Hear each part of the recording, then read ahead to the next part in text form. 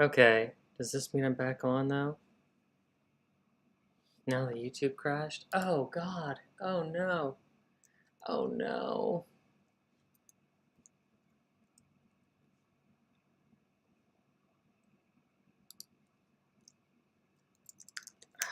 This is something I don't know how to fix immediately.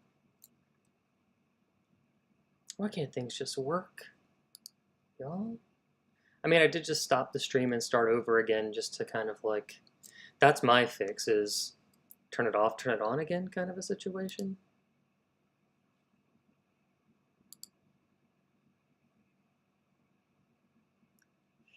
Is it back?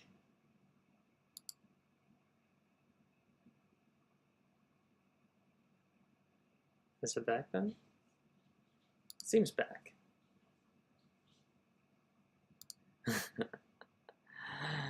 Ah! This is crazy.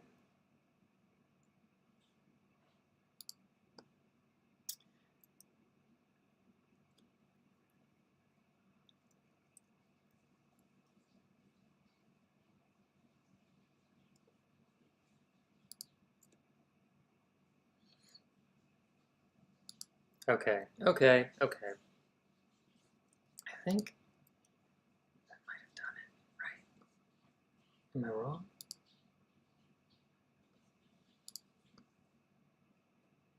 Refresh page if it looks offline. I mean, it looks online to me. I stopped and started again. So if it's online to you, I mean, I'll be happy with a lag as long as it's still live.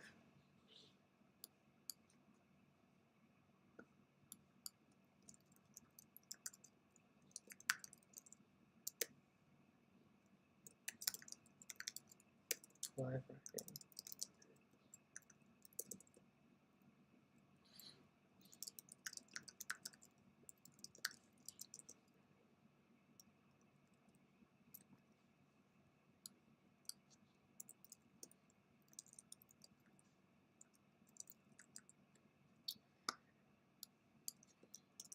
Join.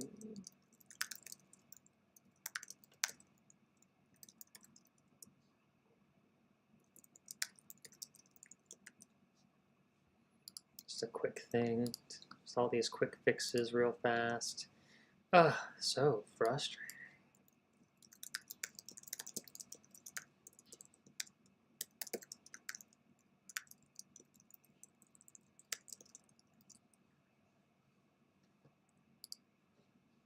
Okay, okay. Oh, you meant that for anyone in the chat. Thanks, Scrolls. Oh my God. Okay. It seems like we're back. It seems like we're back. It seems like we're back.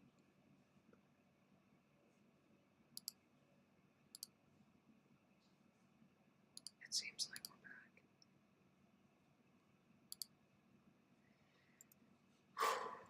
back. Okay.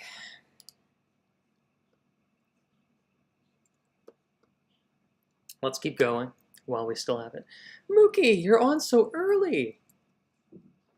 Yeah, but only because we have an early deadline at the newspaper due to the Thanksgiving holiday. Oh, shit. Okay. Well, Mook, I know you're about to take off and do some work and stuff, but I just wanted to remind you, I don't have it up. I'm going to put it up a little later. We have a schedule of events. I will be uh, holding a writer's room later in the stream. So if you wanted to attend, I think that would be cool. We're going to start at around 3:10 p.m. Pacific Standard Time and try and write a less than 5-pager. I'll be taking pitches and we'll figure out the best one, and then we'll start crafting and see how much of it we can get done. Much like a warm-up, right? Like we'll have to the end of the stream to write the best thing that we have. Hand it off to Gabriel Saint and see if he wants to shoot it. I think that would be kind of cool. Ooh, Scrolly gave me my dancing dinosaur. Thank you, thank you, thank you, thank you, thank you, thank you, thank you. Okay. But in the meantime, I am kind of recording some stuff for my vertical videos for the YouTubes, period. That's it. That's all I need to say. Mookie, if you haven't had the chance, go and take a look at my YouTube page.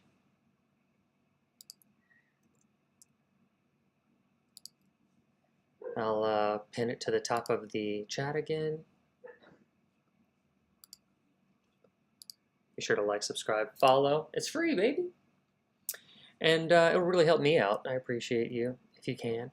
Also, let's do another vertical video. We're talking a little bit about grammar. Mook, I'm sure working at a newspaper, you come across this stuff all the time. Maybe you have a better way to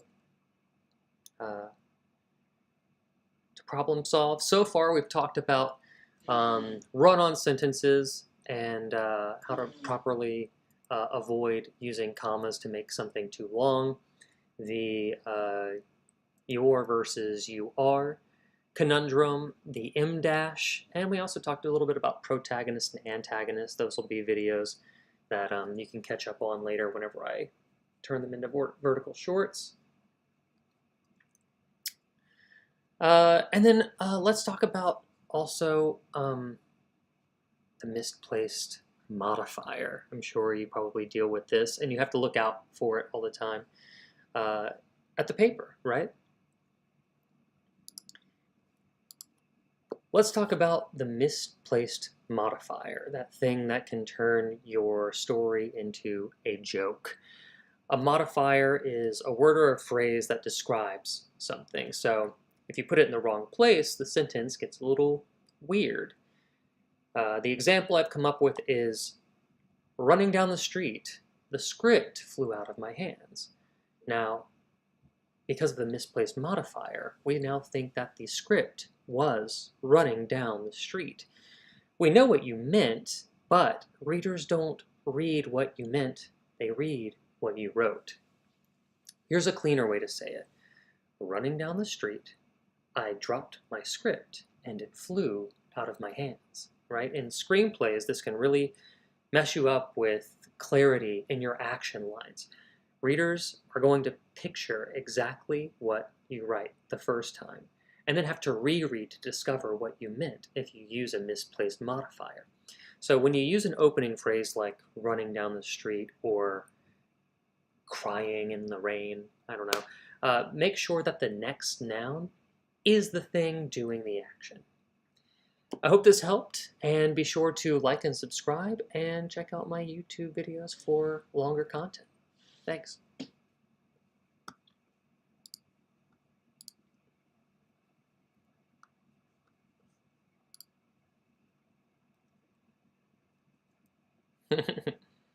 Oh, thank you, Mookie. Appreciate you so much.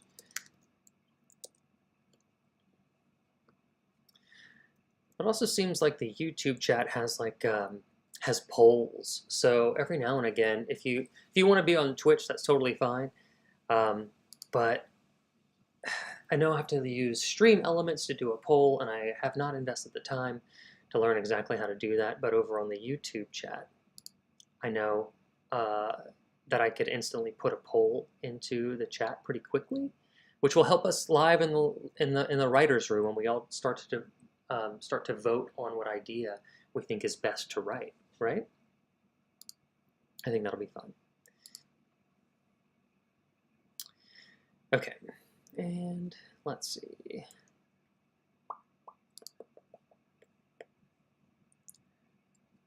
Both, Mookie. I turn them into vertical videos, and I put them on Instagram, I put them on TikTok, and I put them on YouTube Shorts. YouTube Shorts, I'm trying to post something every Monday through Friday, just to kind of keep an online presence. And on TikTok and Instagram, they kind of come out every other day and stretch into like February by now. Yay! Oh, Gabe, you came in 46 minutes in to the stream. Both streams crashed for no apparent reason. Had to do the old stop and start over, but we're back now.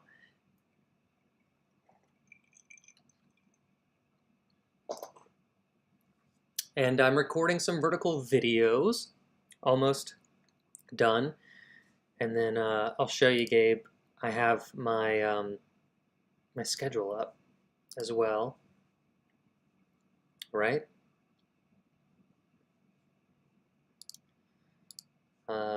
So I'll have that up whenever I start to write, and then also we'll be working on The Ropesman's Tale today, and then we're going to do a digital writer's room where we're going to try and craft a 5-page or under sketch for you to shoot. So I'm excited, and I can't wait to see who's still in the chat and wants to participate. I have a lot of great minds here.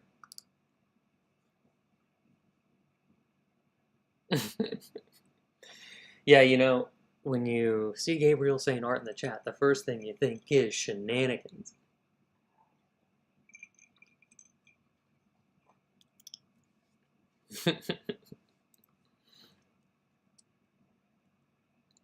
Okay.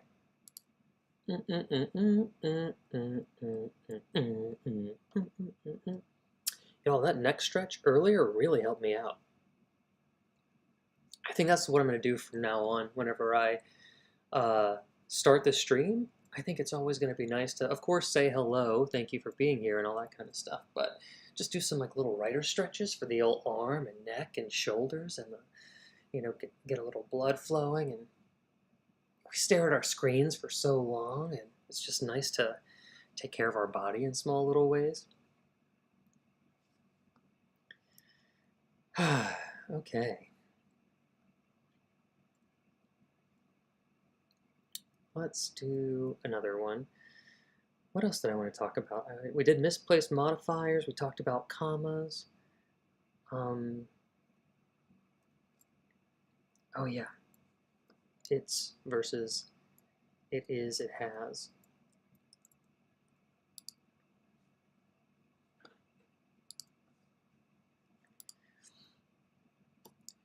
A tiny little grammar thing that makes a big difference that I see a lot is it's versus it apostrophe s, its. It's with an apostrophe always means it is or it has, while it's without an apostrophe is possessive, means belonging to it. So you would say it's with an apostrophe raining. It is raining. Whereas the dog chased its tail would be the dog chased its, no apostrophe, tail, the possessive. The action lines, this shows up in action lines and in dialogue constantly, and if you're going to be writing a screenplay and presenting it for a competition or just giving it to someone to read, you can get them to take your script more seriously by making sure that you fixed all of your little grammar mistakes and that they should be giving you notes on your story and your structure, not so much your grammar. I hope this helped. My name is Derek Vinicola. Be sure to like and subscribe, and be sure to check out my YouTube channel for longer content. Thanks. All right. It's 12:30. Okay. We could do one more. Let me check the chat.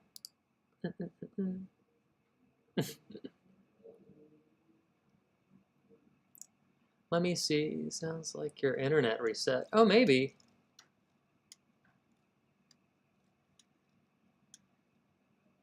I just lit a joint. Very nice, Gabe. I just started drinking a little mushroom kombucha. It doesn't have the same effect, but it makes me feel good. Polls are native on Twitch with Poll. Oh, cool. Scrolls, thank you. God, they should have like a national moderator award ceremony, and I swear I would make Scrolly moderator of the year. Lifetime achievement moderator is what I would do for Scrolly. Gabriel St. Art says 10 subs on YouTube and 2 shorts with over 1.5. Oh, you're talking about mine. Drink water, y'all. Of course, yes, stay hydrated. Oh, guys, you want to see? Okay, I'm going to do this later too, but I did create a little hydration break video. Here it is for 1 second.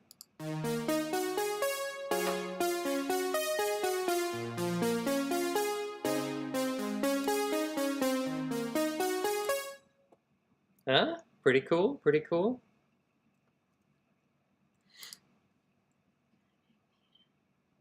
Yeah. Sounds like a good shorts topic. Oh, Mookie!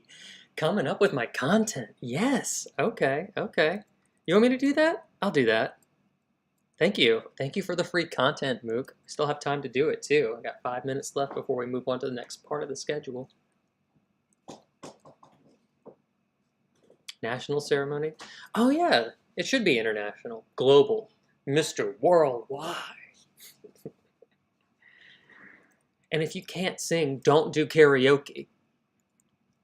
Okay, sorry, Step Brothers reference. Okay, I'm gonna make one quick, oh, it's not free. Oh no, you didn't even tell me you were charging. In 2025, I can't afford this. Okay, I have to bail on the whole stream then. Here we go, I'll show you guys the little writer warm-up I did. Start recording. Okay, as writers, we stay hunched over in front of our screen for long periods of time. So whenever I start streaming or right before I write or even in the middle of it, I like to do these little stretches. One, put your ear to your shoulder, put your hand on top of your head, creating a little bit of pressure, right? Kind of like hurts in a good way. And then we pretend that someone behind us is running away and our arm chases after them. Come back, come back, come back, come back. It's a nice, good stretch throughout the body. Do that on both sides.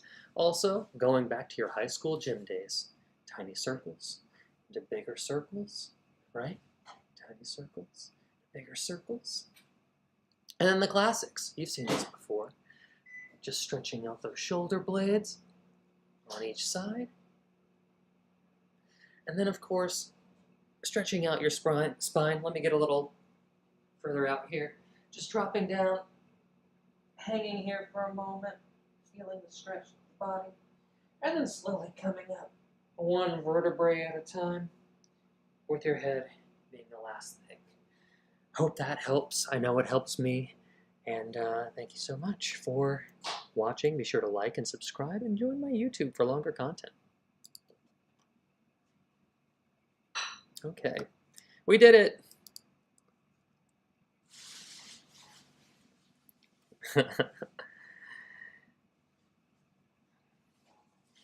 Richard Simmons for the modern generation, Mookie. That would be an honor, honestly. I can get sparklier wardrobe. Don't you dare me.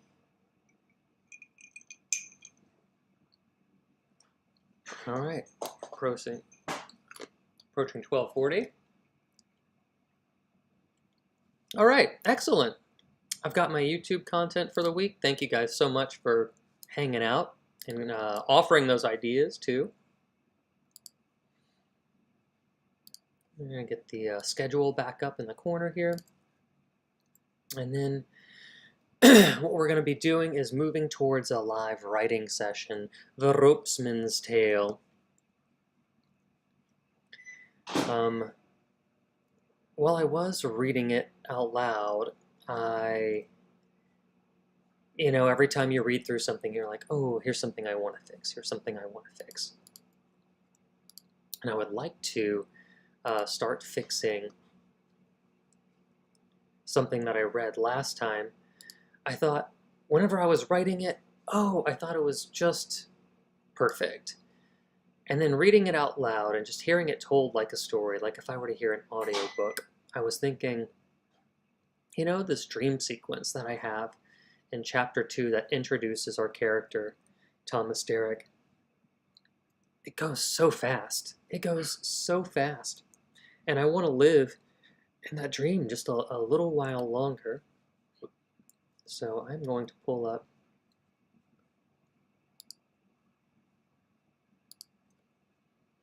my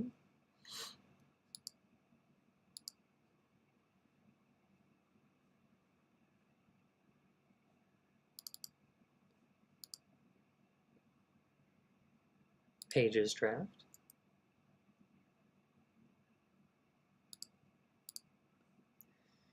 I'm gonna expand it here.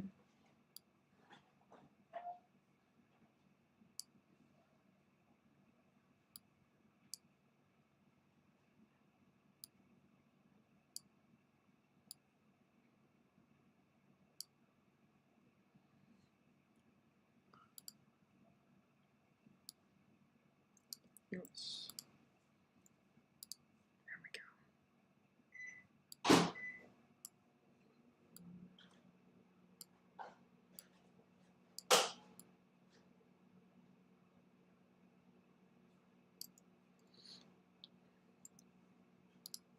Okay, all right.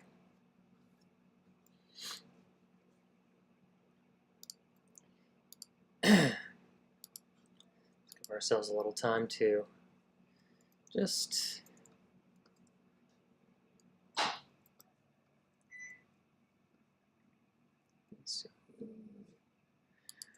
get all my ducks in a row over here so I'm not clicking.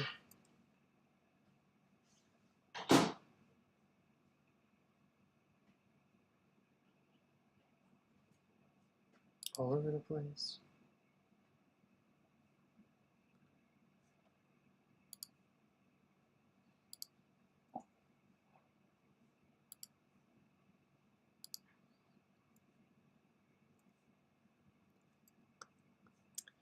Okay.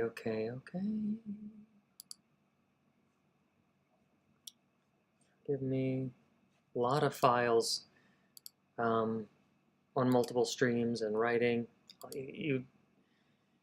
If you guys could see the amount of windows I have on my computer, it looks nearly schizophrenic.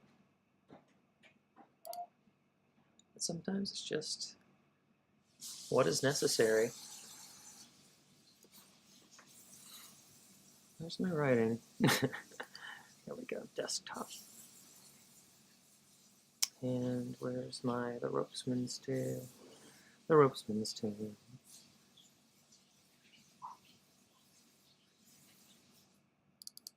There we go. Pull up my notes on Elizabethan England.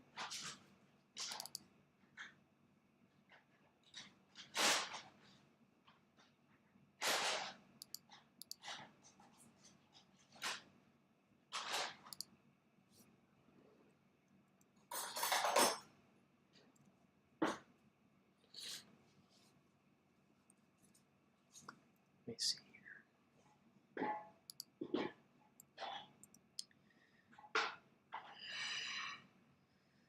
Okay, wow, so many. Okay, so I have I've got just the text on screen. I don't want everything to look too cluttered because if I did, you wouldn't be able to read a bunch of tiny screens anyway. So what I'm doing is just telling you that I have my research on Elizabethan England up, all my notes. I went to the library. I was looking up the late ruling era of Queen Elizabeth I. Here I'll show you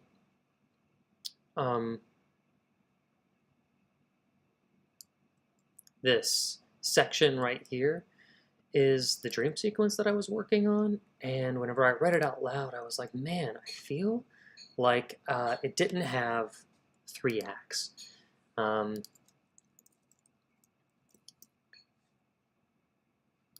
So my note to myself is on the side here, not on my actual document. I'm going to say this dream sequence felt too short.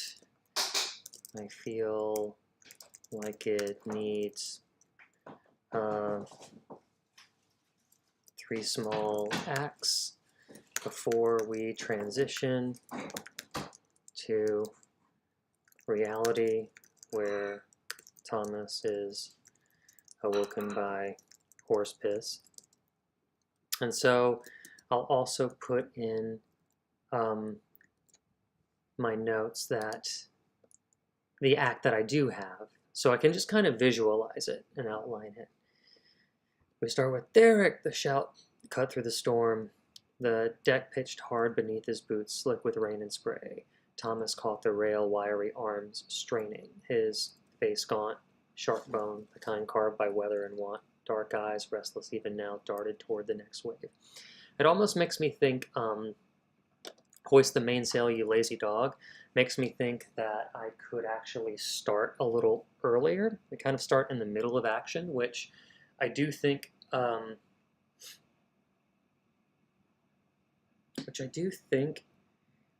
is a strong choice. In my imagination, I'm thinking,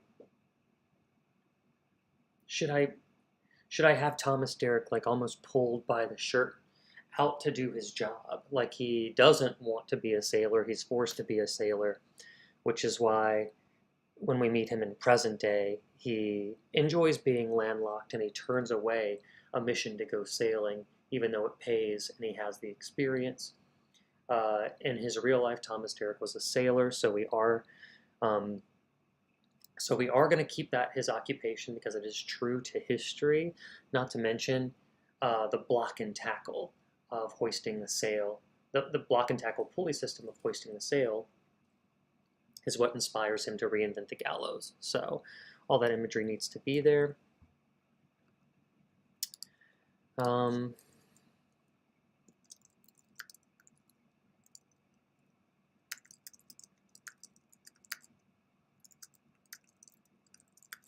So if this is to start the dream earlier,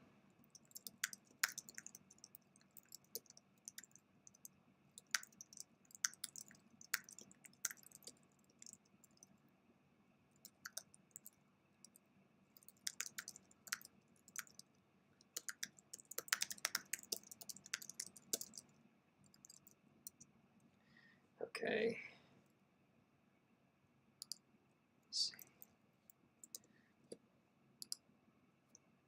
So my idea is maybe to have Thomas, like, I kind of like the idea of starting with Derek or Thomas or whatever, and just immediately knowing who our character is.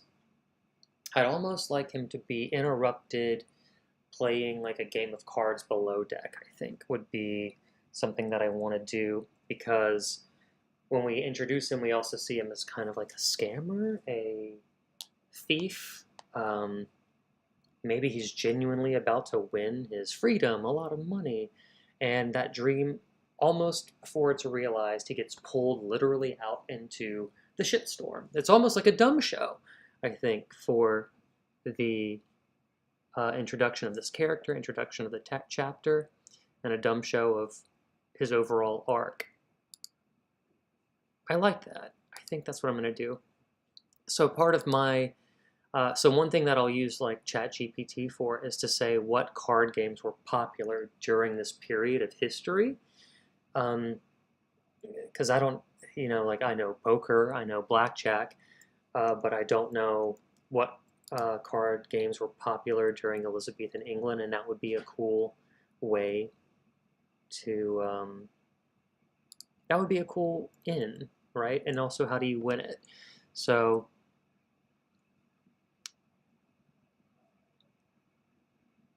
that's what I'll do.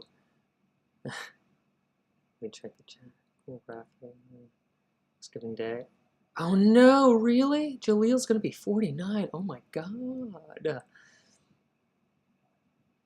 So hoist up the John B. sail to see how the mainsail sets. Call for the captain to shore. Let me go home. Okay. So, I'm gonna ask, in all seriousness, I will use AI for this research, just research, not the writing. What card game could Thomas Derrick have realistically been playing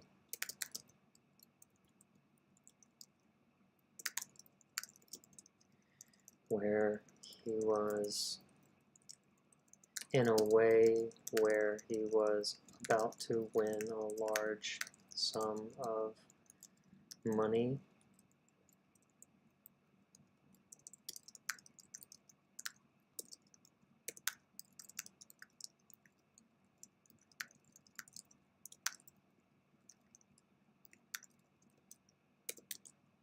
Okay, so let's see what kind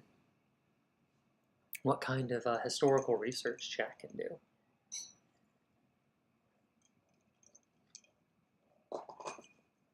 This also makes me think that I'm going to have to describe him earlier.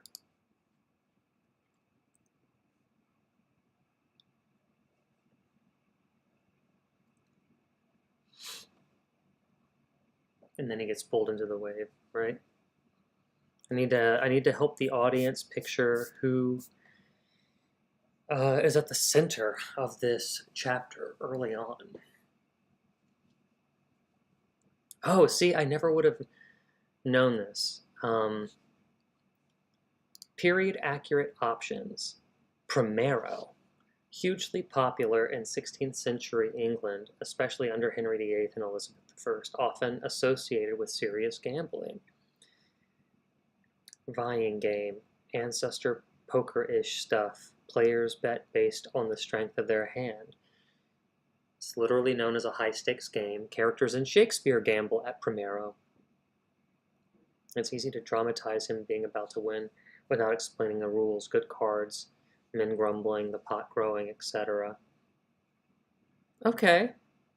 And the name itself feels textured and period appropriate, but not too distracting on the page. Okay, okay.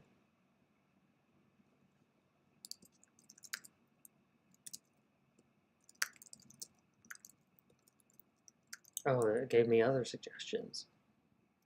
Gleek, also popular in Tudor, early Stuart England, 3-player vying game with lots of betting and side bets, known for complicated betting. No, I don't want to get complicated in a card game. This is not what it's about. There's another card game, 1 in 30, early blackjack type, period appropriate, simple, fast gambling. Number target game, aiming for 31. It's easy to hint at with a single line if this next card didn't send him past 1 in 30, the pot was his. It doesn't have the same. Okay. I want to do the actual realistic one. So I'm going to ask it to give me the rules. Great, let's go.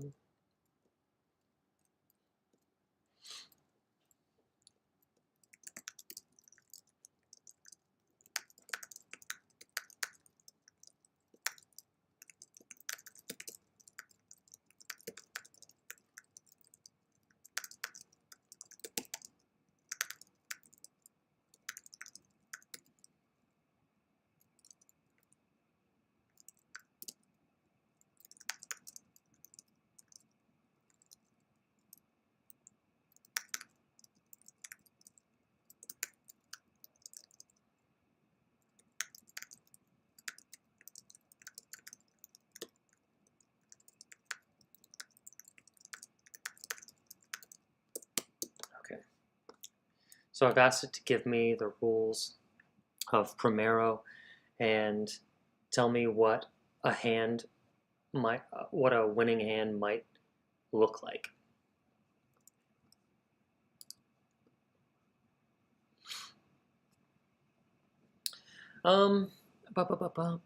Mookie says, do you have a single AI instance that holds all of the info for the script and you just ask new questions based on the existing data? Yeah, I have a project folder for Elizabethan England, specifically in the time period where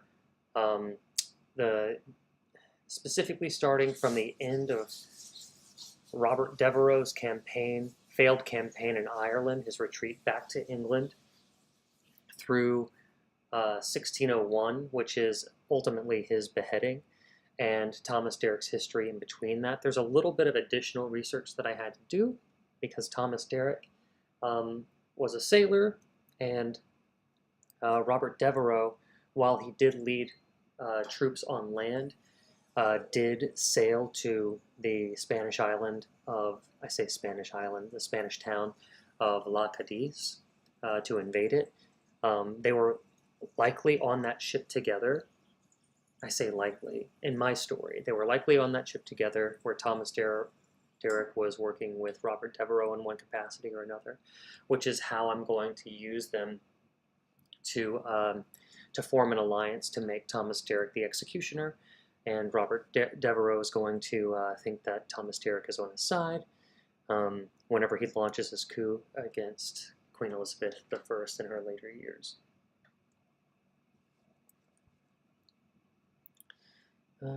Let's see. Okay, so I realize that a lot of this writing is happening.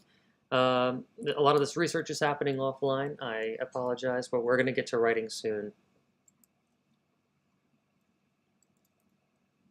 Primero. Okay, so here is what I'm going to do.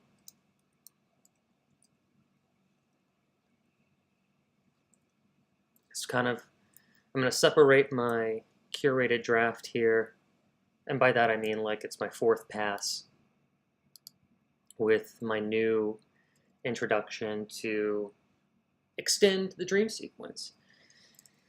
Okay, so here's how I do things sometimes. I will write my notes. Below deck,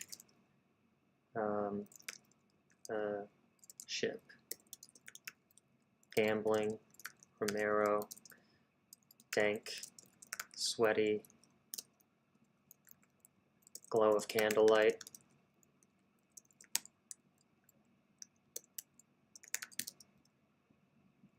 Maybe they're playing on a barrel.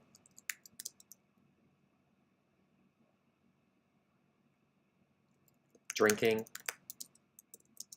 ale.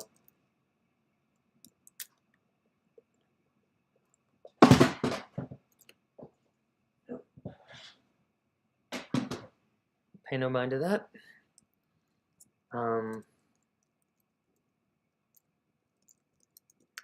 Let me describe Thomas in this state.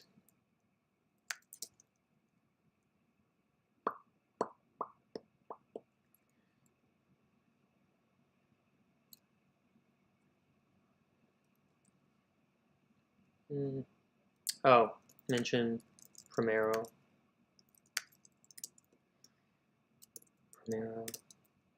Stop it. I know what I'm trying to say, bitch.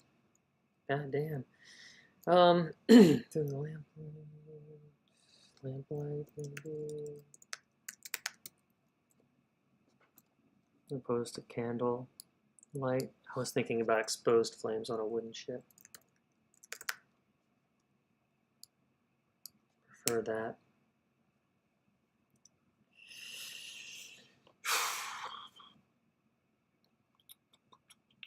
Oh yeah. Okay, what's on the table? Cards.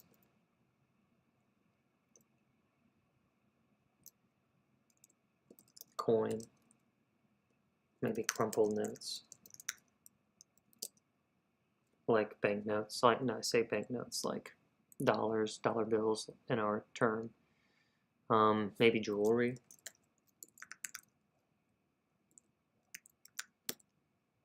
You might bet like their necklace or something like that.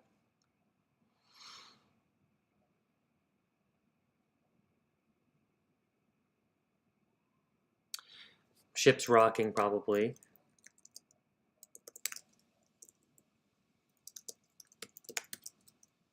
Storm brewing, kind of a situation.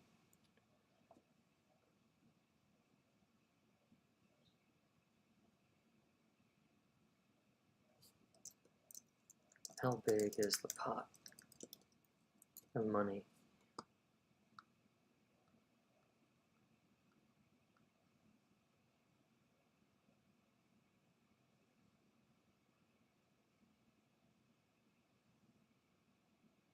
Okay, I don't know. Let's just start writing and see where we end up.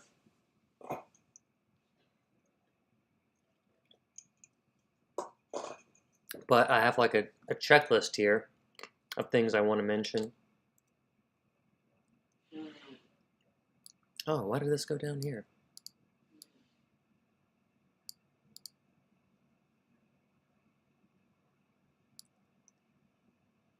Weird.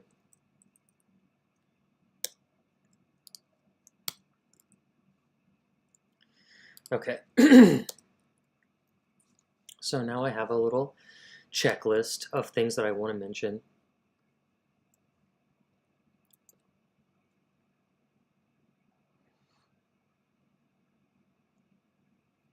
Mookie says, pay no mind to that. Often means please ignore the dead body in screenplays. What are you hiding, mister? Yeah, I get that.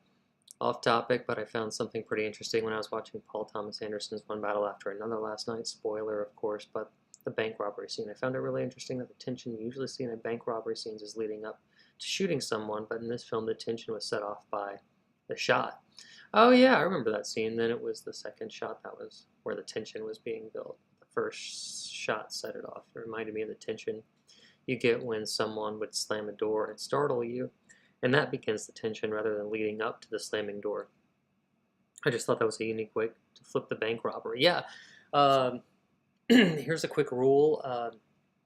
Fight, flight, or fuck, the 4 Fs. These are the ways that tension breaks, right? Tension mounts, and there's only 3 ways to get out of it, right? Otherwise, you should be building tension. Think of it as a rubber band. How far can you stretch it before it pops?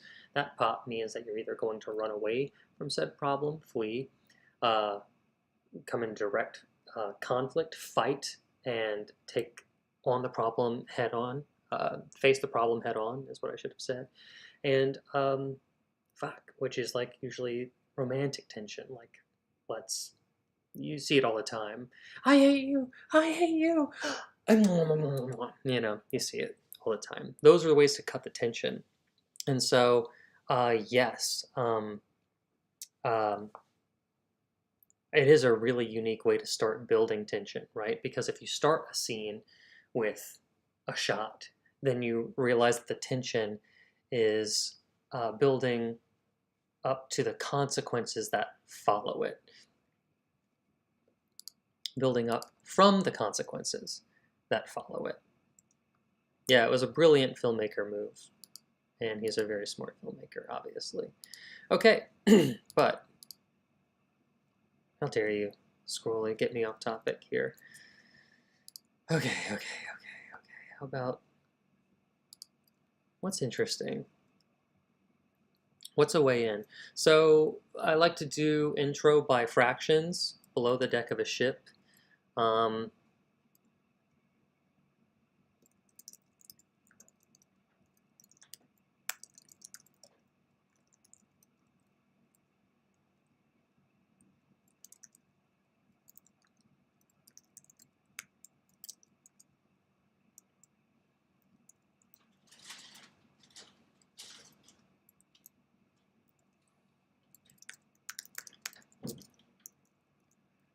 Getting glimpses of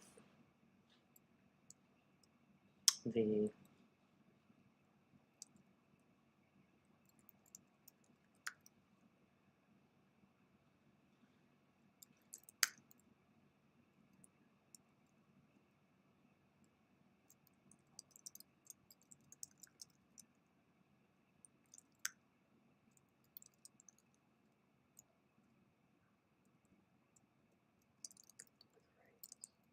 rings with the coin. Coin. And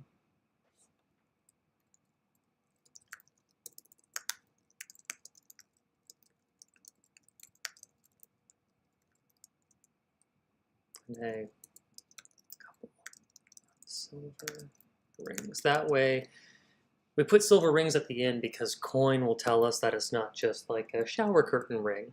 Crumpled notes.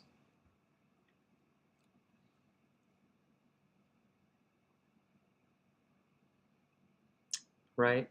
So we've introed by fractions. We have the lantern revealing a rolling ship and a makeshift glimpses of a barrel turned into a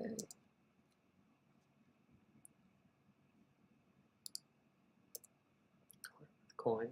It's a couple of silver rings. It's a long sentence, but maybe I'll tighten it up.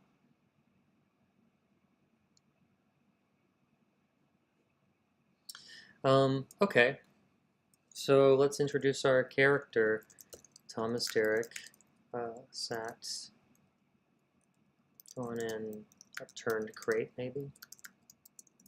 It's a ship, very, all like just scraps, right?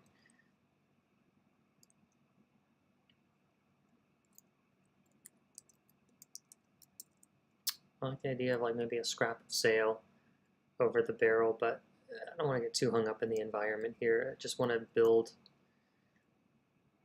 the atmosphere. Oh, I want to describe them too. And the build of and for hard work. How did I describe him here? I've already done the work here. Wiry arm string. It's gaunt. Wiry arms, gaunt face, sharp bone, carved by weather, and want.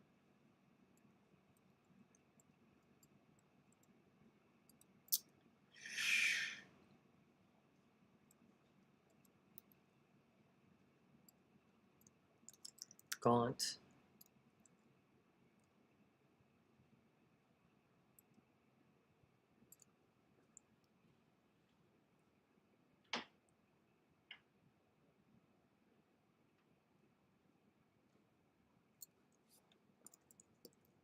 His wiry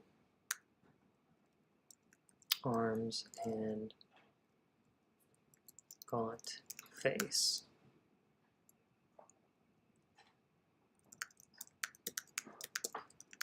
I like that sentence that I had.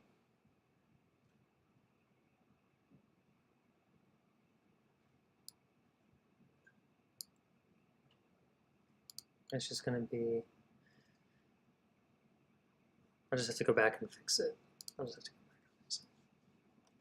So,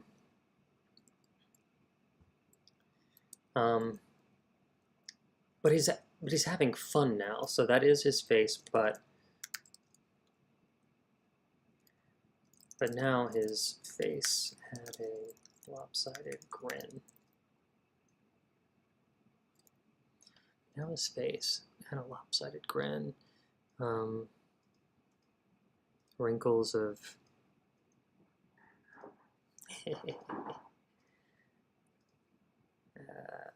like how do I hold? Sometimes I'll act it out and get some of my cards.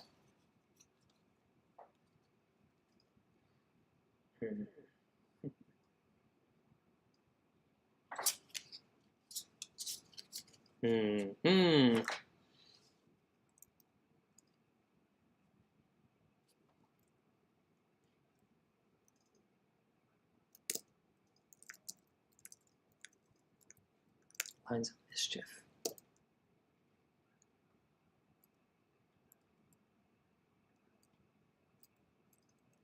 Do what with his face?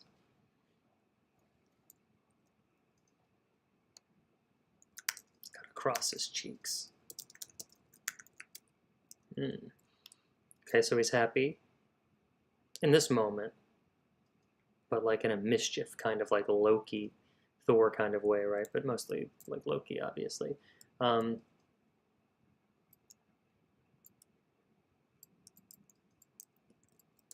He held his hand. He held his cards close to his chest. He held his.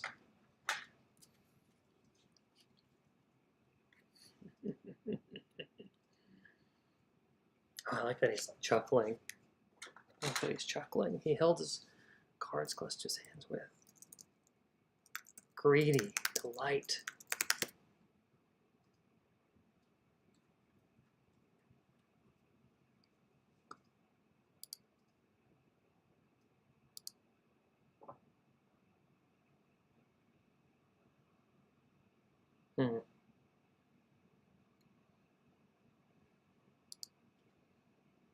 Okay. Greedy delight. That's cool. I want to use that in other ways.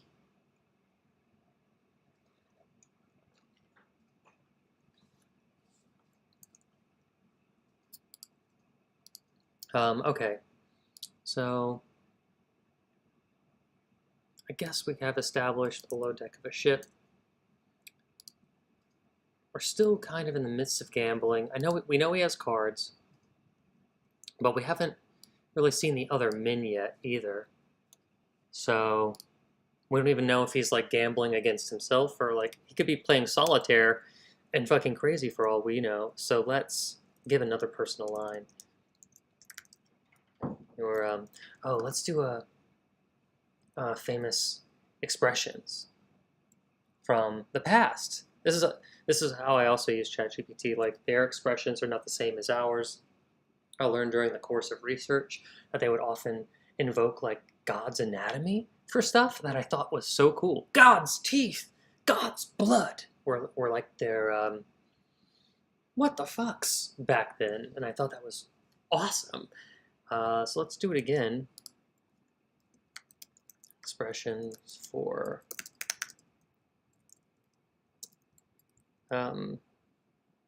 being lucky in this time period.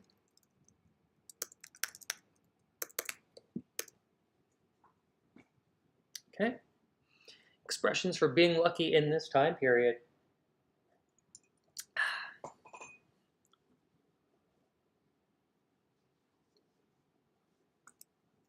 Oh, immediately the first one I want. You're blessed of the devil tonight, Derek. One of the men muttered.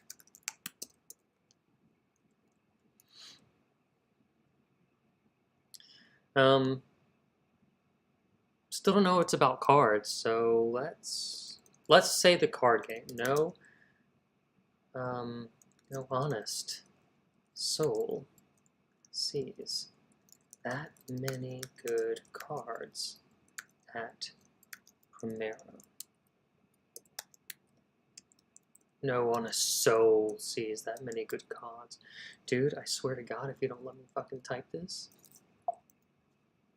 Nor. Spelling. God damn, let me say Primero.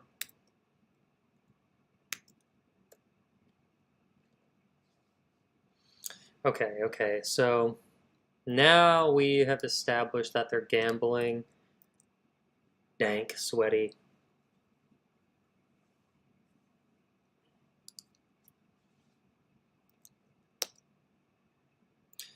I like the idea of like maybe ship pitched again.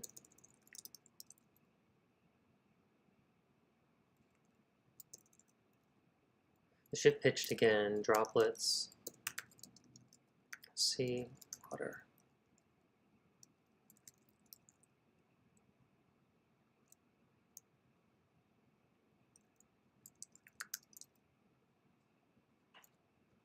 I did the same thing. I'm about to do a run-on sentence, but I don't want to do that. Droplets.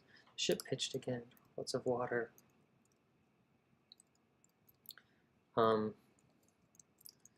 Squeezed through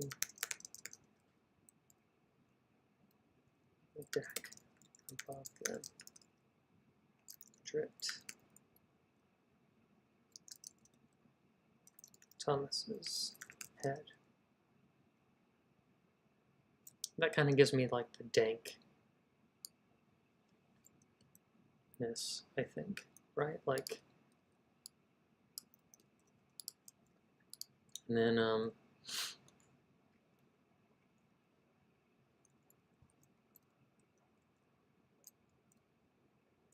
about Thomas's cheek? Was distinguishable. Oh shit. It was indistinguishable from sweat caused by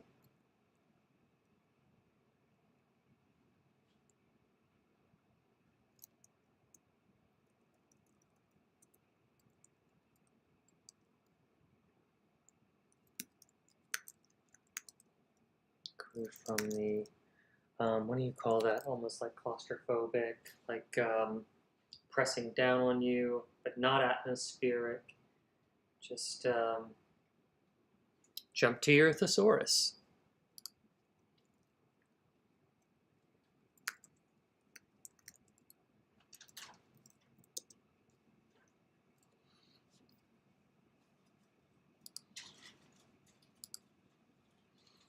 Love a thesaurus.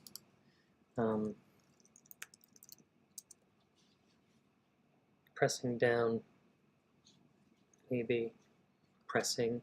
Also, sometimes in the act of the thing,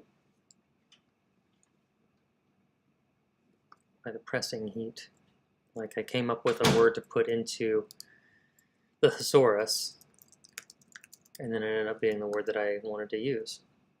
Awesome.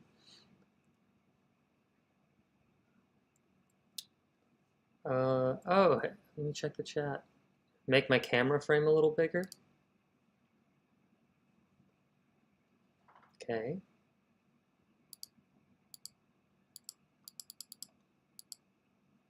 Oh my gosh. No. I would love to, but my OBS seems to be frozen right now. Oh, come on.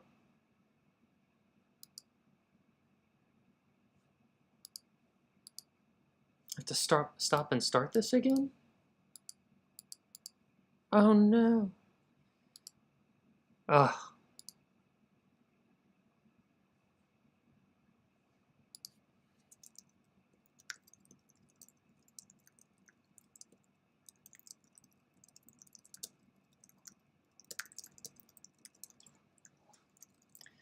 My OBS is frozen. I'm gonna let it ride till the end of this segment, and then I'm gonna do the stop and start again, because if I force quit OBS, I'll stop streaming.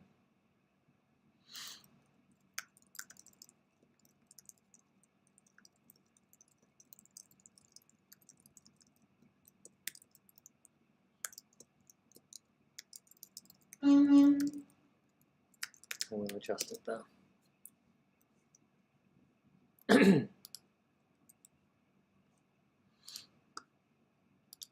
Man, OBS.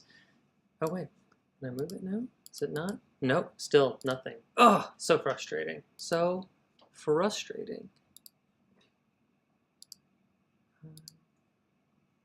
Options, show windows.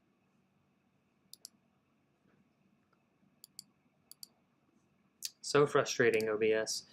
Okay, let's keep going. Mookie, you're absolutely right.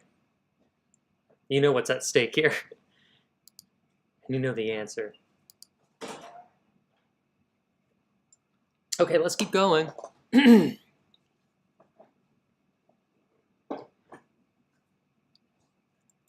So let me just kind of, let me just kind of reread into where I was. A lantern swung on its hook as the ship rolled, lighting glimpses of a barrel turned into a makeshift table cluttered with coin, crumpled notes, and a couple of silver rings. Weird space there. Thomas Derrick sat on an upturned crate. He had the build of a man meant for hard work. His wiry arms and gaunt face were carved by weather and want. But now his face had a lopsided grin, lines of mischief cut across his cheeks. He held his cards close to his chest with greedy delight. "You're blessed of the devil tonight, Derrick," one of the men muttered. "No honest soul sees that many good cards at Primero." The ship pitched again. Droplets of water squeezed through the deck above them and dripped on Thomas's cheek. They were indistinguishable from the sweat. Accursed, accrued.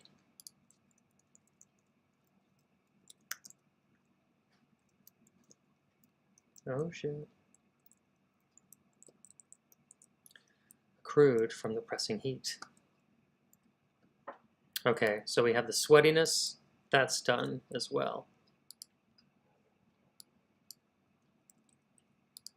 Oh, we had the glow of the lamplight. We did that. Okay, let's keep going. Um, crude. That's it. Thank you. Spell check. Let's see. I'm just gonna enact. I'll keep acting like Thomas Derrick a little bit. Is that so? I have a sailor over here saying, "Oh, you're blessed of the devil tonight, Derrick."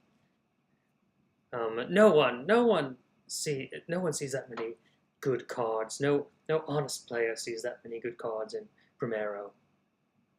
And say, well, you know, um, what's the Elizabethan version of "Don't hate the player, hate the game"? Um,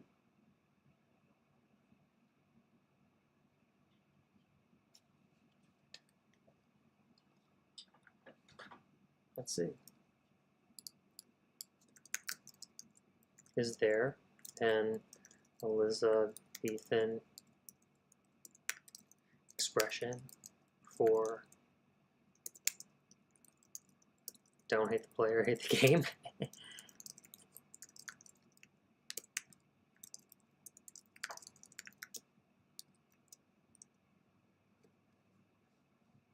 Please be. I'm sure they'll just put it in some Elizabethan, but it could just be like, don't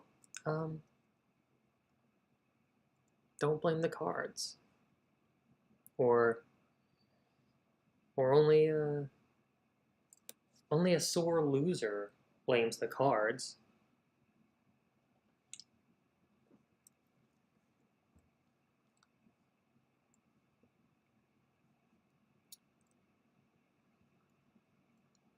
Mm.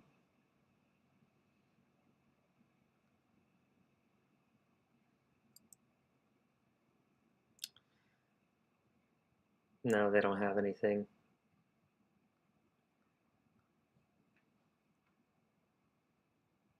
Yeah, they don't have an Elizabethan direct translation for "Don't hate the player, hate the game." But it's we could do.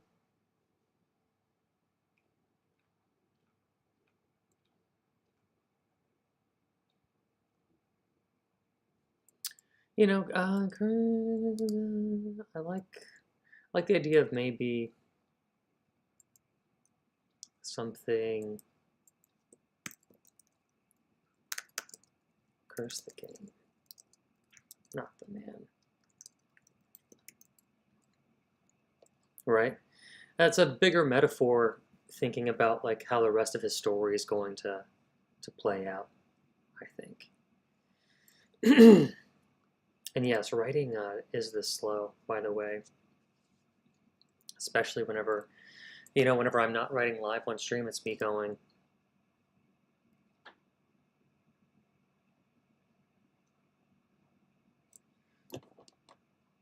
As opposed to saying everything out loud. It is kind of clarifying to just have to say my thoughts out loud. It's Thomas talking. Thomas said, "Goes the game, not the man. Like nonchalant, a little like soft, a little soft and easy." Said soft and easy.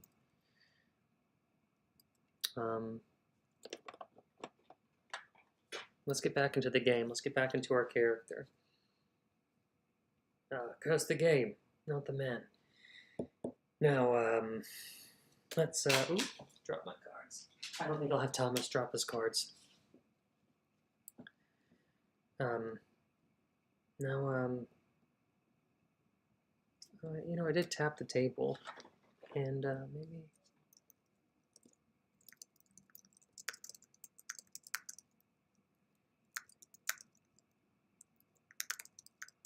One.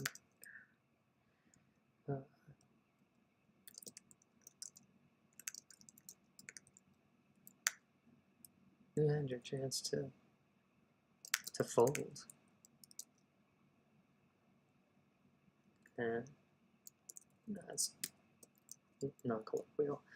Okay, you had your chance to fold, right? You had your chance to give up, which is also going to be reminiscent of like the choice that he makes later He does have a chance to give up and just receive his death sentence, but he keeps playing, even though it's not him, right?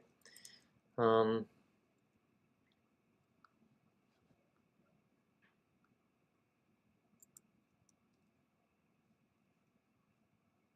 playing on a barrel. Oh yeah. How about Miss Grin as the back this week? Yeah. There we go, drinking ale. I did re-describe Thomas. Okay, so I started getting all of my, got all my notes here. Cards, got it. Ship is rocking, storm is brewing.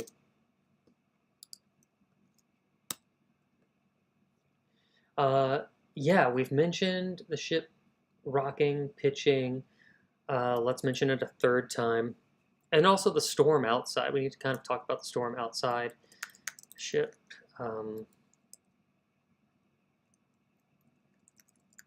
Shuttered.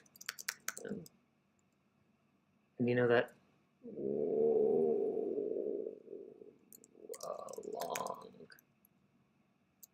long, low groan.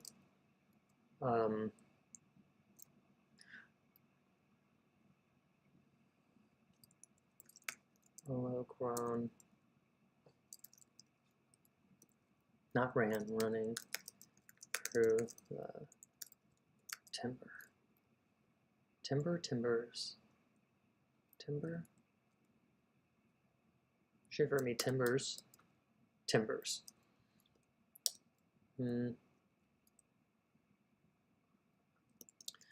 Few more briny drops shook loose from the beams overhead and spattered on the table.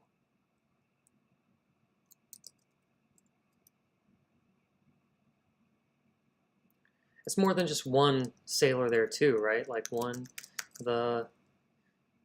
we have the guys, I don't need to introduce names because one, I'm not even sure if these people are real, they're in a dream.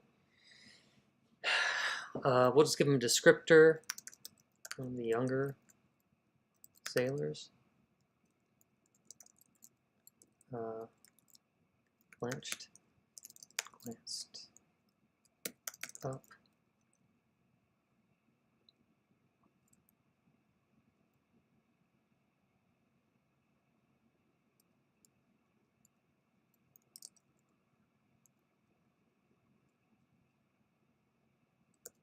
Growing, concerned. Okay. Planks above them. I already say planks. I said timbers. Planks. Aching. Above him. Something like that.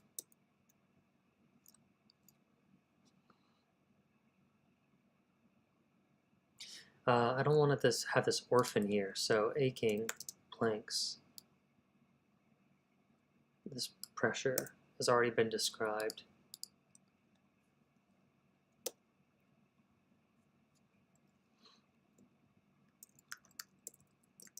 Gotta mention the storm. Storm's growing. A young man muttered. I used muttered already. Whispered to himself. And whispered.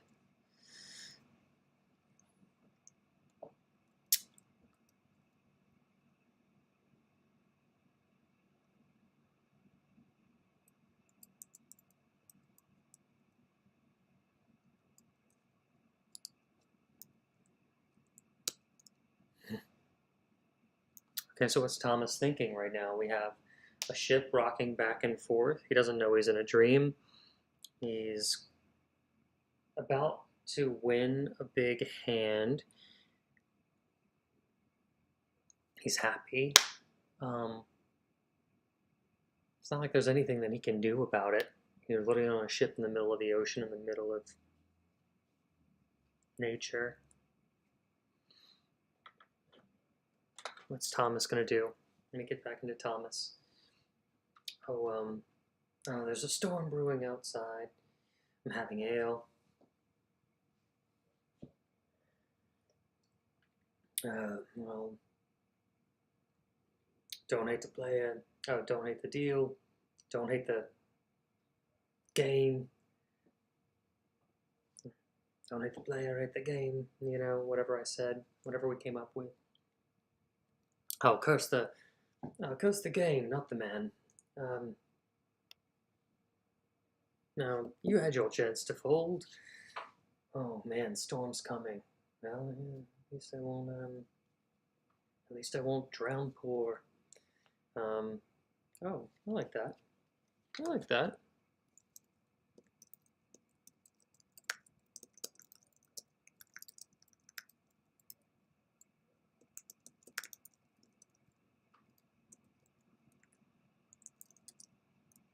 Something like that.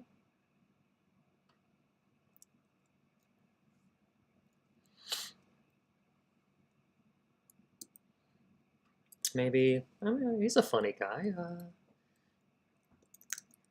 Joke earned. Let's make it like a smattering. Chuckles. Went back to game.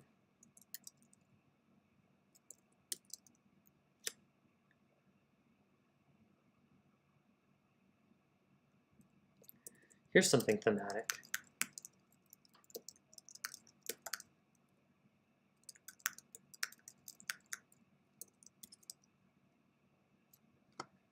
Or just sense. Greed winning out over sense.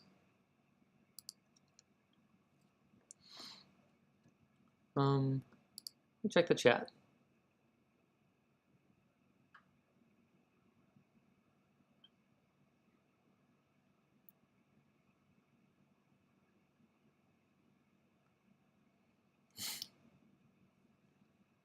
Break it down and translate the parts card player.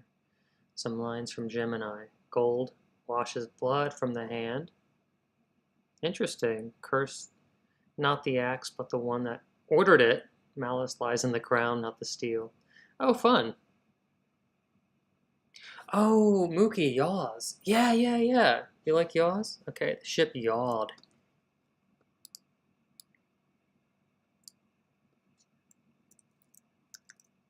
I'll put it under...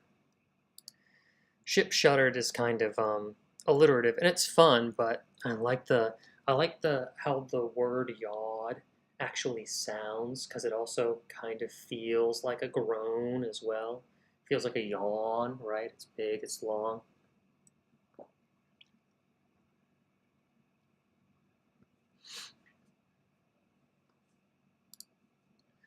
No, at least I won't drown pool, Thomas cackled. The joke earned a smattering of chuckles. They went back to their game, greed winning out over sense.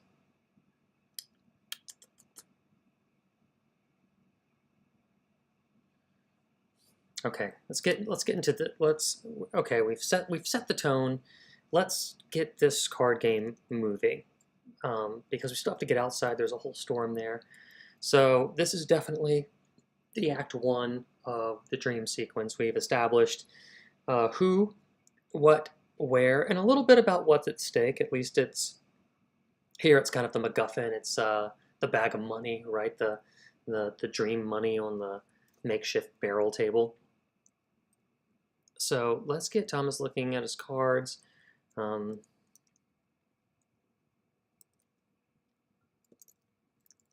Thomas didn't need a second glance to know his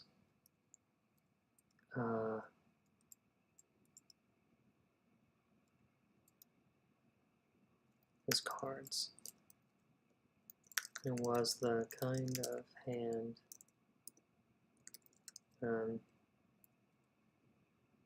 Man remembered. Right, the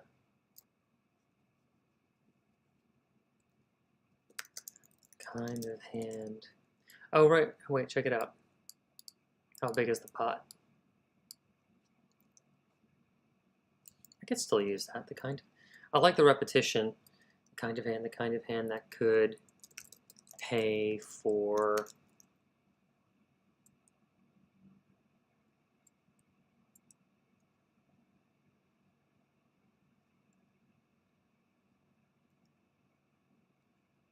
I don't know, like a month on dry land, where like everything, a warm bed.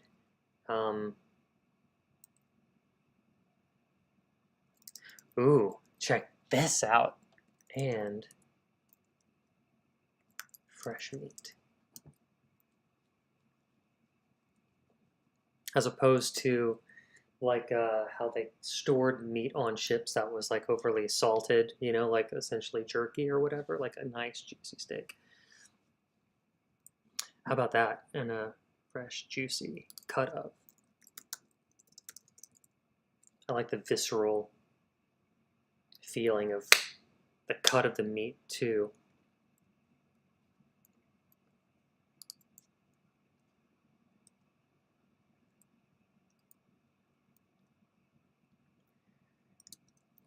Okay, let's get this show on the road. The sailor across from him.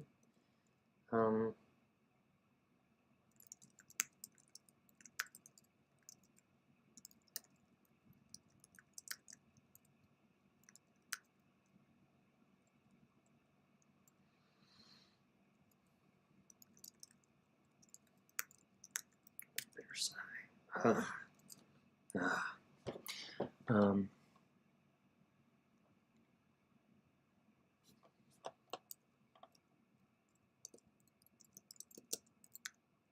I lose.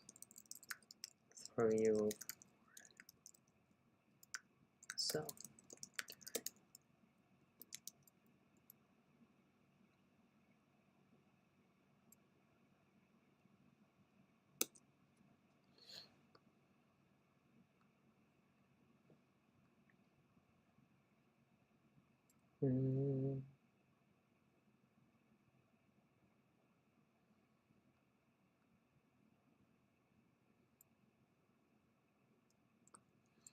Okay. Thomas spread his cards. Last, ready to lay them down. When the hatch above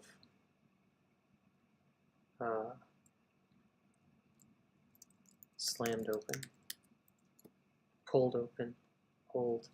Slam doesn't seem right, does it? Let's do like. Let's go back to the thesaurus. Pulled, like hoisted, tugged, jerked open. Slam feels like shut. Jerked open. Good.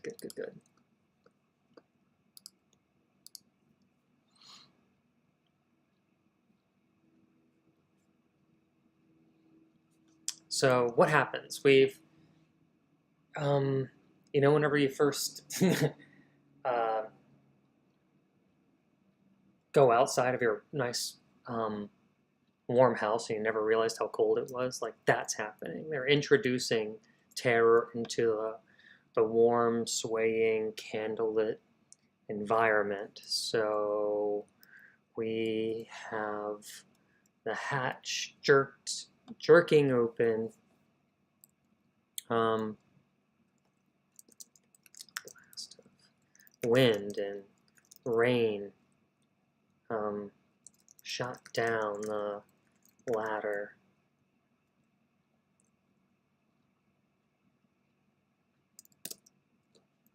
Hey, stop.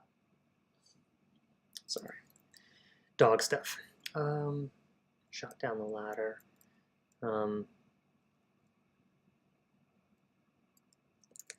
The men swore and ducked as cold water sprayed their faces.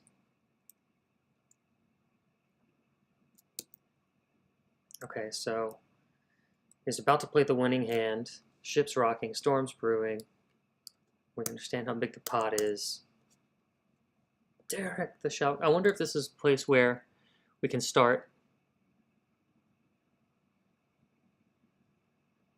I just got to get him above deck, huh?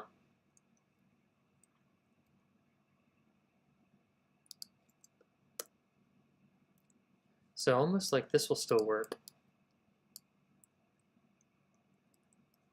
Put that here. Derek the shell cut through the storm. Okay,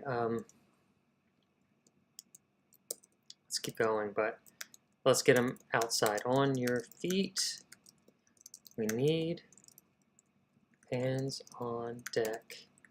Now, I talked about this earlier. The em dash, a really great way to add a little punch at the end of a sentence, right? It now is kind of its own, could be its own sentence, but here we have it coupled with, it does fit, right? We need hands on deck. Now we could have said, but we're trying to make something sound voicey and punchy, and you could separate that with the em dash. We need hands on deck now. And the pause is given there. We know it's part of the same sentence. We don't lose the flow at all. I think that's a good place for an em dash. I will question myself on them because it's 2025.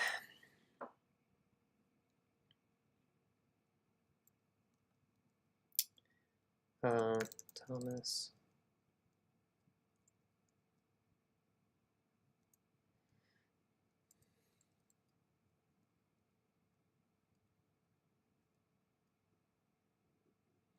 I'm thinking, like, what does Thomas do with his winning cards? You know, like, does he hold on to them or does he, like, throw them down in frustration? Thomas, we need all hands on deck now. Gah, you know, that's probably what happens. Thomas hesitated.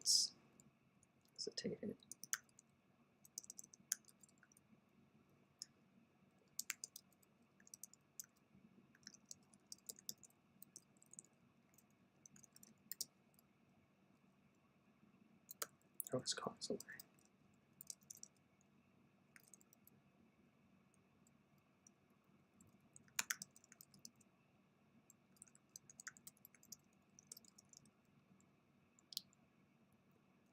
Decided.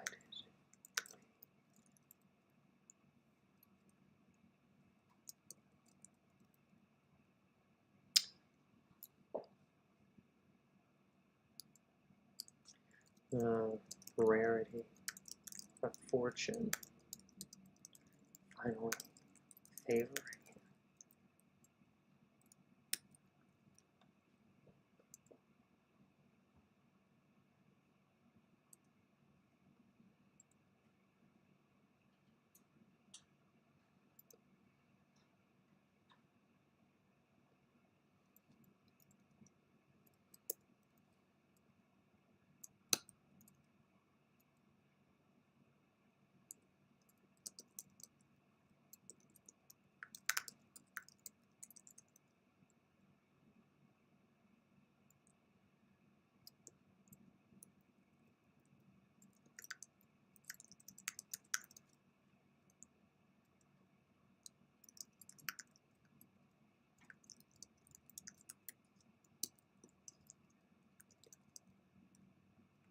Above deck.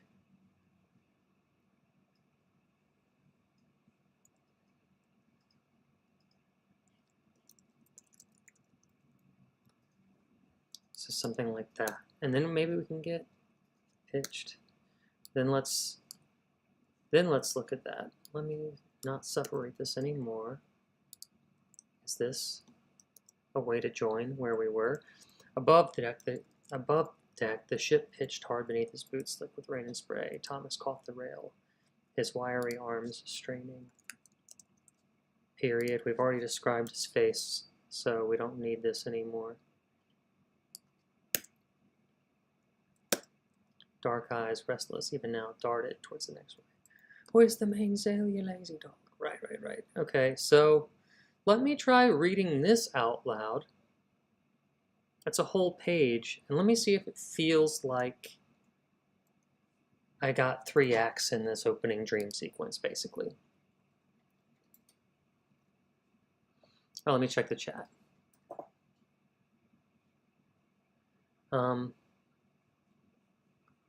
If there's blood falling on his hand, not physical hand, but the hand he got from the deck. As a metaphor for the dream saying he has blood on his hands? Well, he doesn't have it yet, Scrolly. And also, my goal in this is to actually deceive the audience. You know, your first time reading it, I do want you to believe that he is actually a sailor. But I do like the idea of something turning a little weird before he wakes up as like a clue in, like to make the reader go, wait, that's not part of reality. And then in that split second, realizing, oh, we're in a dream. Not so much that they hesitate on it too long, or think on it too long.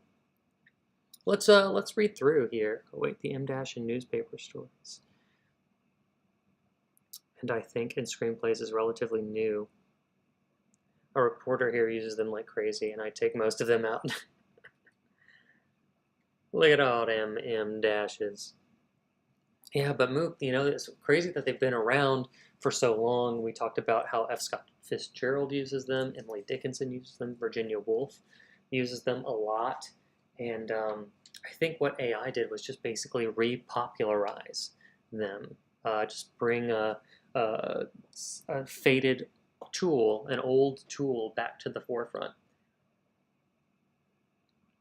So now we have a bunch of people, kind of like myself, starting to use M-dashes again, almost because they didn't even know that they were even an option. I was like, I used to use a lot of ellipses and semicolons, kind of where I would use an M-dash. You know what it is. Here we go. A lantern swung on its hook as the ship rolled, lighting glimpses of a barrel turned into a makeshift table cluttered with coin, crumpled notes, and a couple of silver rings. Thomas Derrick sat on an upturned crate. He had the build of a man meant for hard work. His wiry arms and gaunt face were carved by weather and want. But now his face had a lopsided grin, lines of mischief cut across his cheeks. He held his cards close to his chest with greedy delight. "You're blessed of the devil tonight, Derrick," one of the men muttered. "No honest soul sees that many good cards at Primero." The ship pitched again. Droplets of water squeezed through the deck above them and dripped on Thomas's cheek. They were indistinguishable from the sweat accrued from the pressing heat. "Curse the game, not the man," Thomas said, soft and easy. He tapped the edge of the table with one finger. "You had your chance to fold." Thomas grinned as he threw back a swig of ale. All this Thomas said, Thomas grinned. He threw. Throwing back.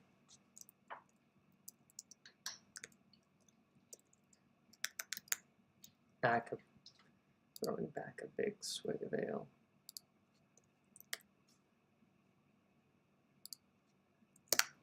Throwing back a big swig of ale. The ship yawed under them, a long, low groan running through the timbers. A few more briny drops shook loose from the beams overhead and spattered on the table. One of the younger sailors flinched and glanced up, growing concerned about the aching planks above them.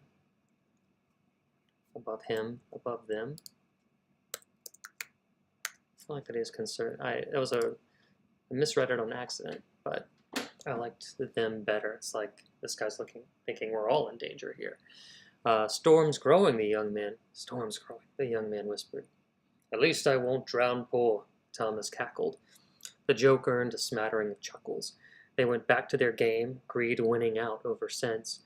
Thomas didn't need a second glance to know his cards. It was the kind of hand a man remembered, the kind of hand that could pay for a month on dry land, a warm bed, and a fresh cut, and a fresh, juicy, so I need fresh, and a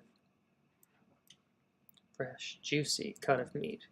The sailors across from him shoved his last 2 shillings into the pot with a bitter sigh.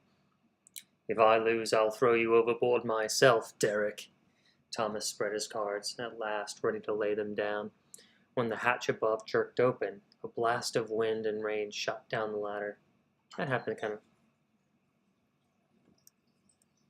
Thomas spread his cards, at last ready to lay them down, when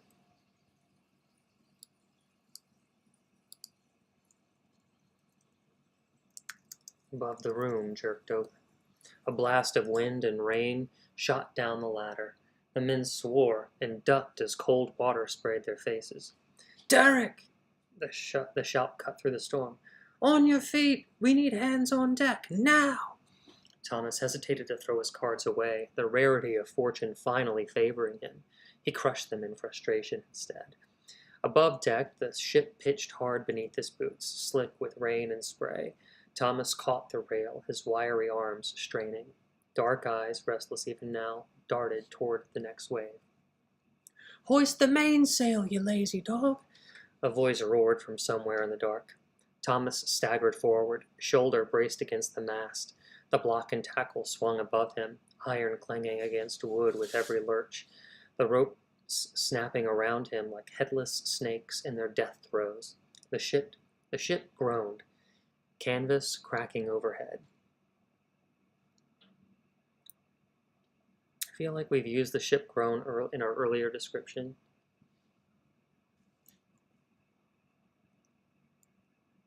I do like the idea of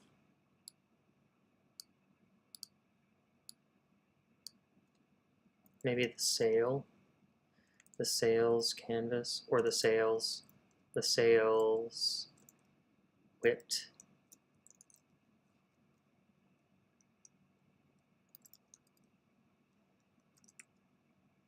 Cracked overhead.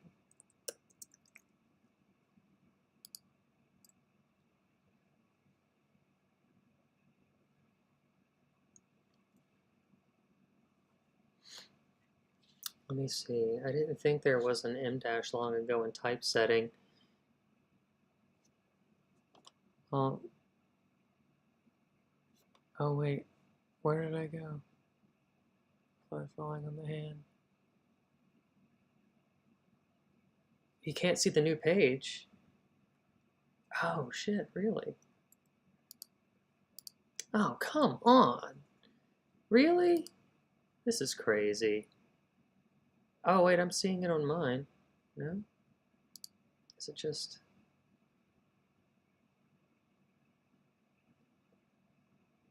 Oh, was I just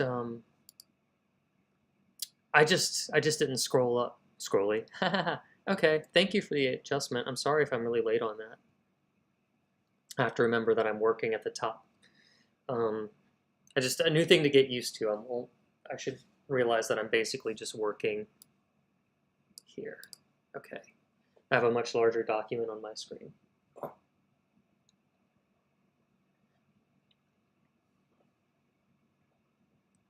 Okay. Where was I? Hoist the mainsail, you lazy dog. The sails whipped and cracked overhead. Another wave slammed the hull, water smashing across his face. Cold, stinging, drowning. He jolted awake to a warm splash. Bitter and reeking. Horse piss. "God's blood," he spat, shoving himself upright against the soot-streaked alley wall. His head throbbed, his limbs ached, and his coat, his one possession of value, was now soaked. See, I do these M-dashes to do small interruptive sentences that make it feel like I'm saying an aside. You know, the water smashed across his face, cold, stinging, drowning. He jolted awake to a warm splash. I think I need double ones though. That might have been too much.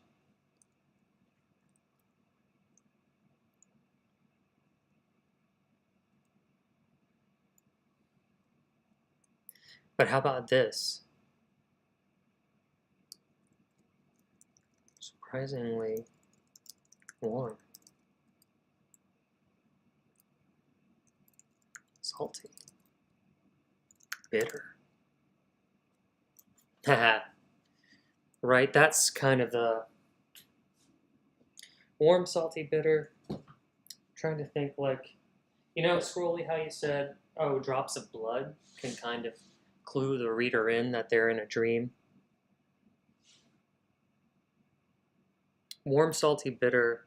The only thing that's different than the seawater that's been splashing on him versus the horse piss that he wakes up to is the temperature, really. I don't know what I want to do there. I like your idea. If I come up with something, I'll put it there. But that was the fix, I think. Mookie says, I didn't think there was an M dash long ago in typesetting. I thought it was 2 short dashes.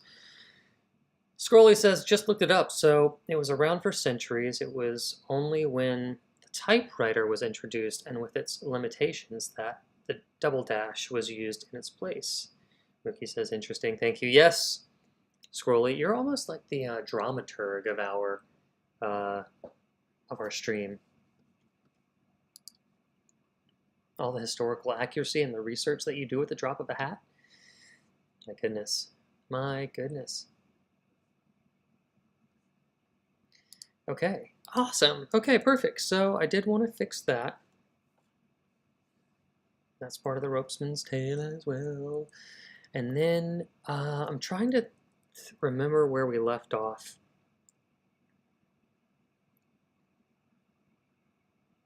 All right, guys, don't get sick on me.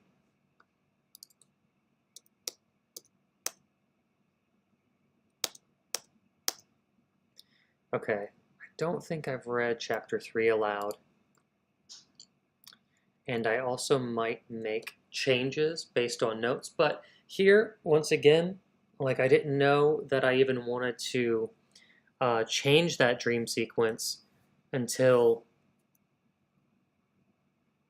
I read it out loud. So this is part of it. This is part of the editing process. Here I have something, chapter 3, A Fall from Favor. We're back in Devereaux's point of view here. And I'll go through what I wrote, and I'll probably hate some of it and regret some of it, or have some notes for myself. So let's do it, shall we? The towers of Nonsuch Palace stood on the Surrey hills, 2 great spires flanking a gatehouse that looked more like a fortress than home. Below them spread formal gardens, hedges cut to geometry, fountains gleaming in the late sun. The walls behind were a riot of carved stone and gilded panels, every inch declaring that nothing like this had ever stood before.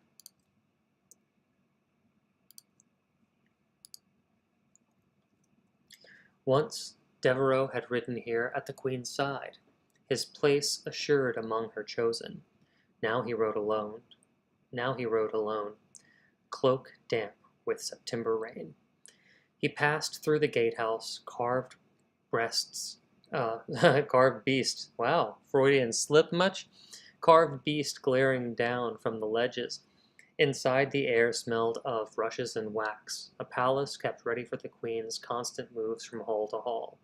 Courtiers lined the galleries, their bows shallow. Their bows shallow. It's been a while since I've read this. Their bows shallow, their whispers sharp. Should have had the sense to stay in Ireland. Her Majesty won't suffer him much longer. A pair of courtiers stood at the end of the hall, leaning in close, their voices hushed but urgent. As he passed, their conversation stilled, but one word reached his ears. Treason. Devereux kept his eyes forward, boots thumping hard on polished oak. To falter, to acknowledge their words, would be to invite further humiliation. At the far end of the corridor, 2 guards barred his way.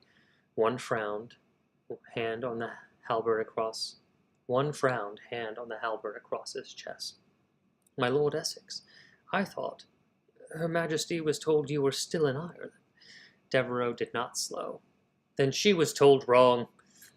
The guards shifted uncertainly. Before either could block him, he blew past, the sweep of his cloak nearly catching one on the shins. Their protests followed him down the passage, but no hand dared seize him. He threw open the door to the privy chamber. The queen stood at a wash basin, her hair loose, face bare of paint. She wore only a linen shift, and one of her women scrambled to cover her with a robe. Elizabeth swirled, outrage flashing in her dark eyes. "God's death, Robert! You burst in on me like a common brigand!" He dropped to one knee, though the gesture was hollow. "Majesty!" Her hand cracked across his cheek before he could rise. The sound rang louder than words. "You forget yourself!" Devereux straightened slowly, cheek burning. "I forget nothing, least of all you." Elizabeth's nostrils flared. "You dare speak so, when Ireland lies in ruin, when you abandon your men and dare present yourself here?" She reached for her wig, fumbling with its weight as her women hovered. "Bess!" The old name slipped from him before he could stop it. He spread his hands, coaxing, almost tender. "I have seen you without crown or paint. I have sat at your tables till dawn, laughing, dicing, talking of matters no other soul could hear. I have fought for you, bled for you, lived for nothing but your favor." This is all true, by the way. I'm not sure exactly the truth about him breaking into the Queen's privy chamber, but the truth is that something like that happened. We don't know if she was in a state of undress, she was using the bathroom, but she wasn't in her makeup, she didn't have her wigs on or whatever. He literally barged in, and rumor has it that she slapped the shit out of him. So we have to kind of honor history there. We definitely did that. And then, let's see. And Bess was a nickname. For a heartbreak, her anger wavered. The intimacy of his words found its mark. But she set her jaw and looked away, fixing the wig onto her head. "Your sweet talk will not mend what you have broken. Cecil warned me this would come. He said you would abandon reason for pride." Devereux's temper surged. "Cecil! Always Cecil! He poisons your ear against me, twists every misstep to his advantage. Logic, you call it, but it is poison all the same. If you must choose between his counsel and mine, I will choose Cecil," she cut in, cold as iron. "He gives me sense, not flattery. He gives me order, not chaos. Would you rather I send you to the Tower, Robert?" Interesting thing here, Elizabeth's own rise to power was riddled with obstacles, right? So King Henry VIII really, really, really, really, really wanted to have a boy, and when he couldn't, he had to find a way to remarry so he could try again, so he could have a legitimate heir to the throne.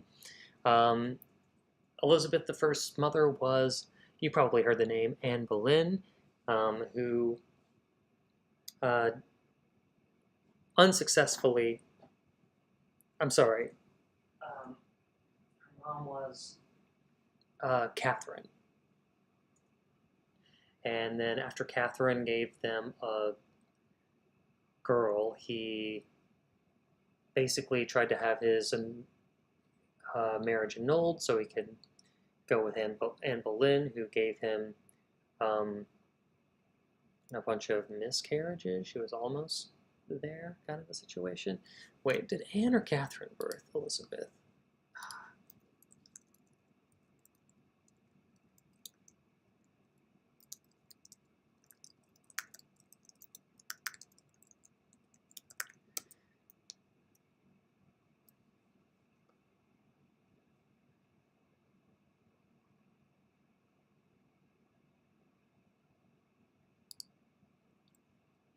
Let's see. Yes, I'm sorry. So Elizabeth was born to Anne Boleyn, who was eventually also beheaded, surprise, surprise. So whenever that happened, because Henry VIII wanted a boy to succeed him so badly, they basically stripped her of the title of princess and made her a lady, right? She was in line for the throne, and it got taken away from her, and then a whole bunch of other stuff happens. But at the, I mean, literally so much stuff, I can't summarize it without going off on a really long tangent. But one of the men, her wisest counsel, is this guy, uh, William Cecil, who basically helps her strategize, create enough propaganda that she is going to end up becoming the Queen of England anyway. She's going to have a really amazing rule. She's probably one of the greatest um, leaders in English monarch history. I would argue that Henry VIII is probably one of the most consequential, but not the most beloved. I think with the help of Cecil, or Cecil, uh, Elizabeth positions herself as like the England's queen, so to speak, whenever they thought that England might not welcome the authority of a woman in charge of a country. She proved them wrong. She's one of the greats. Okay, enough about that.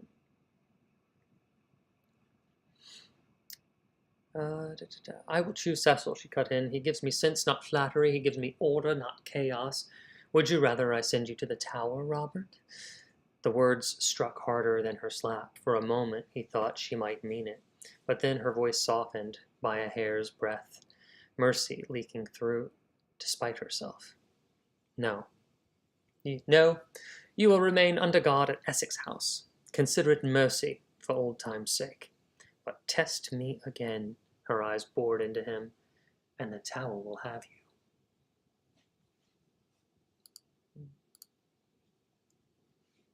This is a weird phrasing here.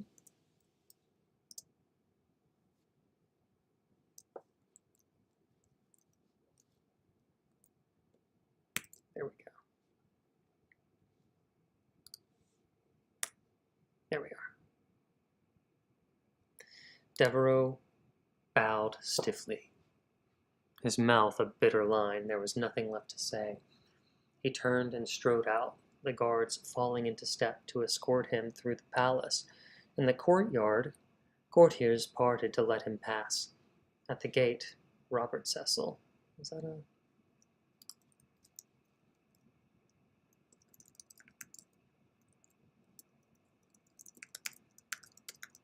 Hold on.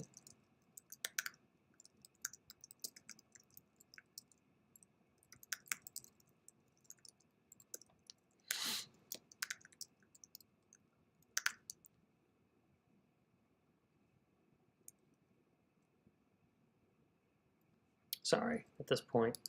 Yes, forget to mention, William Cecil was her first advisor, and then his son, Robert Cecil, is during this time period in her later years acts as her advisor. So there's a strong like family loyalty to advising Queen Elizabeth.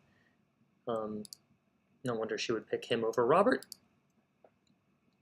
And it's just interesting that they're both Roberts here, so I do remember having to call this guy Cecil a lot, using his last name, because otherwise it's a scene with two Roberts, and it's too confusing for the reader. At the gate, Robert Cecil himself lingered, his small form hunched, eyes gleaming with satisfaction. Their gazes met. No words were exchanged, but the enmity between them hung thick as smoke. The great gates of Nonsuch closed behind him with a finality that echoed in his chest. Outside, a carriage waited to bear him into house arrest. Here,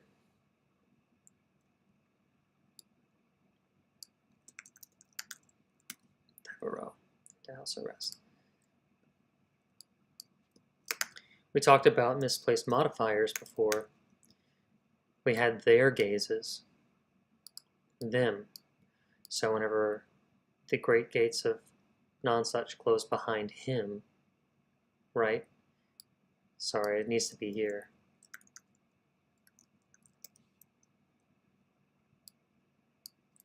We're not sure who they're talking about, right? It could have gone to either Robert, even more confusingly.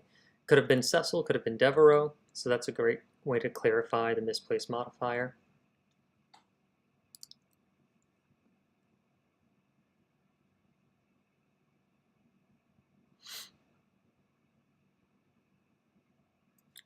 Scrolly says, an interesting insult just popped into my mind. For this era, possibly even today, can symbolize an insult layered as an agreement. Imagine someone puts their hand into the thumbs up position, but they start with it tilted to the side like a Roman leader about to sentence judgment for life or death. And the gesture goes from side to up quickly, symbolizing the person raising the thumb is showing, I don't agree.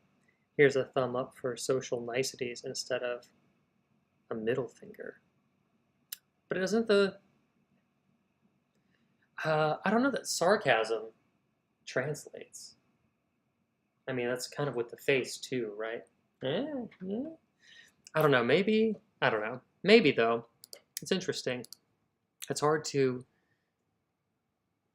physicalize sarcasm. I'd almost rather just see the fuck you.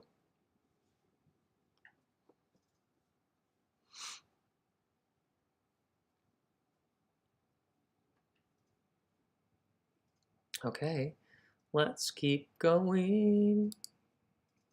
I'll read this out loud too. That was a pretty short chapter, but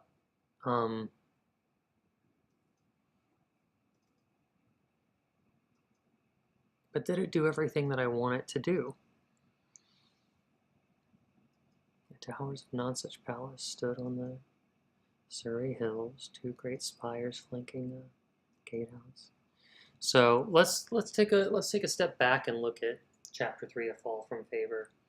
And if it's short and it's complete, great. But if it's short because it's lacking something, then we need to fix it. So Robert Devereux has fled Ireland and come to plead his case before the Queen, knowing that he was in the wrong. So we set the scene by describing Nonsuch Palace, and we have Devereux's thoughts of his past, kind of setting the audience's expectations for his relationship with the Queen. He used to be revered by her. He used to be a favorite, and now that he's entering the physical space, he literally can hear members of the court whispering behind his back, in these big echoey halls. Should have had the sense to stay an island.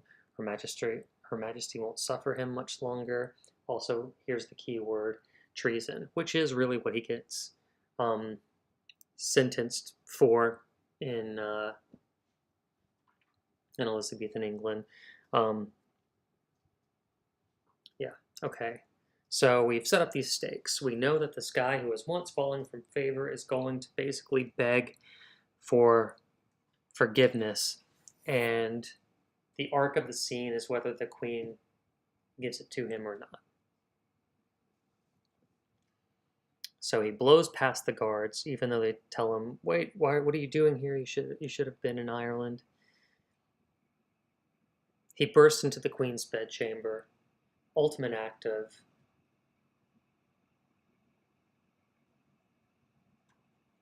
informality, for lack of a better word. Might as well have just busted in while someone, was on the toilet saying, I'm so sorry, I'm so sorry. Whoa, whoa, whoa, you forget yourself. You forget your place.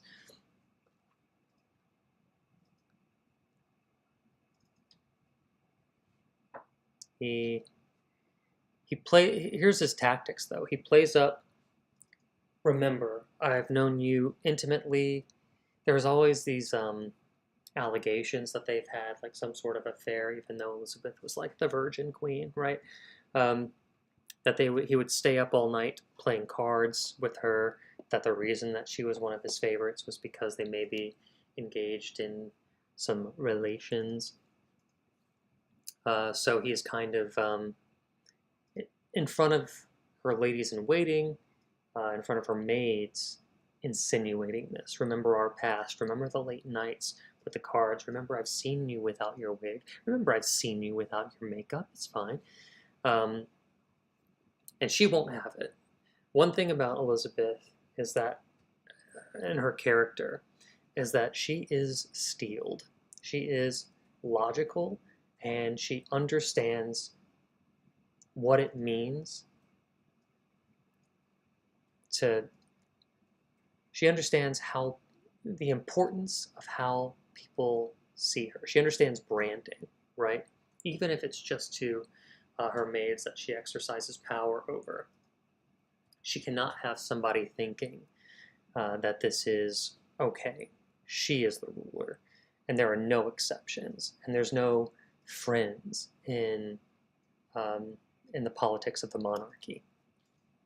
There are no friends in the politics of the monarchy. It's just kind of pawns, right? You can have your favorite pawns, but nevertheless, you're not going to suffer a fool, suffer a pawn who disobeys you and then breaks into your house. You just have to draw the line somewhere. Your sweet talk will not mend what you have broken. Cecil warned me this would come, so that you would abandon reason for pride. So she's been expecting this from Devereux.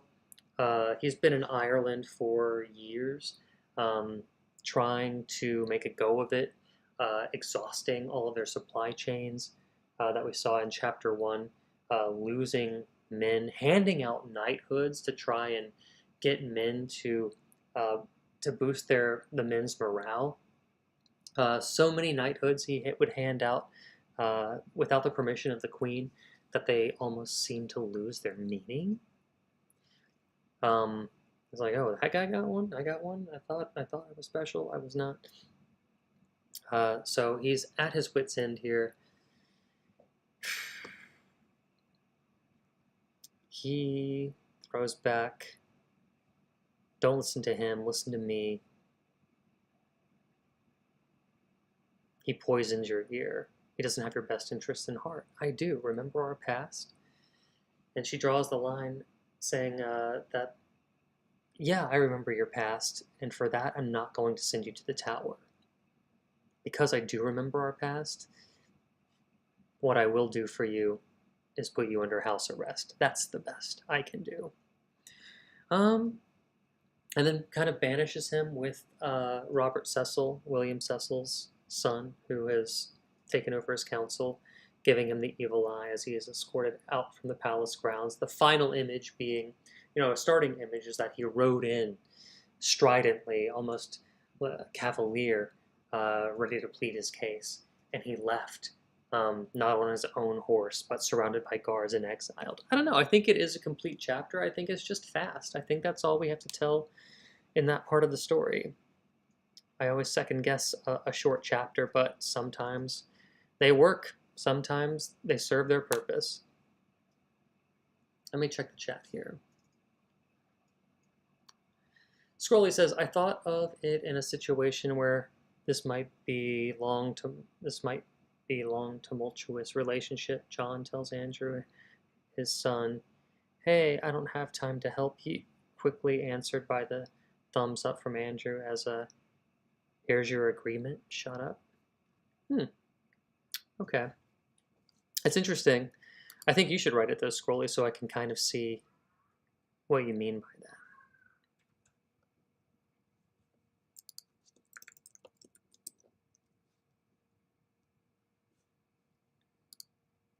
Let me see here.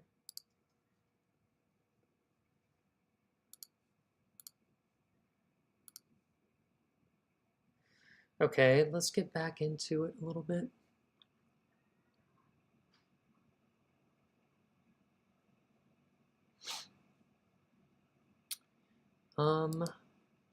Chapter 4, The Cost of a Drink. I'll be honest, I love the character of Thomas Derrick so much. Let me see, it's 2:20. What time is it? Okay, we're going to stop at 3. I just need a little more liquid. Oh, can I do it? Oh, no, because I have to restart OBS. Ah, so frustrating. I wanted to use my new graphic, and I can.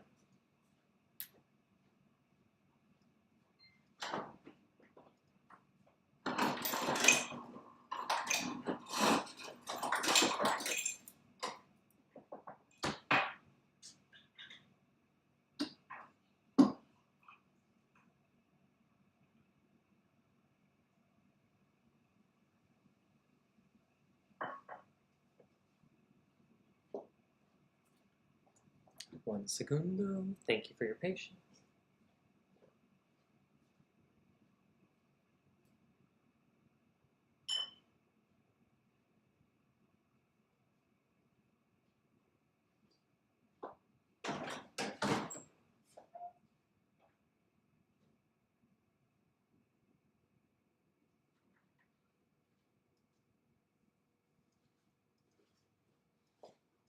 Okay.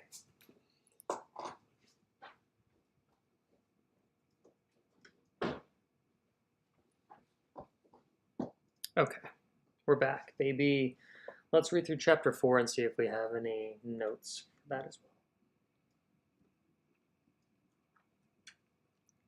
I'll be honest, I still don't like my chapter 1. I just don't exactly know how I'm going to start fixing it. Chapter 4, The Cost of a Drink. The tavern roared with laughter and the slam of tankards, pipe smoke curling thick in the rafters. Sweat, ale, and damp wool clung to the air. Floorboards stuck. The ale was thin, and the patrons carried more knives than sense. Perfect for Thomas Derrick. Already. He slipped through the crowd with the ease of someone used to being overlooked. Patched clothes, hollow stare. No one saw him unless they had a reason. Had reason? Had a reason? Even so, his eyes marked the exits, the heavy purses, the drunks too far gone to guard them. Here, a man's worth was measured in coin, and tonight Thomas had just enough for a drink. At the bar, the serving wench shoved a tankard his way without looking. He slid a coin across the counter, but she was gone before her hand touched it. Thomas drank deep, the ale rough in his throat. For a moment, he let himself vanish into the noise. Just another soul lost in the cup. A broad-shouldered brute barreled past, sloshing ale down Thomas's sleeve.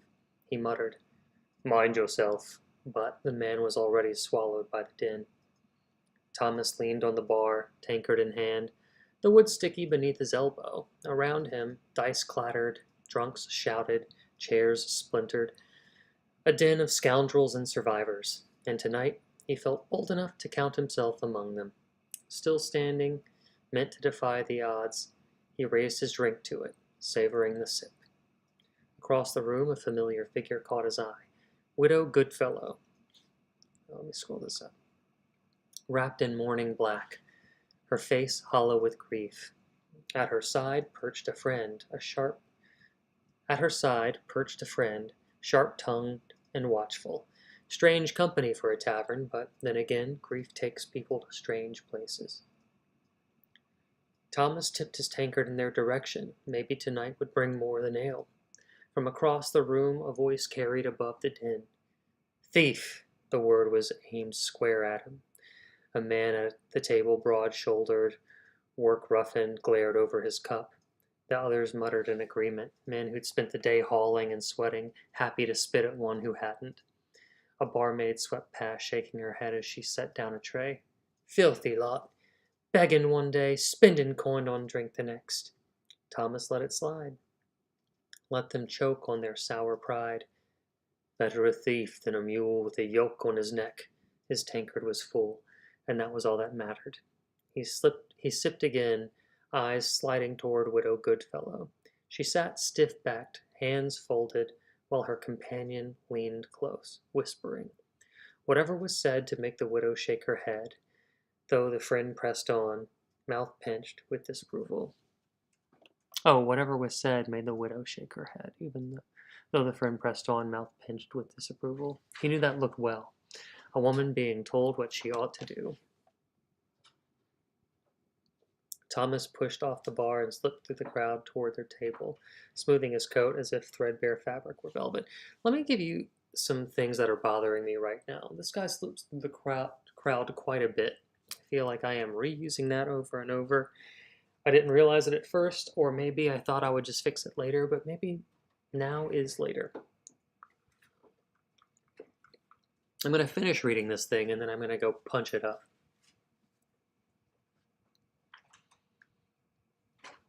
Thomas pushed off the bar, slipped through the crowd toward their table, smoothing his coat as if the threadbare fabric were velvet. A woman in mourning should never drink alone, he said, flashing a smile meant to pass for disarming. Or perhaps she should. Who am I to say? Widow Goodfellow looked up, bright with grief and anger. Her friend spoke first, acerbic as vinegar. She's not alone. No, clearly not, Thomas said with a small nod. I meant no harm. Only conversation. A bit of company for a night too heavy to carry alone. The widow said nothing. Her knuckles whitened on the tankard, eyes fixed on him with a steady, unreadable stare. Her friend scoffed. A scoundrel like you? Company? She raked her gaze over him.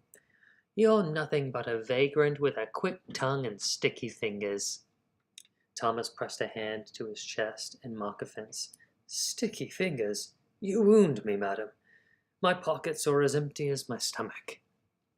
Her friend snapped, voice sharp enough to cut through the din. Men like you could have been decent if you wanted, but you chose the easy path, squander what you might have been, and drag others down with you. Widow Goodfellow exhaled, setting her tankard down with a soft thud. Enough, she said evenly. Let the man speak for himself. The friend huffed, leaning back in her chair, sour but silenced. Thomas slipped into the empty seat across from them, arms resting loose on the table. He pitched his voice low, letting the tavern noise fade. My lady, life is cruel, but it goes on. The scavengers see your grace and circle, but I come plain enough, with words, not claws. Trouble shared is trouble halved. Widow Goodfellow held his gaze, then smirked faintly. And trouble invited is trouble doubled. Thomas leaned in, elbows on the table, his face a shade too near Widow Goodfellow's. Oops, sorry guys, let me scroll up. A crooked smile tugged at his mouth. Shoulders that dainty aren't meant to carry grief alone. Better to rest them against someone. The widow's friend didn't wait for an answer. Her palm smacked his cheek, sharp enough to draw laughter from nearby tables. Thomas rocked back, skin stinging, his pride stung worse. A few heads turned, grins flashing in the smoky dark. He forced a smile, kept his tone smooth. Magistrate, is it? Passing judgment on every man who dares to speak. He dabbed the corner of his mouth with exaggerated care, and then shifted his gaze back to the widow. But it's not her judgment I'm after. What say you, madam? Would you let a man stand with you, or must grief be your only companion? Widow Goodfellow's answer was wordless. Her hand struck fierce and sudden, snapping his head to the side for a second time. Rage and sorrow burned in her eyes. Thomas saw red. He swung back without thinking. She slipped aside. All this slipping. The widow ducked.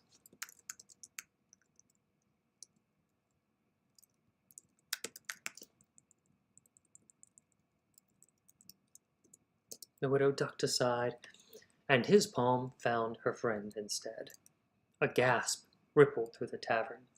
The woman's chair tipped back, her arms flailing before she hit the floor with a thud. For a heartbeat, silence.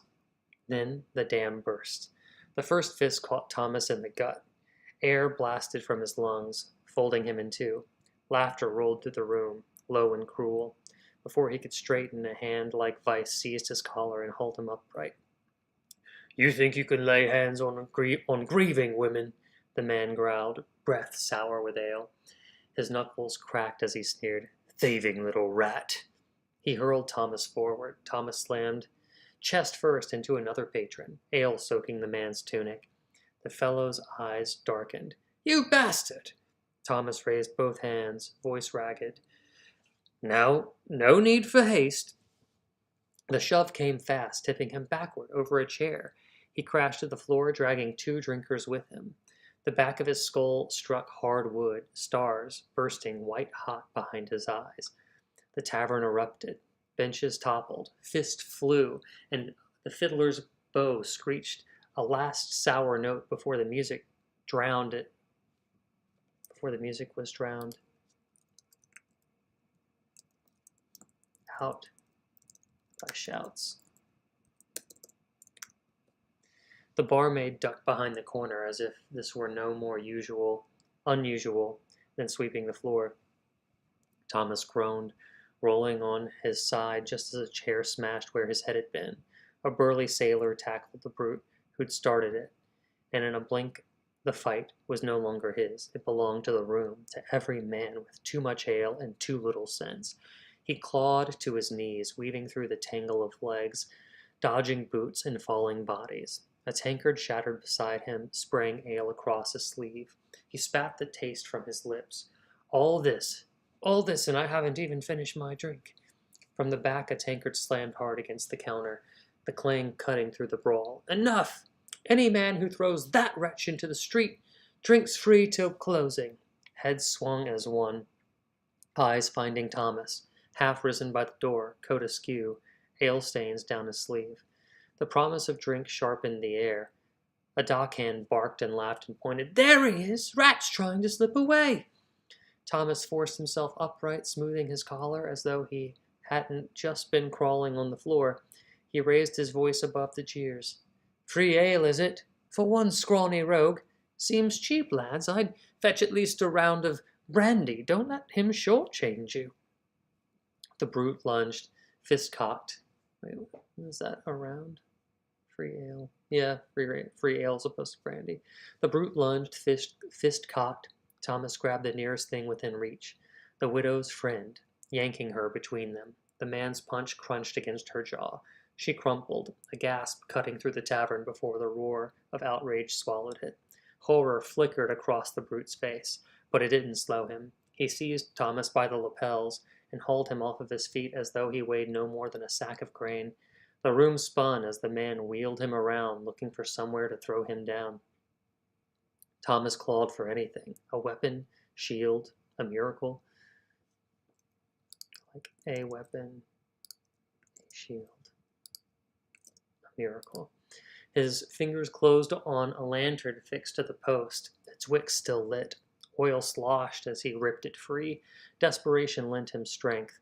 Before the brute could hurl him, Thomas swung hard, the lantern shattering against the man's temple in a spray of glass and flame. The lantern burst, glass and fire spraying. It's a lot of spraying here.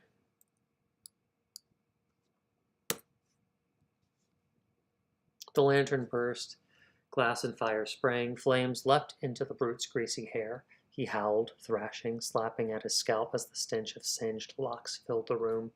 Thomas hit the floor hard, ribs jolting, but he was free. The tavern erupted wider, men piling into the melee, chairs flying, fists breaking teeth. Thomas clawed through the chaos, staggering for the door. His hand closed on the latch. Freedom, a breath away. The door slammed inward, a patron barreling through from the street. Thomas went down under the weight.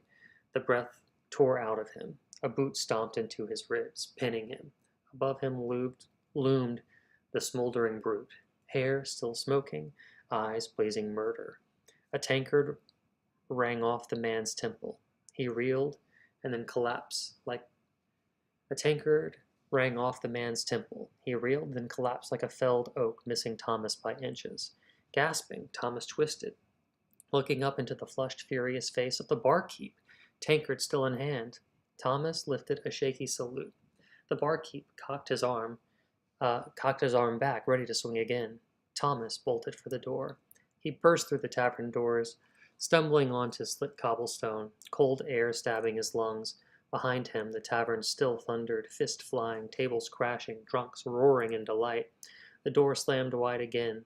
The burly patron lurched out, hair smoking, eyes wild. "You'll pay for this," he bellowed. Thomas ran. He always ran. A thief lives by light feet and quick exits, and his familiarity with London's alleys had become his advantage. His boots slapped the stones as he darted past barrels and slumped vagrants, lungs burning, ribs aching from the brawl. Behind him, heavy steps hammered after him. Behind him.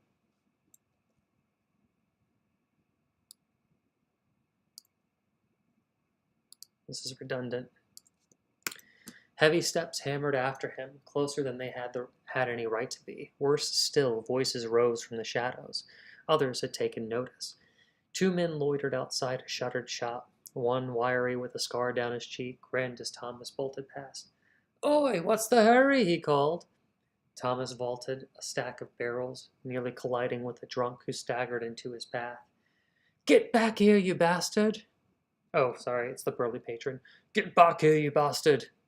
I don't know how to do the burly patron. Roared behind him. Thomas burst from the alley onto a wider street, straight into 2 ragged children crouched at play. They toppled with a cry as he stumbled over him. As he stumbled over them, he didn't look back. The 3 pursuers rounded the corner, closing in. Thomas pushed harder, lungs tearing, eyes scouring the street for a way out. Then he saw it, a red lantern swinging above a side door, a brothel. He cut hard for it, seized the handle, and yanked the door open. Heat and perfume smothered him as he stumbled inside, slamming the door against the night. Thomas pressed his back to the door, chest heaving. His heart hadn't slowed from the chase when a voice cut through the perfume-thick air. "No dawdling, sir." The madam stood in the lobby's glow, her tone crisp but not unkind. Candlelight softened the gilded walls, laughter and music drifted from deeper within, curling like smoke. I don't like this. Curling like smoke. What was I thinking? Silk drapes and velvet chairs made the place feel more stage than din. Thomas pushed off the door, ribs aching, knuckles raw. He wiped his lip, tugged his coat straight, as if that might hide the mess he was. 2 women by the entrance broke off their chatter to watch him. One, a blonde with fox-like eyes, let her gaze slide over him, slow and deliberate. "Rough night, love," a blonde purred. Thomas flashed a smile. "Something like that." Eyes followed him now, some curious, some openly inviting. He straightened, shedding the fugitive for the charmer. "We don't entertain beggars." The voice carried low and edged, pulling his attention. The madam stood before him, tall, wrapped in crimson silk, dark hair caught in golden combs. Her gaze was cool, practiced, the sort that measured men like coin. Thomas lifted his hands in mock surrender. Now, I may be many things, but I'm no beggar. I pay for what I take." One brow arched. "Do you? You look like the sort who takes first and never pays after." Laughter rippled from the women nearby. The madam tilted her head, voice silk. Voice... What is this? Madam tilted her head. How about this? I don't know what I was trying to say there, but it doesn't make any sense. "If you've coin, show it. If not, the door's behind you. We don't keep strays." Thomas hesitated. The brothel was warm, safe. The streets outside were not. He slid the signet ring from his finger. The madam's eyes flicked to it, missing nothing. With a flourish, part desperation, part bravado, he said, "A room, post-haste." Her lips curved, faint amusement beneath the cool. She turned, silk whispering, and glided toward the side door. Thomas followed, slipping into a smaller chamber. Her office, modest but well kept, a desk sturdy with use. Ink, parchment, aged wood, less perfume, more power. She gestured. "Sit." Thomas lowered himself into the chair, eyes flicking to the door. Always note the exits. Behind the desk, she rolled the signet ring between her fingers, testing its weight, raising it to the candlelight until the gold flared. We deal in coin, and I don't extend credit, she said at last, voice even. Thomas leaned back, smiling easy. Aye, and I await payment in coin myself. A queer world where a man's toil goes unpaid. The madam arched a brow. The madam arched a brow, tested the ring between her teeth, then slipped it into her bodice. Gold enough, but more work for me to turn it into coin.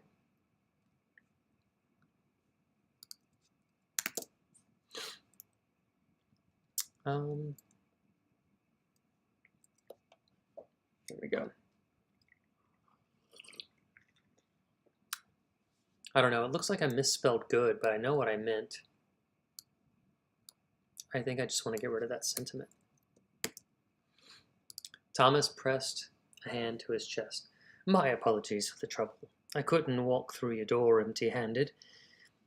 Her eyes flicked over him, his bruises, the split lip, the coat still damp from rain and sweat.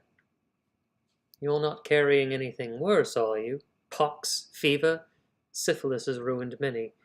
Thomas barked a short laugh. I've my ailments, but none you'll catch tonight. She leaned back, drumming her fingers on the desk. Business has been slow. A pause, deliberate. What sort of companion do you seek? Thomas hesitated. He hadn't thought beyond needing a bed. He cleared his throat. Your finest, if you please. Someone not jaded. The madam's eyes glimmered with knowing. And shall she be one who talks or one who doesn't? Talking never hurts, Thomas said with a smirk. He leaned back as if finished, then added lightly, oh, and if possible. He lifted his hands, cupping the air before his chest in a pantomime that needed no translation. The madam's sigh was long, her face composed, though a faint flicker of amusement passed in her eyes. Upstairs, first door on the right, I'll see to it. She rose, signaling the deal was done. Thomas gave her a lazy nod and dragged herself toward the stairs, every step heavier now that the fight's adrenaline had drained. The room waiting above was small, warm, lit by a single candle guttering on the nightstand. Did I say guttering or glittering?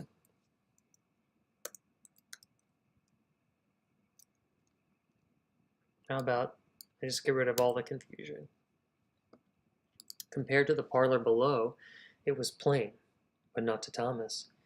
Used to soot-streaked alleys and lice-ridden cots, it looked like paradise. He sank onto the bed with a sigh, bouncing once against the feather-stuffed mattress. His hand smoothed the linen, a grin tugging at his lips. Better than I deserve. By the wash basin stood a row of perfumes, bottles, powders lined up as neat as soldiers. He plucked one up, sniffed, and let the floral spice tickle his nose, a ridiculous indulgence. He dabbed it on his wrist anyway, smirking at the absurdity. Let me check the chat. It's been a little while, huh? Plus, I could use a little time to wet my whistle.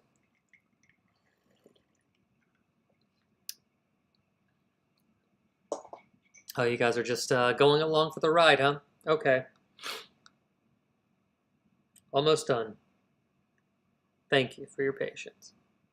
Well, this is what it's like. You got to read over your work. You have to read over your work. Okay, better than I deserve. By the wash basin stood a row of combs, perfume bottles, powders lined up, neat as soldiers. He plucked one up, sniffed, and let the floral spice tickle his nose. A ridiculous indulgence. He dabbed it on his wrist anyway, smirking at the absurdity. A painting above the washstand caught his eyes. Venus of Urbino. Likely a copy, but the reclining nude still held her power, serene, knowing, a fitting choice for such a house. The door creaked open. A silhouette filled the frame, and the room seemed to shrink around her. Voluptuous, poised, moving with the ease of someone who belonged everywhere, she was no common courtesan. Enraptured by Venus's gaze, are we? Her voice was velvet, threaded with amusement. Thomas turned, smirk still tugging at his mouth. A fair rival, but art only ever imitates life. She stepped forward, dark eyes glinting mischief. Dangerous to weigh paint against flesh. Most men, most men misjudge both. As she neared, she bent to his wrist, drawing in the scent he'd stolen. A bold choice. Thomas blinked, caught off guard by her beauty. What? Her fingers brushed his cheek, then drew her own wrist to his nose, the same fragrance. That perfume, she said, smiling slow. A favorite of mine. Thomas exhaled momentarily, wrong-footed. His usual ease faltered. There was something about her, steady, unreadable. I was told you've a talented tongue. He gave a startled laugh, covering it quickly with a grin. A poor tool in the presence of such beauty. Oh, I was told. Oh, see? Thomas, the misplaced modifier, y'all.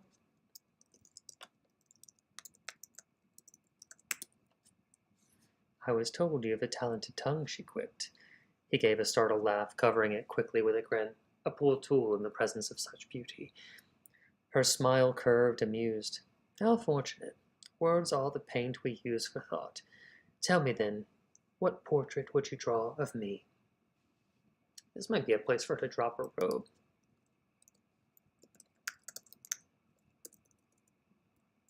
How about, I already did that.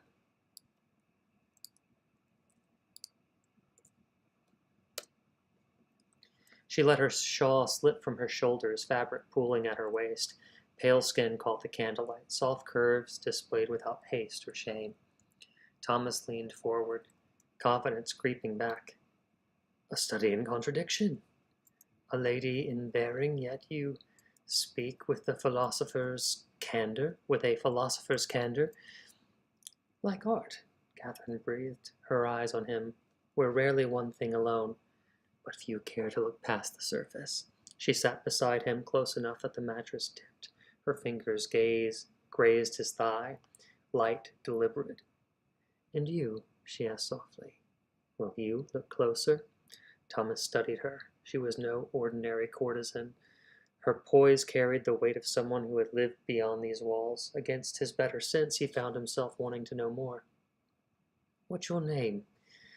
Her eyes lingered on him before sliding away. Names matter little here. I insist. A pause, then the faintest sigh. Catherine. Your true name. All my life. He tasted it on his tongue, slow, savoring. Catherine. Thomas reached for her, fingers grazing silk. But she was faster. With practiced grace, she pressed him back against the bed, straddling him with a smile that held more command than amusement. Good sir, let me take pride in my work. It was a declaration, her terms. She could be hired, never possessed. Thomas smirked, settling beneath her. Then I submit. Catherine bent low, her breath warm at his ear, voice thick with promise. Good. Now let us teach Venus a thing or two. Okay, cool. I don't like the beginning. I think the beginning feels clunky. That was my biggest issue. Kind of writes itself in pacing. And by writes itself, I mean R-I-G-H-T. In the last half. The first half feels like I'm lost in the geography of the place. Feels like I'm using a lot of words over and over again to describe the same kind of sentiment. I wonder, this chapter reads kind of long compared to the others, and I think this might be a good place to condense it. So what's the most important thing? We have a tavern roared with laughter and the slam of tankards, pipe smoke curling, thick in the rafters, sweat, ale, damp wool. This is the intro by Fractions. Floorboard stuck, the ale was thin, more knives and scents. I like the opening paragraph. Here he is slipping through the crowd, always slipping through the crowd.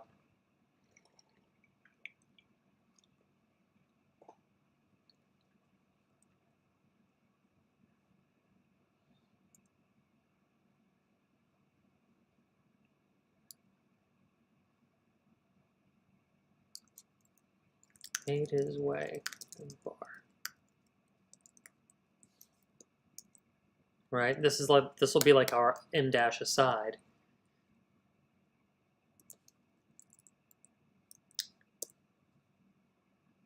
Little aside here, patched closed, hollow stare. No one saw it.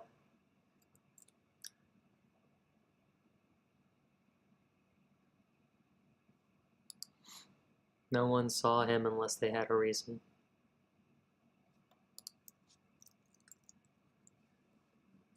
Yeah.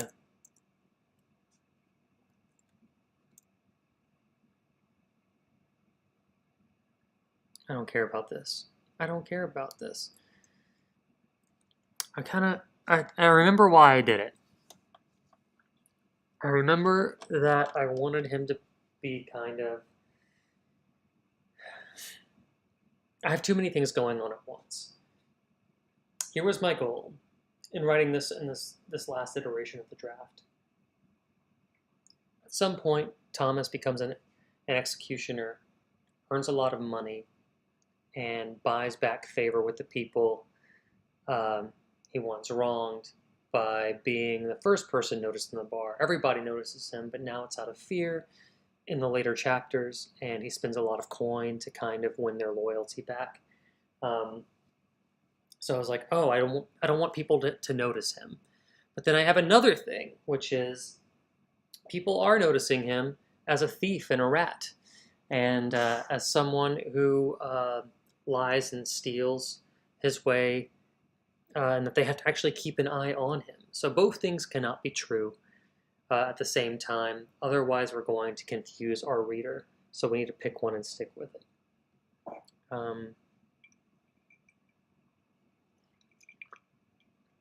So I would rather write about what does happen as opposed to what isn't happening, right? They aren't looking at him. They don't notice him.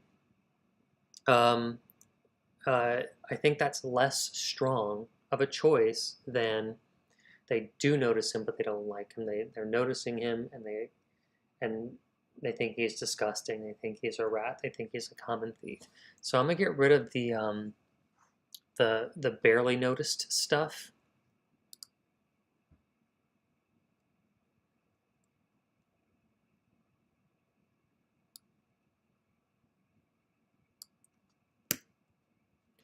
He made his way to the bar, patched closed, hollow stare. His eyes marked the exits, the heavy purses, the drunks too far gone to guard them. Here, a man's worth was measured in coin, and tonight Thomas had just enough for a drink.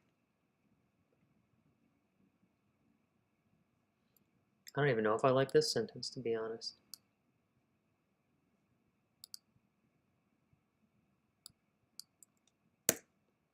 Cut mercilessly. Cut mercilessly.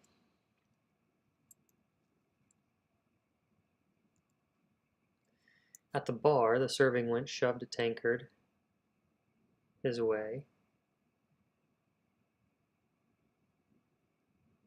without looking.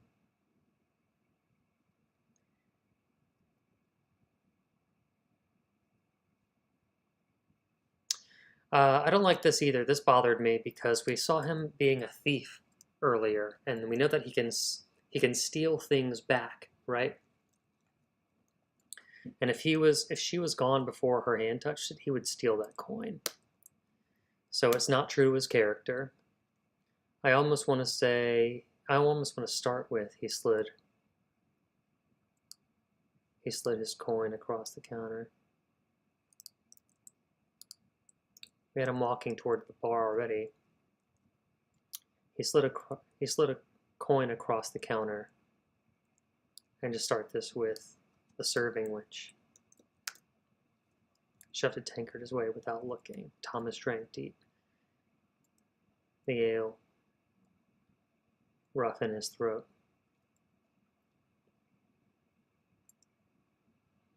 For a moment, he let himself vanish into the noise, just another lie. I like that moment. Just another. He feels that he is lost.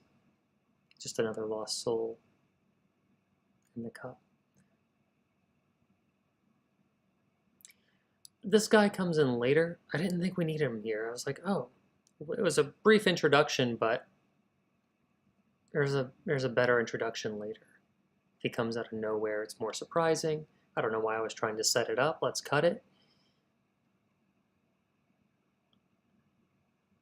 Thomas leaned on the bar, tankard in hand. I talk about sticky wood already.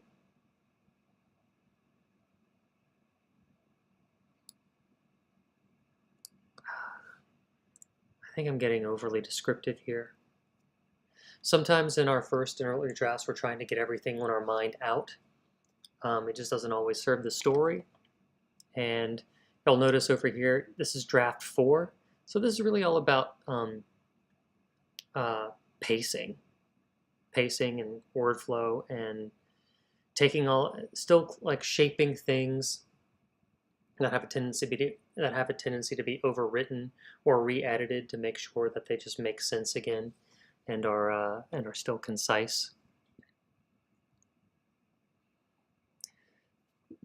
Thomas leaned on the bar. Around him, dice clattered, drunks shouted, chairs splintered. I think I like the idea of splintered chairs as a visual, but I don't. This makes it seem like chairs are splintering.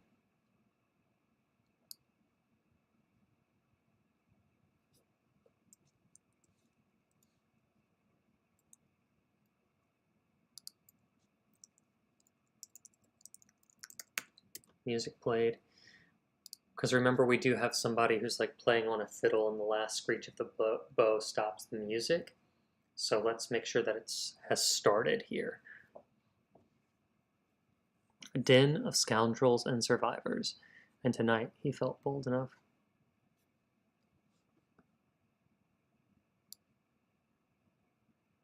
I don't believe that's true to his character, too. I think he always feels like a scoundrel and a survivor.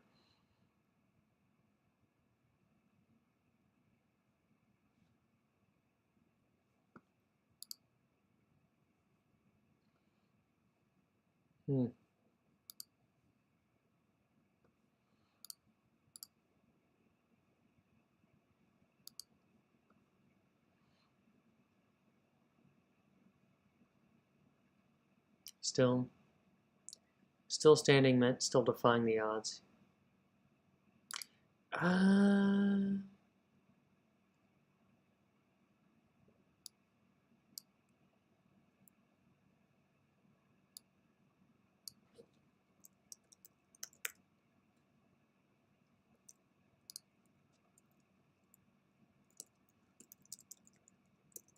He raised a small toast to himself.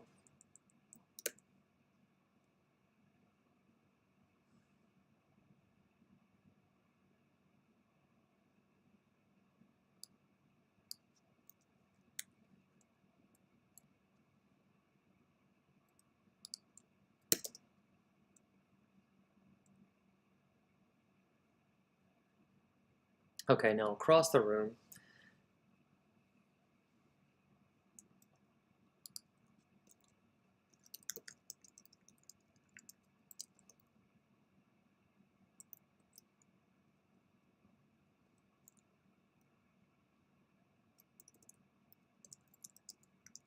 So I caught.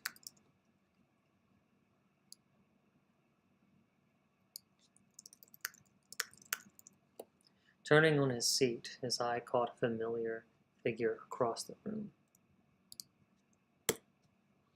Widow Goodfellow. Period.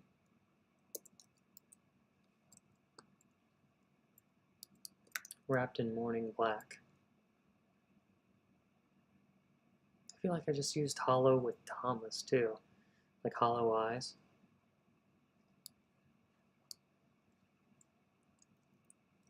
Wrapped in mourning black, face wearing grief. At her side perched a friend, sharp-tongued and watchful.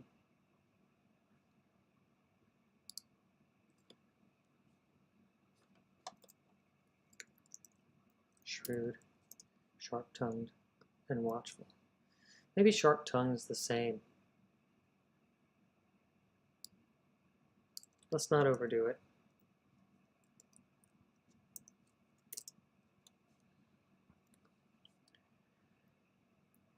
strange company for a tavern, but then again, grief takes people to strange places. I like that.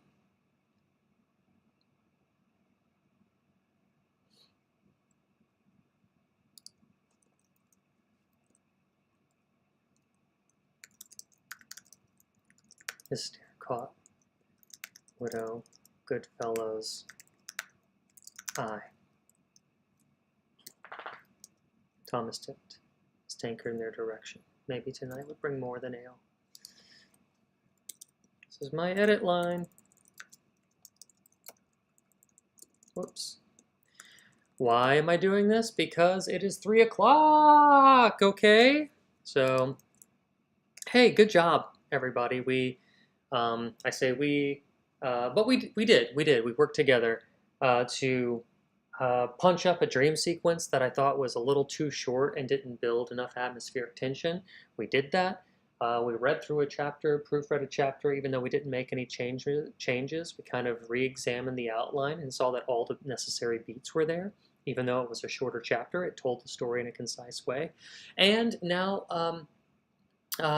we're kind of cleaning up the beginning of my chapter 4, which was very overwritten and kind of using a lot of redundant words and phrases to try and punch it up and move through the beginning faster, get to some more action, and also kind of set up the geography of the room a little bit more for the reader. So basically we did, almost 2 1/4 chapters worth of work on our 4th revision. That's pretty good, right? So let's stop here because we have to treat writing like a job. It's time to clock out. We're 2 minutes overtime, if you will, and nobody's going to pay us for overtime. Now, here's the thing. Everybody stick around. In order to unfreeze my OBS, I need to stop it and restart it, and I'm just going to be right back, okay? Everybody just chill. Everybody just chill. I'll be right back.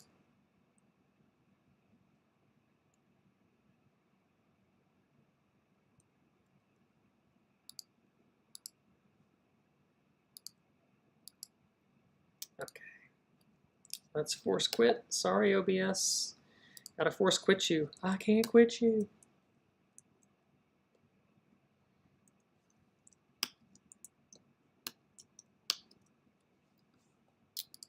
Ah, man, it's so frozen I can't even quit. Okay.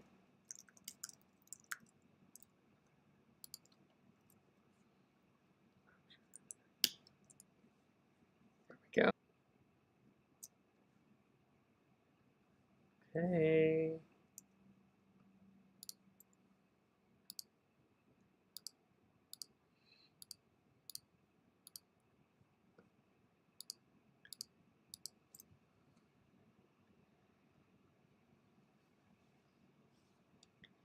Oof. Oh my god, Mookie, thanks for the bits. That's so cool. Oh my god, I did get paid overtime. That's amazing. Wow. Excellent, excellent. Okay, so let me just do a little work here. Oh, so this is scheduled. I just wanted to say this is scheduled. Let me get back to... We're going to take an official hydrate restroom break, and I made a graphic for it. Hold on. Here we go. Yeah! Take that hydration break, y'all.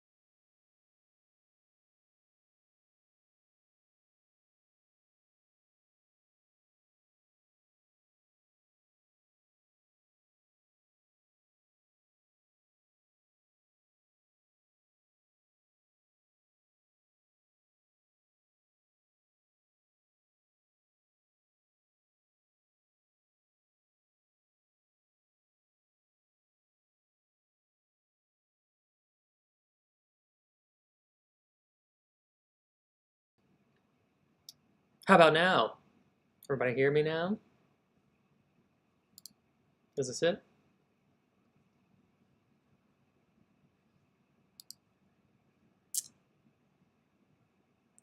Is this, is that working? How about this?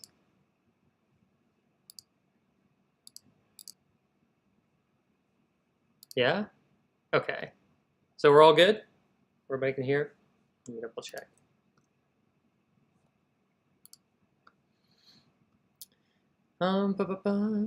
Okay. A second, it's gonna get weird while I check myself. Yeah? Okay, there we go. Okay, so, yeah, so what I did was I went to the YouTube copyright-free library, and I love 80s music, so I was looking for like poppy synthy stuff, and that's what I found. But I'm happy to take suggestions. What do you guys feel like you want for like a hydration break, bathroom break kind of thing? I'm happy to put that on, as long as I don't get any copyright strikes for it. Let me stretch this out just a little bit more. There we go. Boom. Okay, okay.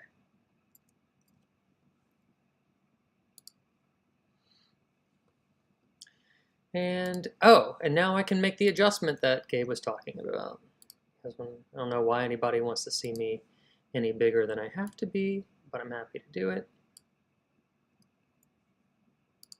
Oh, a little bit bigger there. Hey, I'm a man in the box. Kombucha has some sugar or something in it.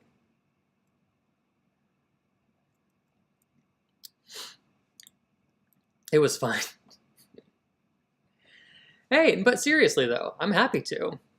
Especially Mookie giving me bits over here.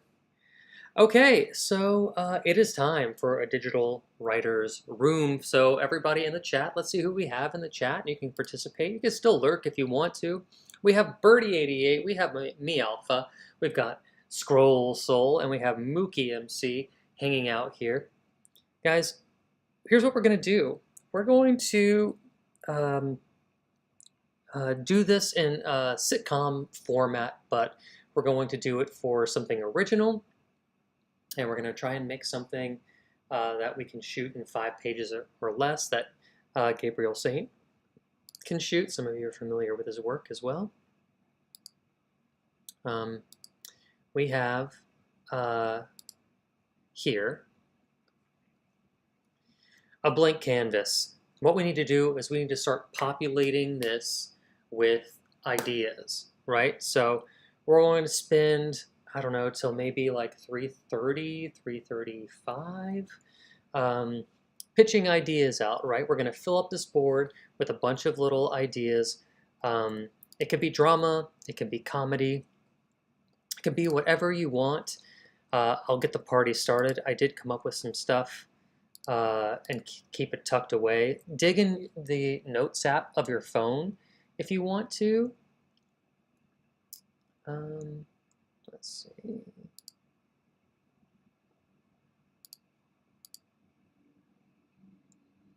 Control release. Short ideas. Here we go. I was thinking,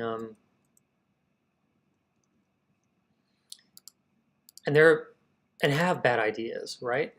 Have bad ideas. We'll use bullets. One that I had was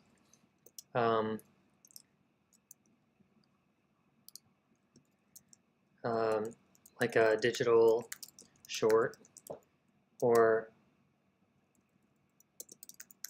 making of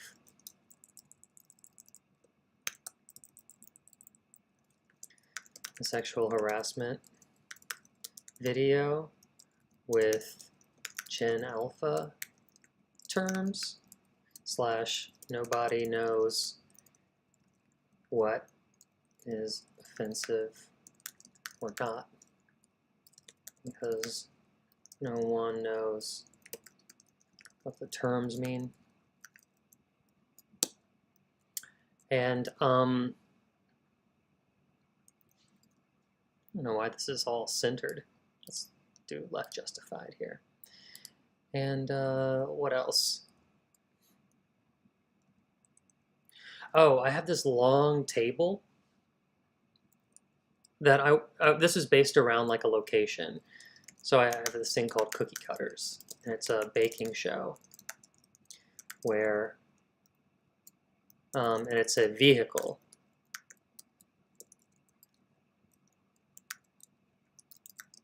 for character work, impressions, a la Bake Off, right? So, and we have it here.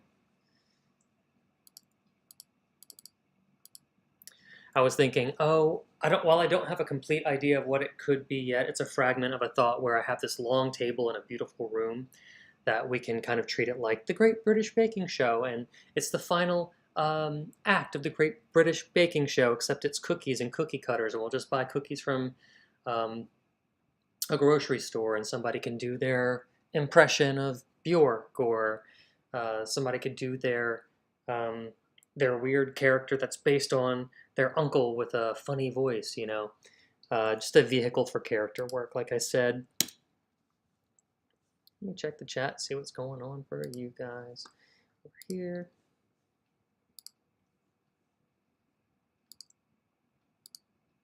Whoops, pardon me. There we go. What else? Now is the time to pull up the Notes app in my phone and start thinking about all of those things. Start bringing up all those things that I wrote down, but never, never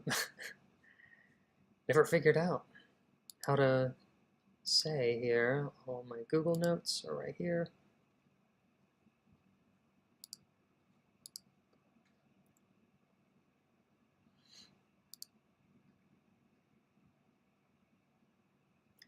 Let's see, maybe I can make sense of these because these notes are so old. I have a note here. Redescribe movies as a tool or product to help actors having to show up and do the same performance every day. What does that mean? I wrote that in the morning. I wrote that at 9:32 a.m. So I must have like woken up from a stupor and thought that that was brilliant. Redescribe.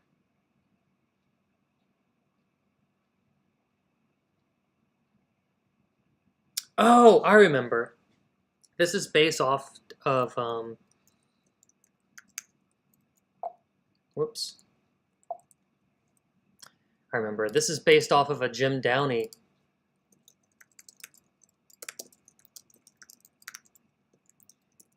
philosophy. Unnecessary things.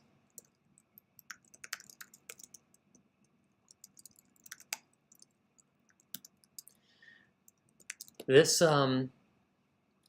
was after I watched the Jim Downey documentary. I believe it's on Peacock, about his sketch Change Bank, where they shot a fake commercial about Change Bank saying, you can come in here and you can get change.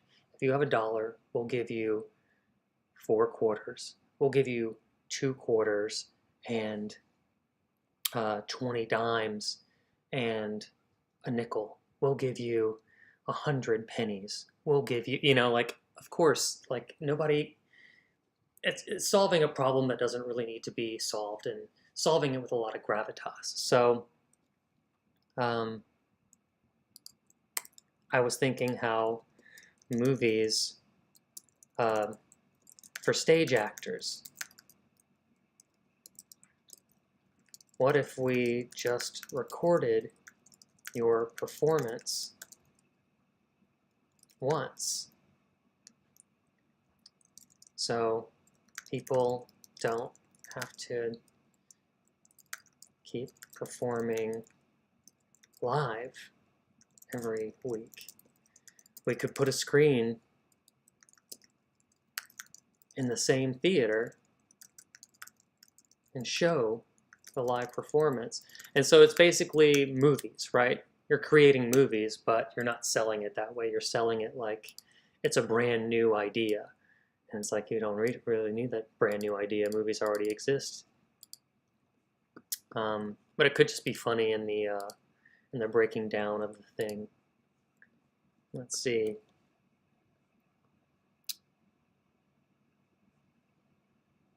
Mookie says, a refined professional thespian gets forced to play the lead role in a really bad sitcom.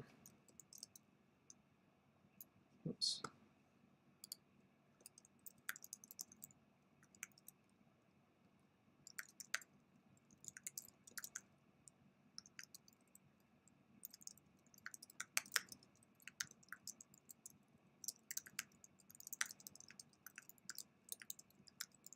I like this. Yeah, limited cast locations, but honestly, here's what I'll say about any writer's room. There's no wrong choices when you're pitching ideas. There's stuff that we will be able to do and won't be able to do eventually, but the goal here is to like let your imagination run wild and let us figure out how to problem solve what we can and can't do. You know, maybe it means we have to do something crudely. Um, but uh, but just go ahead and have the idea. Just go ahead and have the idea, good or bad. These are going to get whittled down anyway. But I like the idea of like a thespian basically telling a fart joke from King of Queens or something like that. And it could be we could make them distinguished by not being able to hide their professionalism. Like they speak with a strong cadence and they are very articulate. And it's just a really like blue collar comedy. You might be a redneck if, right? That's something like that. That has a lot of, that has an immediate sense of conflict. Mook, I love it. Yes, he's British, yes, absolutely. I'm just a humble man from Queens, New York. I love it already. Anybody else? I'll keep scrolling through my notes. I'll keep throwing stuff at the wall too.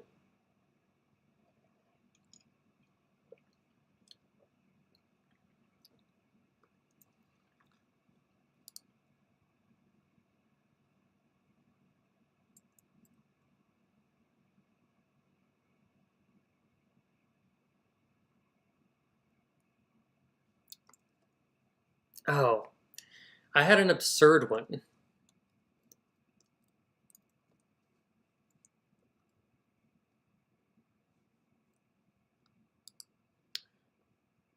Okay. Absurd. This one's not a comedy. Maybe, I don't know. It's just absurd.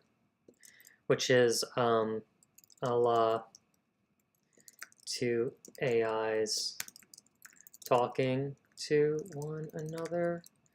The slave master develop own language thing.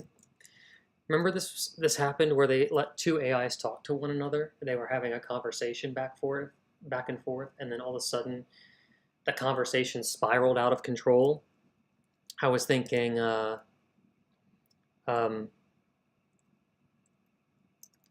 like a restaurant manager attempts to throw out to campers in his restaurant, only to discover they are locked in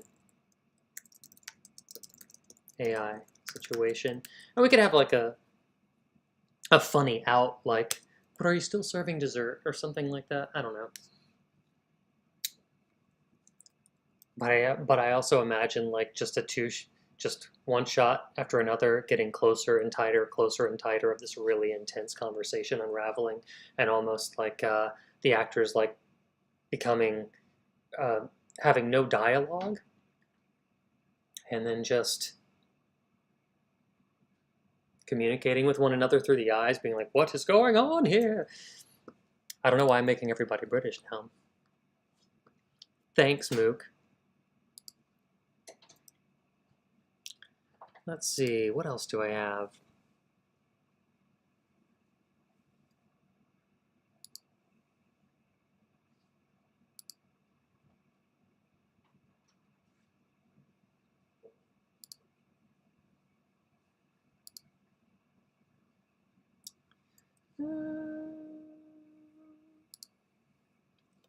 I mean, I'm going through my notes here, and it's a mixture of ideas, plus like shopping list, gift ideas for Christmas, things like that, restaurants to try. So forgive me for not saying all of them out loud. Oh, here's something I said to myself. I would like to find a way to turn a subscription fee lifestyle into a short story horror. I think Black Mirror actually did something like this, but maybe the title is World for Rent or The Man Who Rented the World or something like that one, or something like that.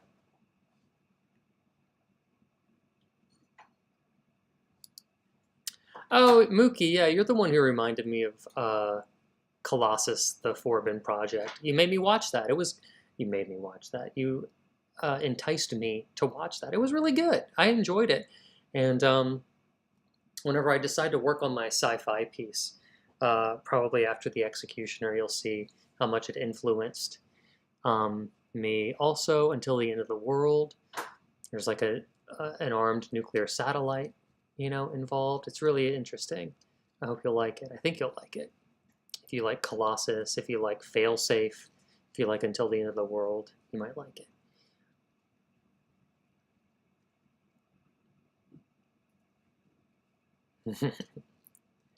Creative One, what's up? Do you want to throw in some ideas for story here? We're gonna go till 3:35, and then spend the next hour and change working on it, and see if we can't come up with something to give to Monsieur Gabriel Saint Art to film.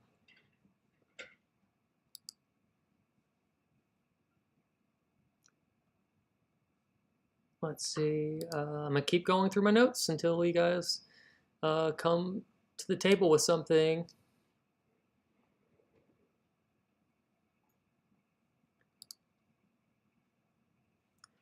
It's interesting to see some of these old notes that I have in my notes app and realize I did turn them into stories. They're not just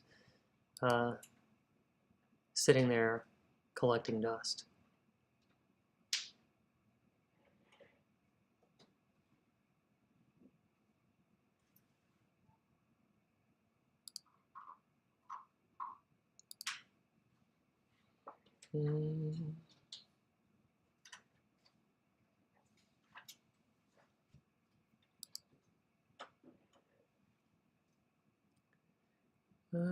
Come on. Oh, sketch idea. Oh, okay. I think this is a parody commercial idea, and that is the clothes you don't wear as much are basically just new clothes. So it's one of those can't afford new clothes. Try wearing clothes you don't wear that often. And this was inspired by my wife, actually, who every now and again she'll come out and I'll be like, oh, is that a new shirt? She was like, no, I just don't wear it that often. She just got stuff in the back of the closet that she bought and never wears or whatever for one reason or another. And I think it would be funny in times of inflation and stagnant wages to make a commercial about, hey, if you can't afford new clothes, try clothes you never wear that much. Dig into the back of your closet. That pair of jeans that you thought had a weird cut, wear it out anyway. Stuff like that. Okay, let me check the chat. Does anybody else have any ideas? Because we're coming up on 3:35 my time.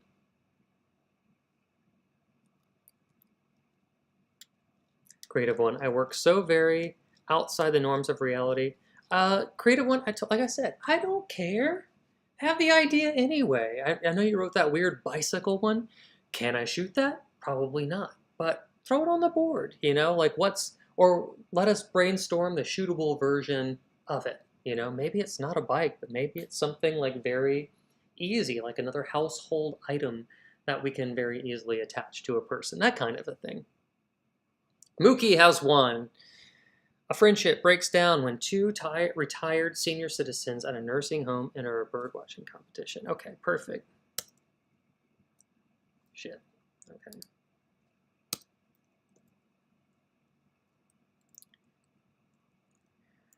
What do we call this? Friendship breaks down when two retired senior citizens at a nursing home enter a bird watching competition. Cool, we got stuff. We're getting stuff. Scrolls. Oh, scrolls. Don't feel like you have to. Of course. This is just for fun. This is just for fun. I also feel like this could use a little, oh shit, a little bold. Nope, I was wrong. I was totally wrong. Okay. Woo. 2 more minutes to get some stuff in. I think I contributed a lot. I'm gonna wait on you guys.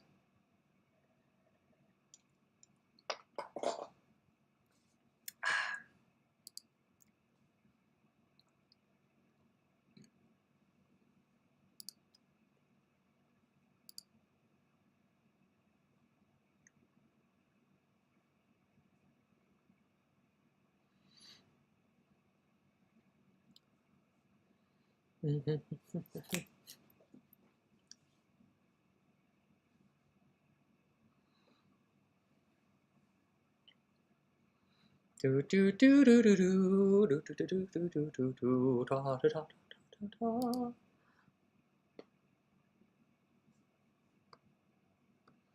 Thank you, Scrolls. I appreciate it. Of course, I always appreciate the lurk and all of your wonderful modding.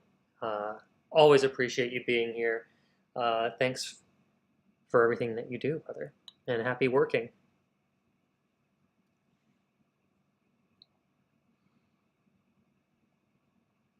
Okay, okay. So, right at the buzzer here, creative one comes in. Very real to me. Was considering it as a meme. Every person POV. I am the goat at basketball with my trash wrappers or any item for the wastebasket. Then the janitor POV. It's a war zone. Then janitor with trash thinks they are the goat and making the hoop too. Okay. So we have a POV switch. I like this. POV switch conflict. Janitor versus, what would you call the litterer? And then Warzone versus All-Star. Right, like he's like an NBA All-Star. He's sinking baskets. Lights are flashing.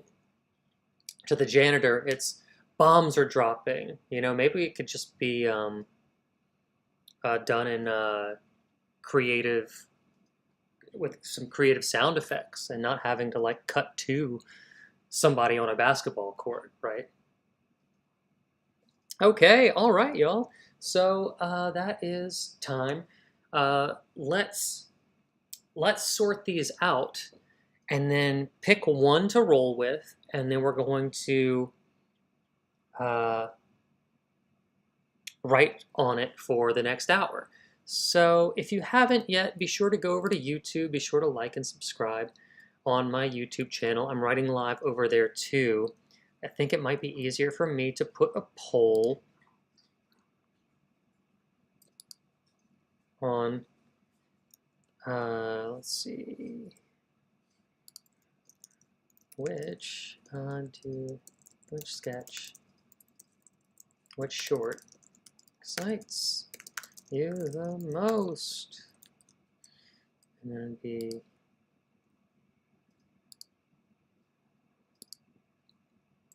I don't know how to get rid of yeses or nos, but Gen Alpha, harassment, video. We have cookie cutters, celeb impression. We have, oh shit, can I do this? Oh, I see. We have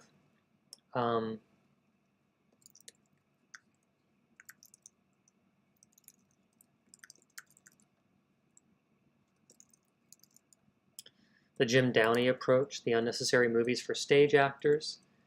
We have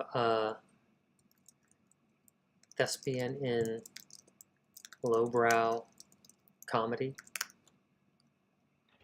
Oh, it'll only let me do 4. So let's do 4 at a time, and then we'll round robin this tournament, okay? So let me put that in. I put it into YouTube. So go. I believe or maybe because I started it again, I need to repin my YouTube live. 1 second.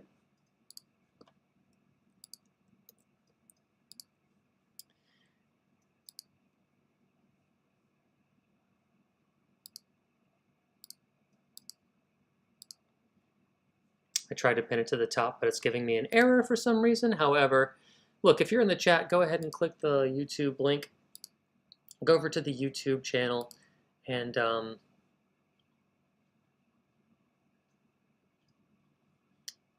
play with the poll.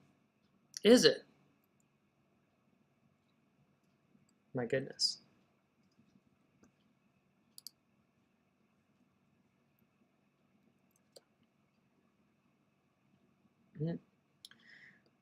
Or I guess we could do it here. If Twitch is the way, guys, then what we'll end up doing is we'll go ahead and label these. Let me go ahead and select this. Let's turn it into numbered, right? So we have the first 4.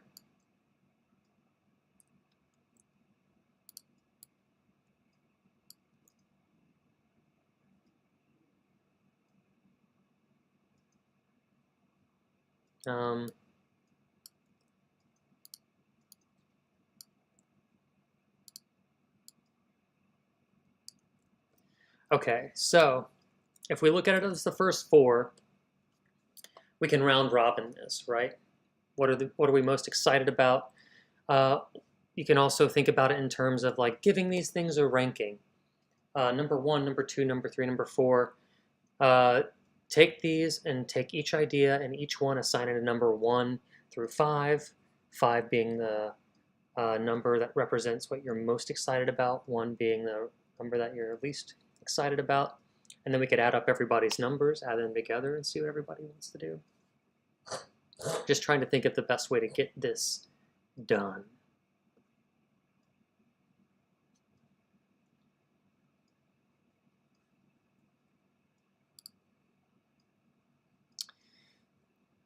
Let's see. Oh man, yeah, YouTube is so behind.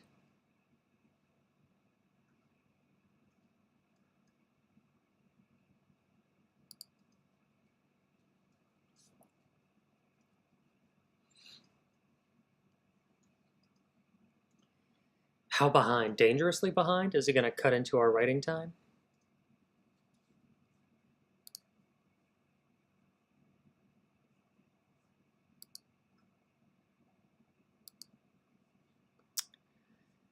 Oof.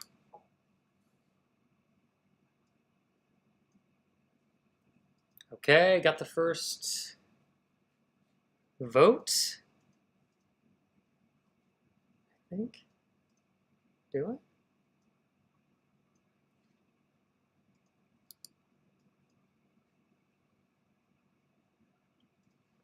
Thespian in a lowbrow comedy.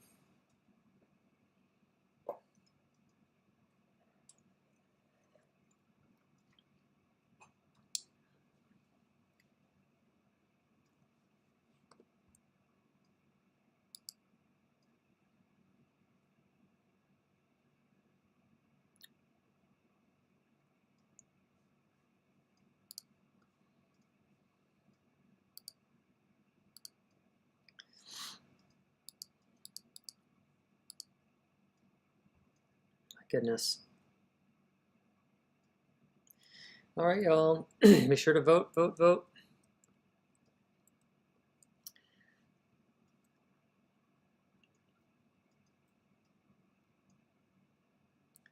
I'll try and end it at 3:45. It's not going to give us much time. It's really give an example of how number 3 would play out again. Oh, the Jim Downey philosophy. Okay, so this would be basically a commercial parody where a company is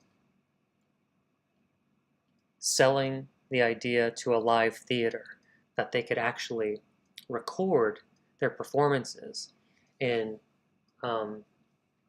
with like high definition cameras. And instead of having stagey backgrounds, they can actually add real backgrounds to them. And they could record their performance just once so the performers don't have to keep coming back to the stage and performing 8 nights a week or 8 performances a week or whatever it is with the matinee performance. And in that way, they can save on labor, and they could still get paid through each viewing of the performance. And we'll take the stage that you performed it on, and we'll just drop a big screen behind it, and we'll use a projector, our new technology, to project your performance onto the screen so that you don't have to keep repeating blah, blah, blah, blah, blah. Unnecessary. It's a movie. Just describing a movie as if it was a tool to save on labor costs for stage actors, pretending that it's something that it's not.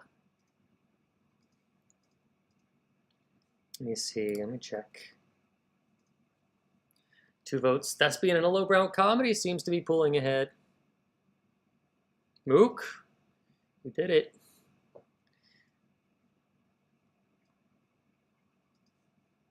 Okay, I don't know how many people we actually have left in the room to vote.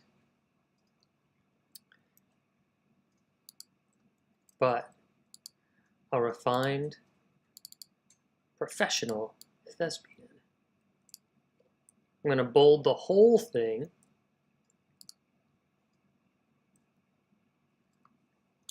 And then I'm going to do another poll. If we're going to end this one.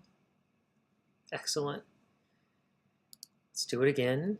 Start a poll. This one's going to be, what about 5 through 8? 5 is absurd AI infinite restaurant chat. We have parody commercial,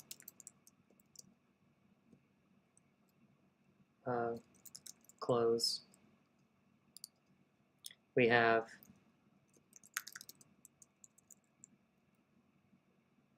bird watching, senior breakup, and we have the POV conflict switch,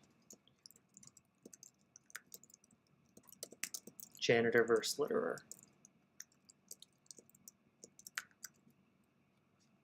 Let's start that poll.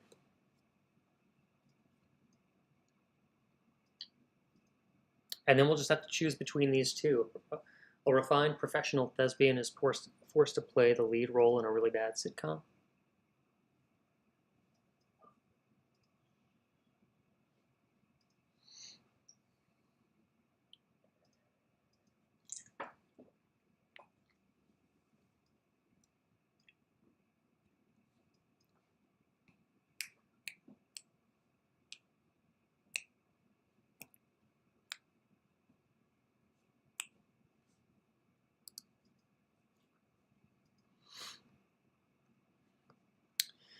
All right, all right.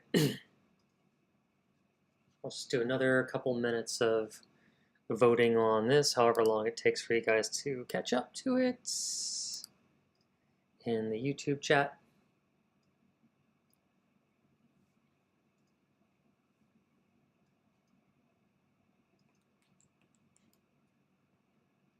Got one vote for the parody commercial about clothes you've already worn, or clothes you don't wear that often as new clothes.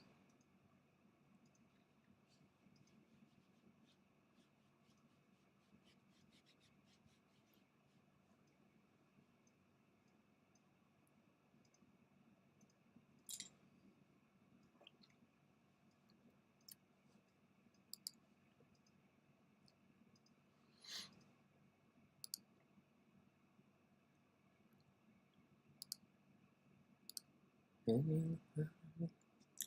look for you.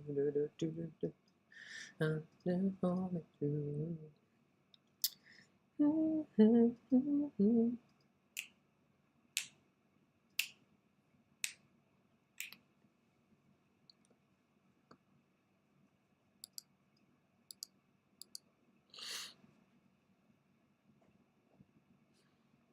Ready? Just another minute or two. Get in those votes. Twitchers, be sure to hop over. Give me more details on number 8. The POV switch conflict. Janitor versus Litterer Warzone versus All-Star. Okay, so in this, it's an exercise in switching points of view where we have somebody who is crumpling up pieces of paper and throwing them in a waste bin, and from his perspective or her perspective, right, they are like an NBA all-star. They're sinking shots. We maybe hear like an audio cue of a sports announcer being like, "He goes for 3, he sinks it," or whatever.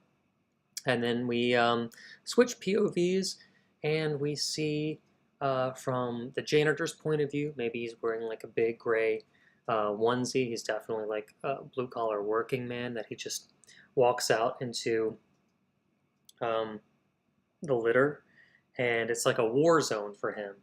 This guy is, and from his perspective, he's an enemy throwing bombs, and maybe all of the crumpled pieces of paper on the ground are actually just um, like dead bodies to him, right?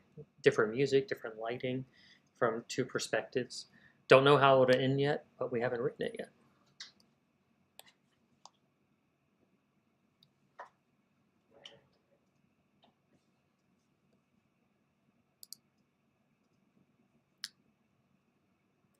Okay, okay.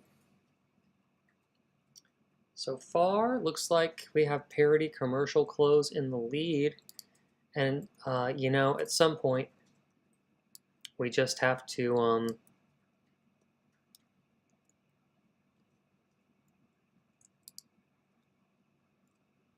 we have to go with what we have. We had 4 minutes. And, okay. It's 3:50 over here, at least. So I'm going to end the poll. We got our votes. Now, last round of voting. We got to make this fast. What do we want to see now? Next poll is going to just be between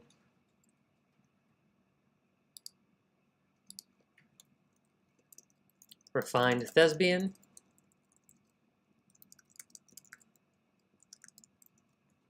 and Parody Close Commercial. All right, start that poll.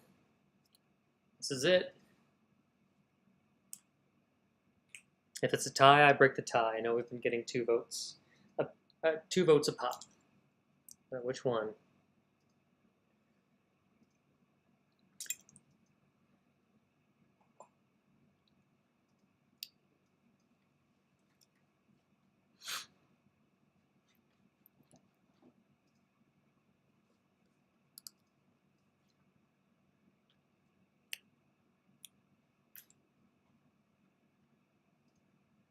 Excited for us, guys. We're about to write together.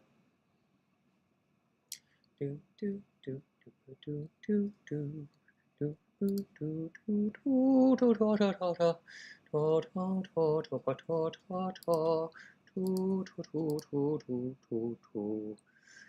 have one vote for the parody clothes commercial. Interesting. I really thought it was going to go for Refined Thespian.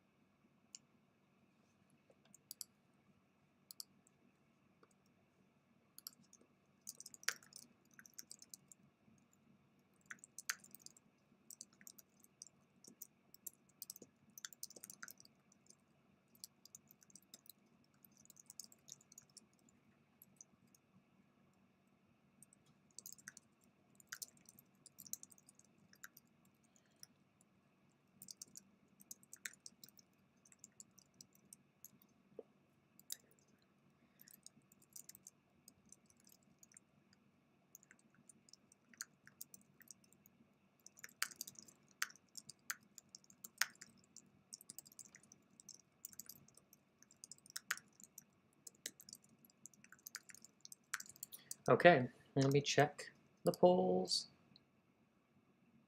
Just the one vote for parody clothes commercial.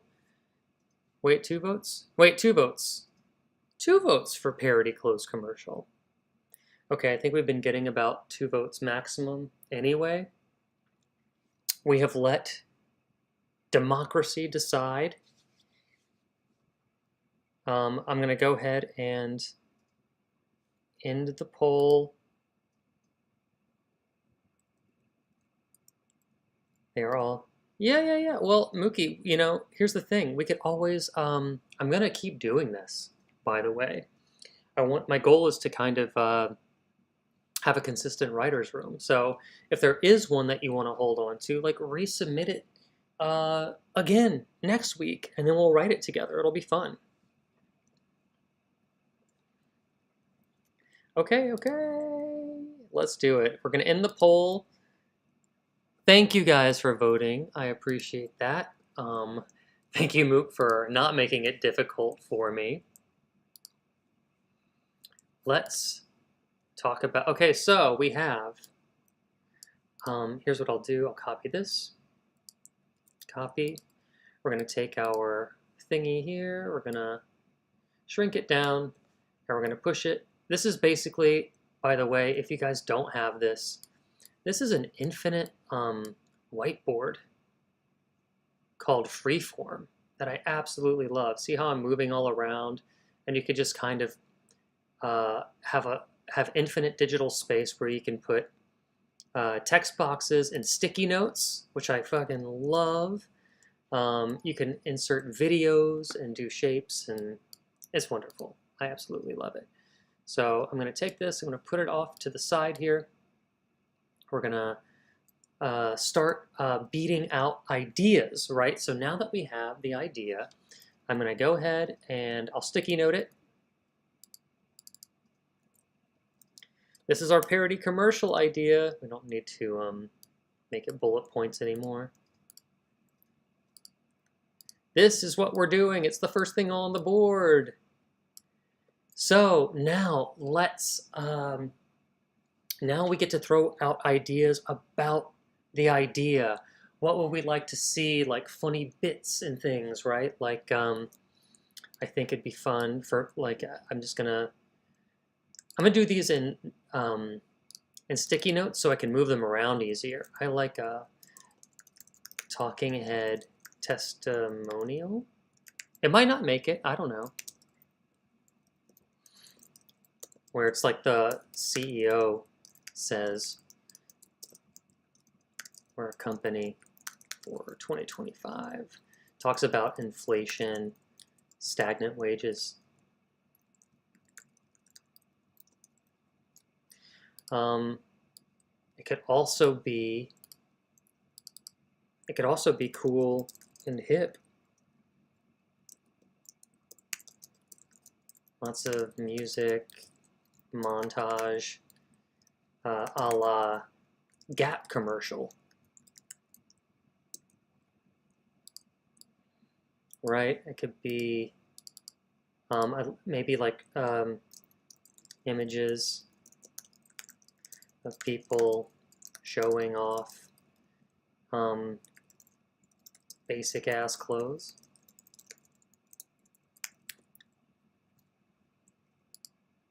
I think everyday people, right? Something like that.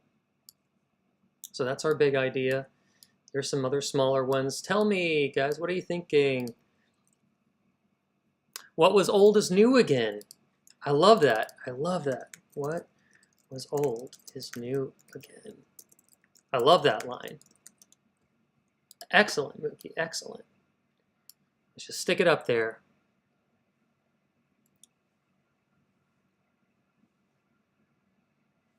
Pro tip, see what's in the closet of your grandparents. Ooh, yes.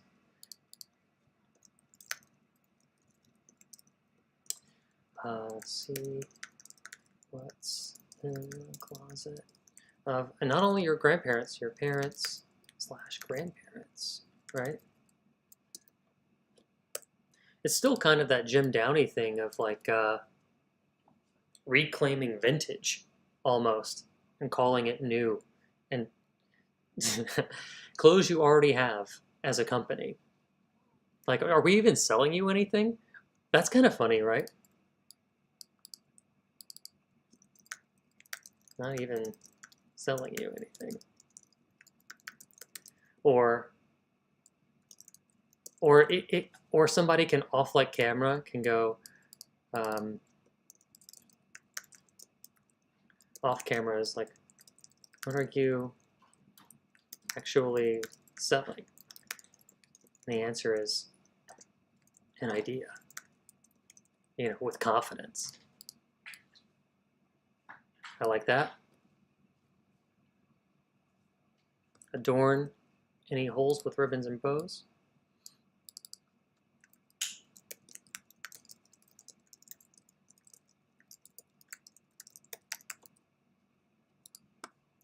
I like the idea of like another testimonial maybe.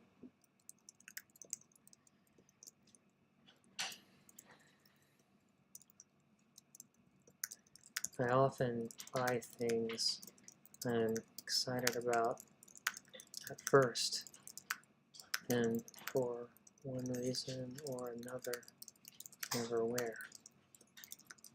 Now I can. You always could, you know? Okay, we're getting a lot of ideas. I'm gonna start shrinking these Post-it notes.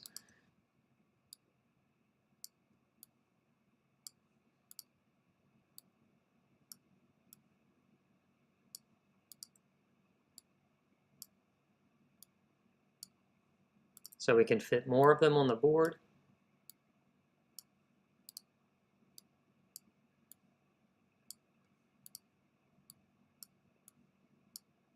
God, I love this freeform program.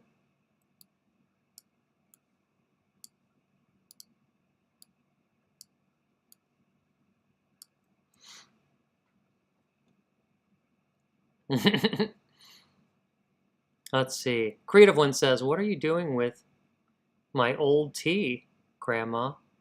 Just busy crocheting a border and the hip that is impressed with the fit. Just busy crocheting a border and the hip that is impressed with the fit. What are you doing with my old tee, Grandma? Just busy crocheting a border and the hip that's impressed with the fit. I'm trying to understand, Creative One, what you mean by that. Can you retype that in a little more specific way that I could put into the Post-it notes so we all know what you mean?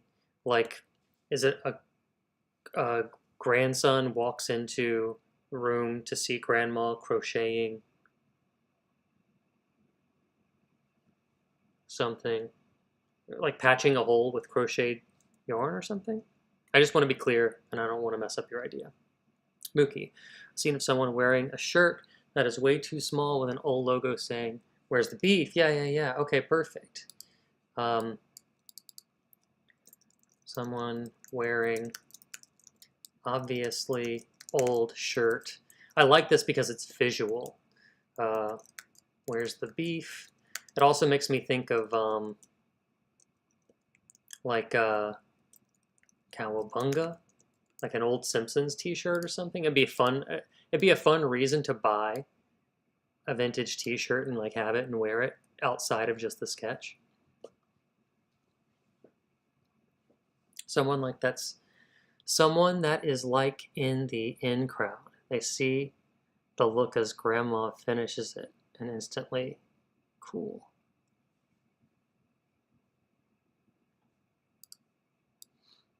Okay. Cool kid sees grandma's style as cool. Right? Now let me know if I need to get more specific than that, but that's what I gathered from what you were meaning. Okay, okay. Here's what we're gonna do. It's 4:02 p.m. Let's let's throw out any last minute ideas in the next 3 minutes, I guess. If we come up with them later, that's fine too. This is just to spark the imagination, right? What we can also do is we can also watch clothing commercials, famous clothing commercials to parody. Let's see.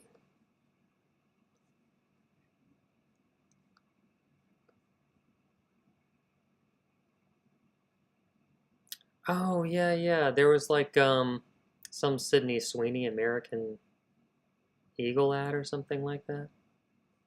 Best fashion ads of all time.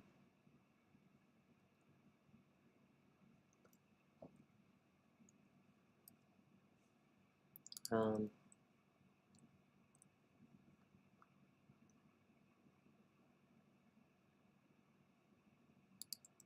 12 ad campaigns that have become iconic. Obsession with Calvin Klein. Brooke Shields for Calvin Klein jeans. Cindy Crawford for Pepsi. Calvin Klein. Mark Wahlberg. Guess. Polo.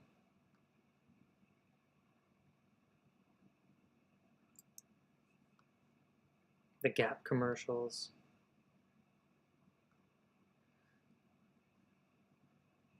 Let's just Gap clothing commercial. Let's just take a look and see what we can steal from real life, right? Hold on, I want to share this.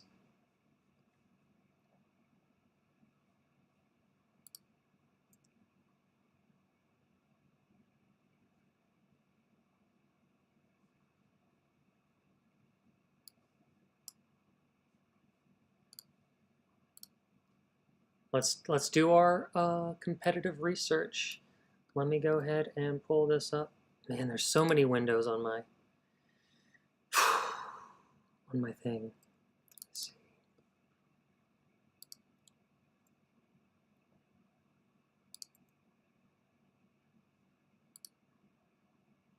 Safari, Gap clothing commercial. Okay.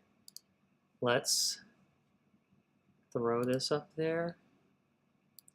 Real quick, everybody, I'm gonna watch this. Let's get some inspiration from real life.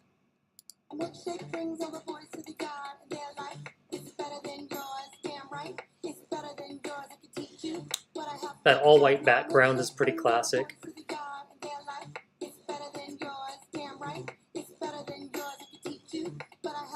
We're not doing choreography, I'll tell you that right now.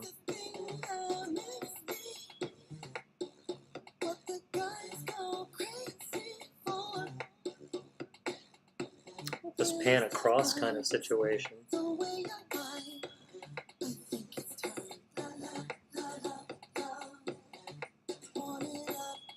Okay, I get it. It's dancing. Okay. I kind of want to do something classic. Like, what was those Calvin Klein ads that they were talking about? Oh, God. Okay. It's the Calvin Klein, Jeremy, whatever, guy walking through the street. You don't own me.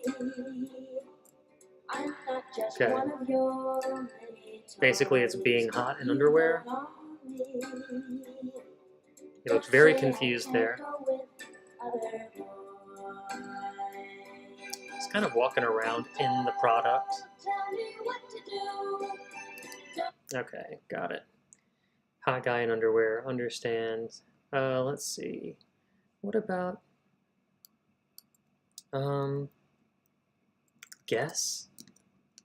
They're pretty tame, actually, right? Guess clothing commercial. Here's their denim campaign. I would say for me, Jesus Christ, would be one of the most dreamy campaigns that I could ever be shooting. This is stupid. Now I want AI campaign. No, no, no, no, no, no, no. I didn't realize it was AI. It's freaking.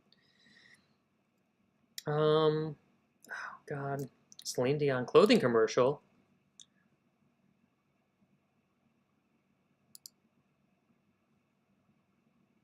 Facebook. Shot it like an action movie. It's okay, it's okay. I'm Celine Dion.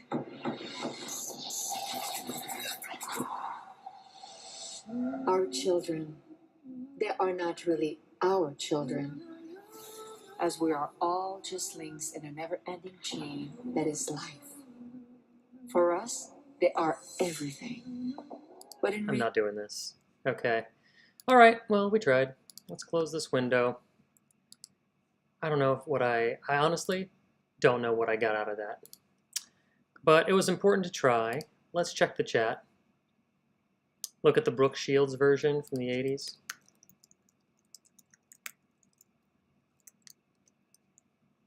Brooke Shields, 80s, jeans ad. Oh, the Calvins. The secret of life lies hidden in a genetic code. Genes are fundamental in determining the characteristics of an individual and passing on these characteristics to succeeding generations. Occasionally, certain conditions produce a structural change in the gene, which will bring about the process of evolution. This may occur in one or more of the following ways. Firstly, Okay, got it. I like that old school feel for sure. It seems very candid. Let's see. Oh. Nothing comes between me and the Calvins.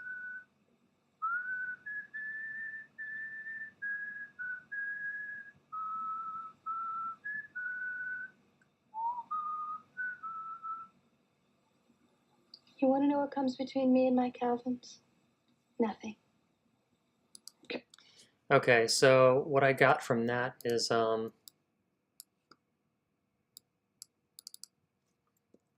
slow dolly reveal of old clothes like the, where's the beef? Right, so that's more of like a camera shot. I like it though.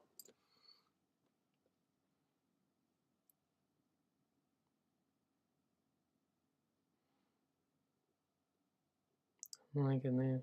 Okay, y'all. So we have a handful of ideas. This thing still ends at 5. Still got to get to the job, right? So let's go ahead and open up our final draft.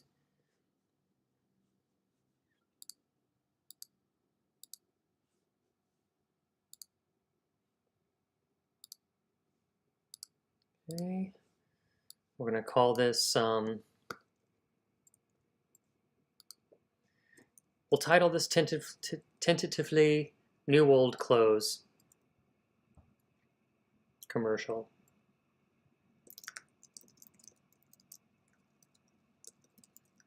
Commercial parody.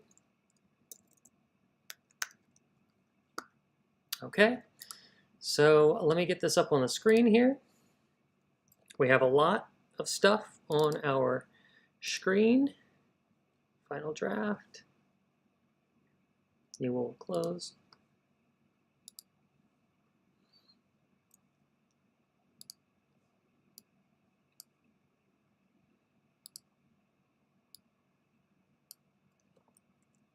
So let's take our whiteboard.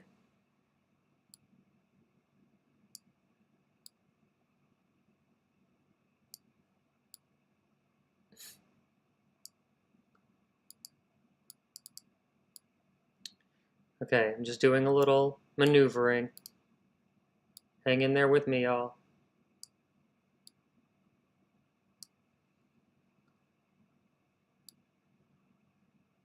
Hang in there. Hang in there.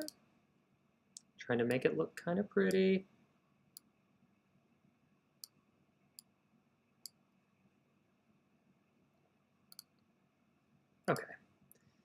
Okay. Okay. There's a lot happening on screen, but whatever. Got to get it done, don't we? So we see everything. That's the end of that note, kind of. Okay, so here we have our sketch here. Let's talk about how we want to open this.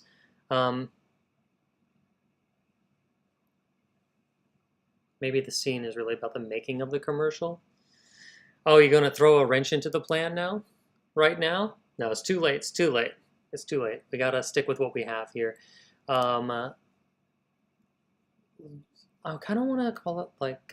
okay, so what we did see is like that interior cyc wall.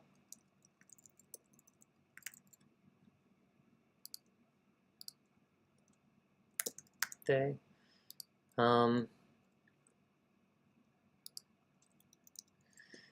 Let's call it pretentious fashion music plays, because I don't know what it is, but I'm sure Gabe will have an idea. Oh, I'm missing my T.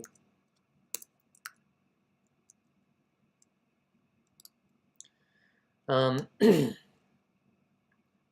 then maybe like title 2025 collection, because it's about like in this day and age, right? We talked about we're a company for 2025, inflation, stagnant wages, right?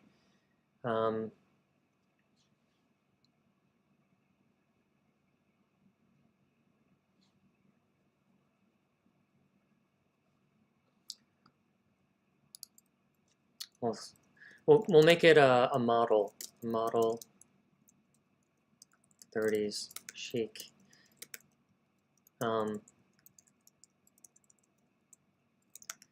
Beautiful, steps into frame, wearing completely average clothes, right? So if we like blow out the hair, if we give her the lip gloss, if we give her the overdone makeup, and then she's dressed kind of mediocre, then we know something's off here, or we think we're watching a bad commercial.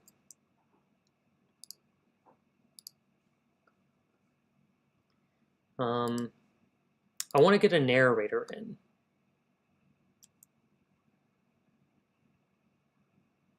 That's all Gabe has on his iPod, I hear. Purely pretentious playlist. It does sound like something he would have. Okay.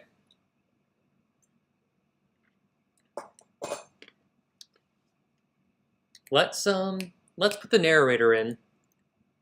And the narrator can be fashion CEO voiceover.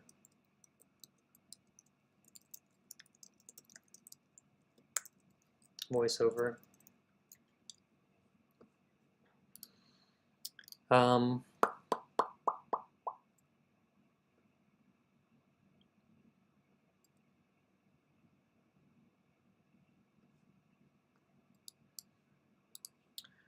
how about no? How about this? How about this model? I know what to do. I know what to do.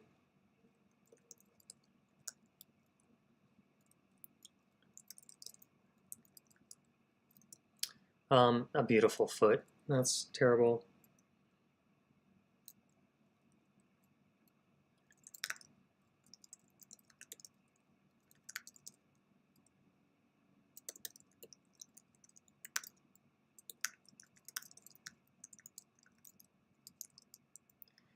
Wearing completely normal clothes. And so we have something, then fix it. Completely normal clothes. So we have the camera pointed at something while we have the narrator going, right? In 2025, prices are up, wages are up.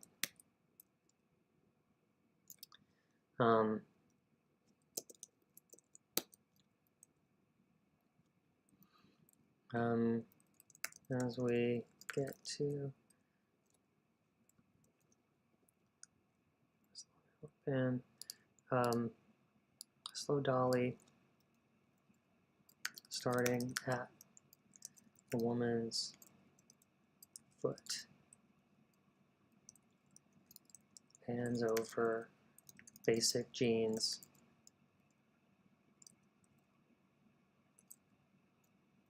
and shirt that is clearly that is wrinkled and old, wrinkled and vintage, and wrinkled and reads. Where's the beef?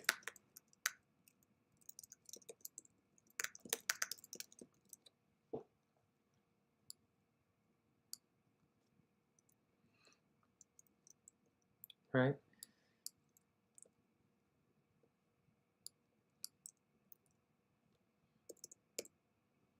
Basic jeans reveal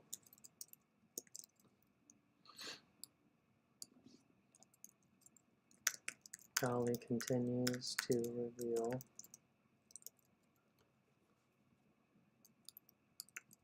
a shirt that is wrinkled and reads, "Where's the beef?" Fashion CEO voiceover, but your closet, it's doing just fine. Something like that. Let me see. Let me get back to the chat. I'm sorry, guys. Bold, daring, old, but not out of style. Best of all, cheap. Okay, Mookie, yeah. Thank you. I'm sorry I wasn't reading the chat earlier. I'll take your words here.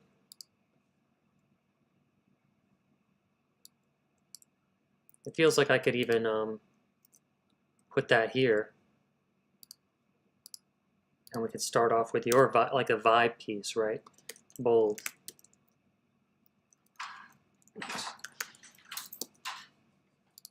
Daring.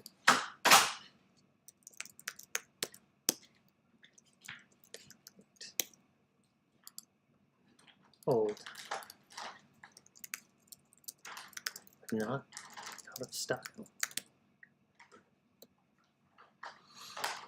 Perfect.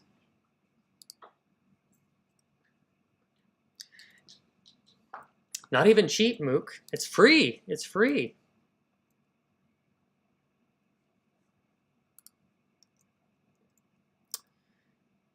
Okay. So we have, let's go back to it. Let me take a look at the notes again. We have Talking Head testimonial or company for 2025, stagnant wages, did it. Cool hit music.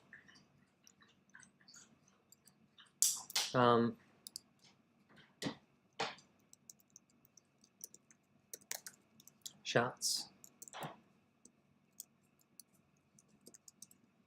I'm gonna do this. Shots up, and then we'll do like a little hyphen it. Eye wearing.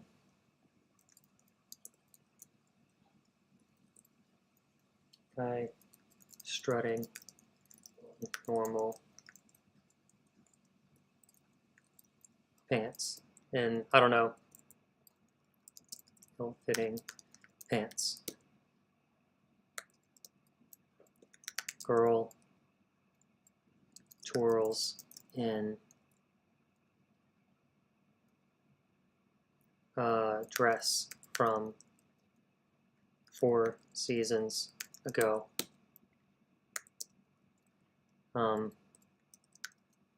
Guy smiles as he ties scuffed up shoes.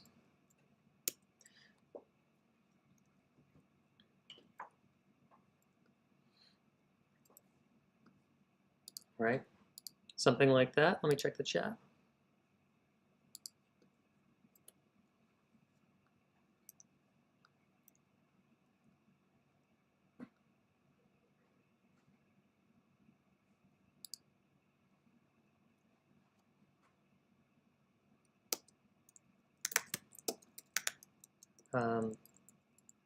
Interior, fancy lounge area. I'm calling it a fancy lounge area because that's the shared space in the apartment complex that I live in that I know we can use. And in a nice suit is a testimonial. Slightly off camera. Or talks.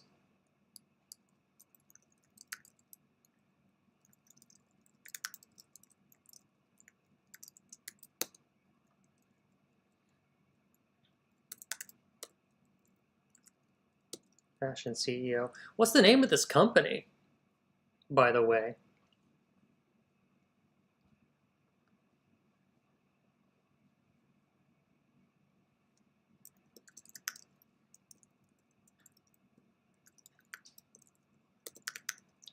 The hottest new line fashion in 2025.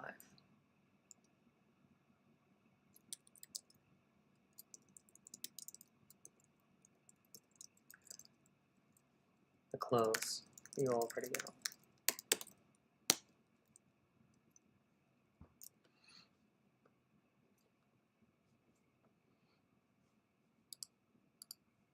Chatters.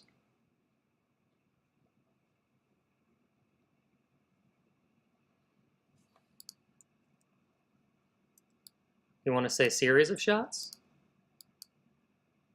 Is that what you were?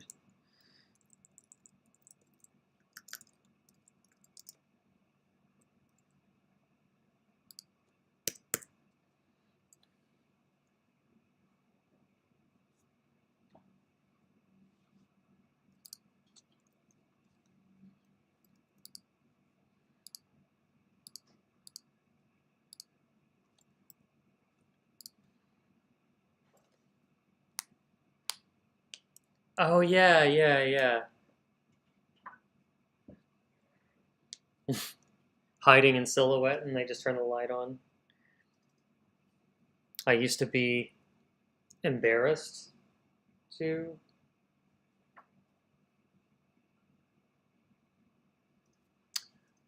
You know, I used to be embarrassed to show my face. But now I don't because something. I don't know, keep pitching me on it, Mookie. You've got it. Or Creative One. Keep pitching me on it. Like how you see it unfolding or something. What do they actually say?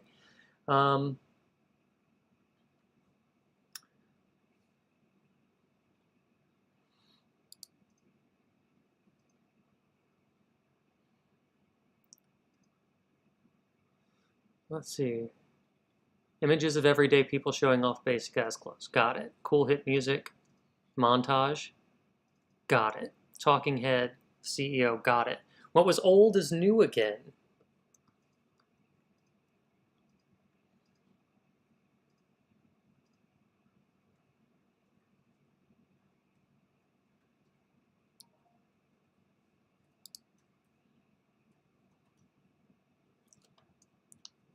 Cool grandma sees kid's son. Let's get to the let's cut to another testimonial. Interior.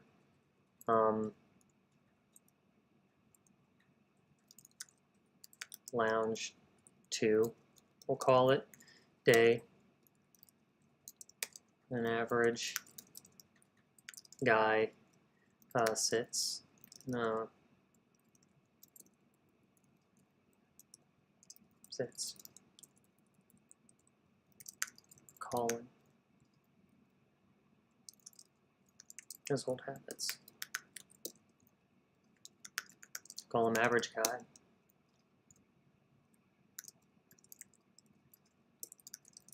I would often buy stuff. I would buy stuff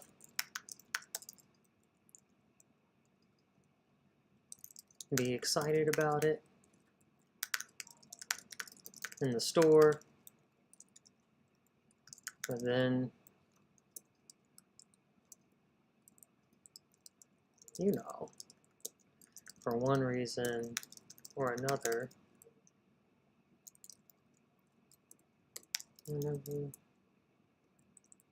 I never wore it again.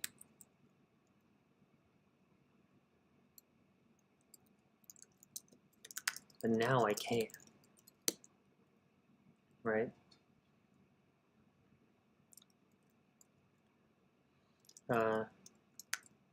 Shot of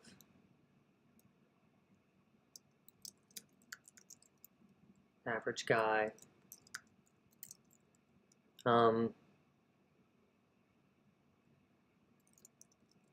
Zipping up a hoodie covered in dog hair.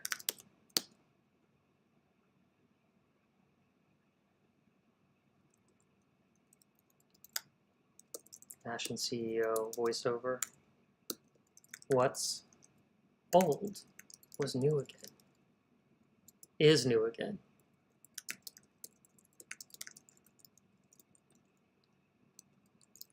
And the best part, you had it all along.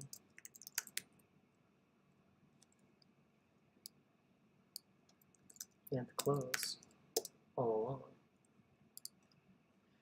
Let's see. Fit check reveal.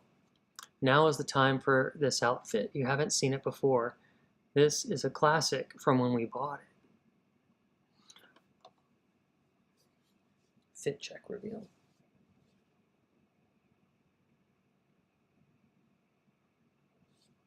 So,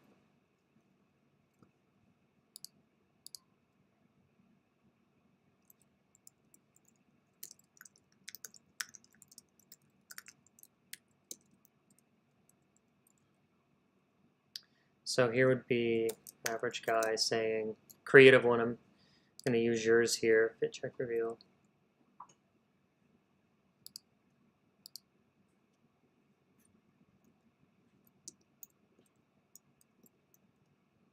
Like, to you, this seems new.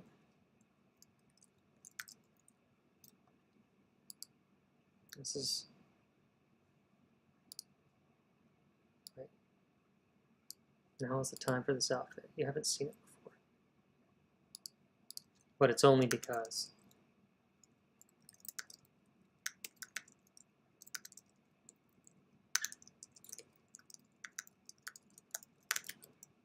I like the idea of him doing that smug.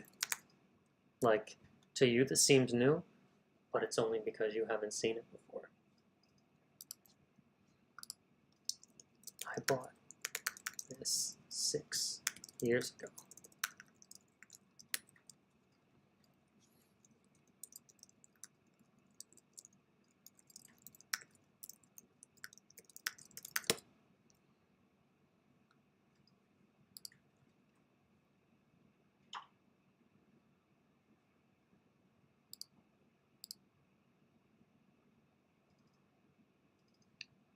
It's like a new car. Once you drive it off the lot, suddenly,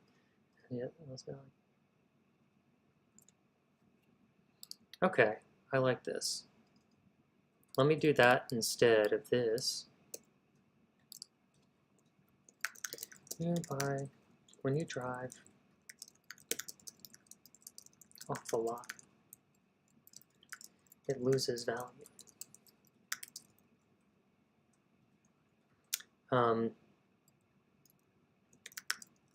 You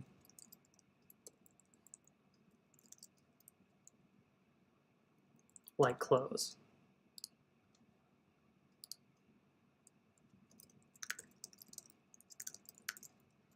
Clothes are like cars. When you drive a new car off the lot, it loses its value. If you've never taken, let's smash metaphors.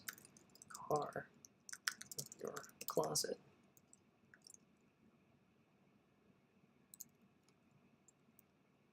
And then you, my friend, are fashion rich. This kind of is a roundabout way of saying that same sentiment.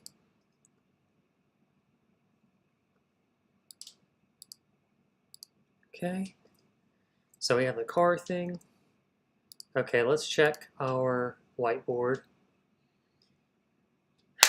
Pro tip.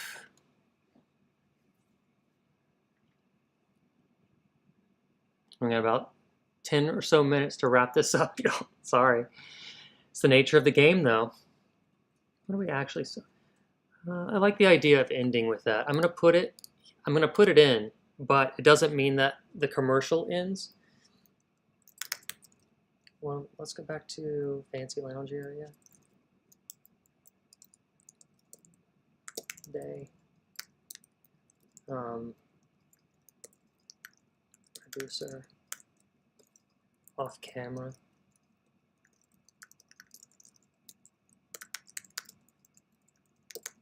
What are you actually selling? Fashion CEO. What did I say? An idea? Now that I see it, I don't know if I like it that much. But it does kind of serve as a button, right? Like we gotta, this has to end with a little bit of a bang. Okay, let's keep going. Let me check the chat. Fashion rich. Fashion rich. Oh yeah, so you're agreeing, fashion rich. Okay, let's keep checking our post-its here. So let's start moving things that we've already done. We have this what was old is new again. We wrote it, Mook, but then we have the sentiment of it with the advanced car metaphor.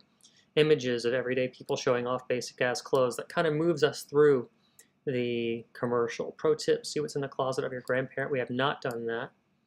What are we actually selling? Camera, idea. We're not even selling you anything. Same thing, same. Adorn any holes with ribbons and bows. Didn't do that. Did this. Did this.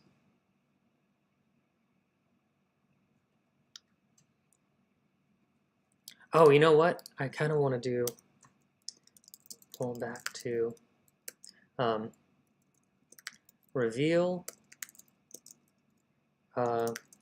medium shot showing fashion CEO wearing a Bart Simpson shirt that says Cowabunga. Ooh. Right, like now it's how many jokes per page. So that's the reveal of the old clothes. So we have this stuff, these ideas here. Let's see how we can get them to flow. A new lifestyle choice. Looks more like hobo chic. A new lifestyle choice. A new lifestyle choice. So let's read through the commercial that we have, and then maybe we'll get a sense of the rhythm and see where something's missing, or continue to get inspired about how we should order this thing. So, interior, psych wall, day, pretentious fashion, music plays. Title, the 2025 collection. A slow dolly starting at a woman's foot pans over basic jeans. I want to do almost basic ass jeans. Basic ass jeans. CEO, bold, daring, old, but not out of style. Reveal. Y'all think about something different than bold because it rhymes with old, or switching old because it rhymes with bold, and one consonant off, an audience might think we're being repetitive. Just shot me some alternatives. Reveal. The dolly continues. The dolly continues to reveal a model wearing a shirt that is wrinkled. A wrinkled Where's the beef t-shirt. Fashion CEO. In 2025, prices are up, wages are up, but your closet, it's doing just fine. Series of shots. Guy strutting in ill-fitting pants. Girl twirls in dresses in a dress from 4 seasons ago. Guy smiles as he ties scuffed up shoes.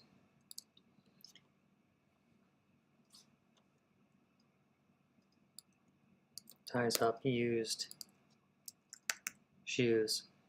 Interior fancy lounge area day. A young man speaks to someone slightly off camera. The hottest new line for fashion in 2025? The clothes you already own. Interior lounge 2 day. An average guy sits, recalling his old habits. I would buy stuff and be excited about it in the store, but then, for one reason or another, I never wore it again. But now I can. Shot of average guy zipping up a hoodie covered in dog hair, stepping towards camera. Average guy, smug. Like, to you, this seems new, but it's only because you haven't seen it before. I bought this 6 years ago. He tugs at his clothes, admiring the fit. Fashion CEO. Clothes are like cars. When you drive a new car off the lot, it loses value. But if you've never taken that car out of your closet, then you, my friend, are fashion rich. Reveal. Medium shot showing fashion CEO wearing a Bart Simpson shirt that says Cowabunga. Interior fancy lounge area day. Producer. So what are you actually selling? CEO. An idea. Let's see, a lifestyle choice. Is that from Zoolander? Oh, Hobo Chic is from Zoolander. Antique, smells like mothballs. Okay. Let's, it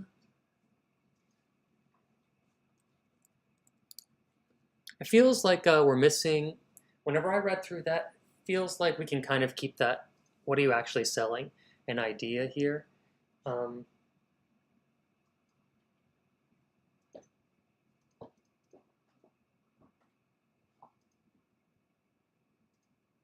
Or how about the fashion CEO?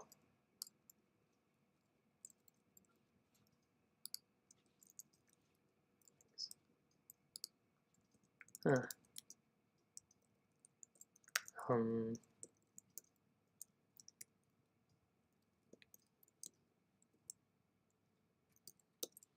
then we like smash cut to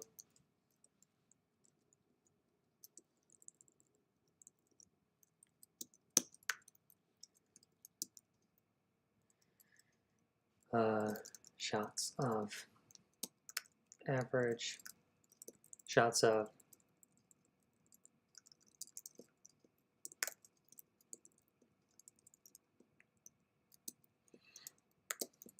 guy getting in an elevator, feeling himself, woman. What else? Just like everyday stuff too. Like, I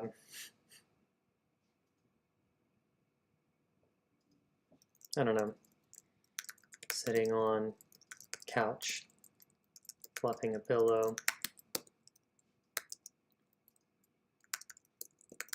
guy sitting at a bar, sitting, watching TV.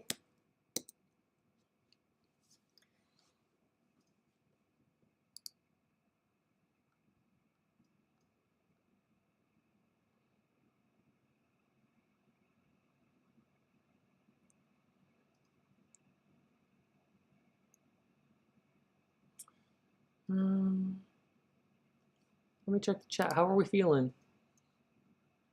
Polished, vintage, better, vintage, vintage?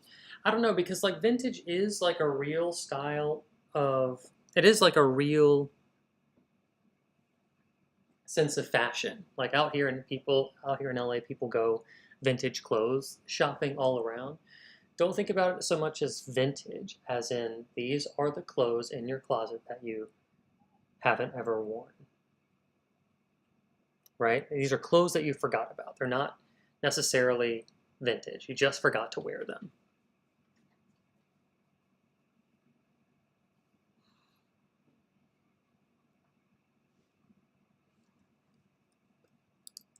It's almost like a guy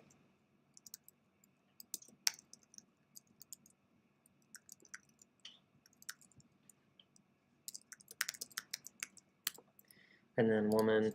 They could all have the same line.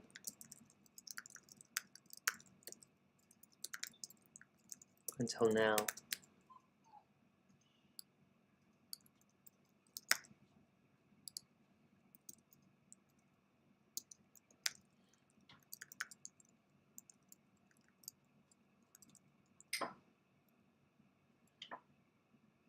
Feels like there should be a turn here. Set up repetition variation.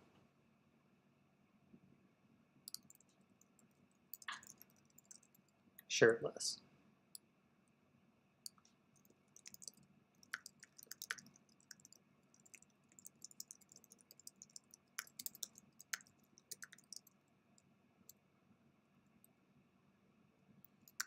Till my wedding. Till my, I want to say special occasion. That'll be a placeholder for now.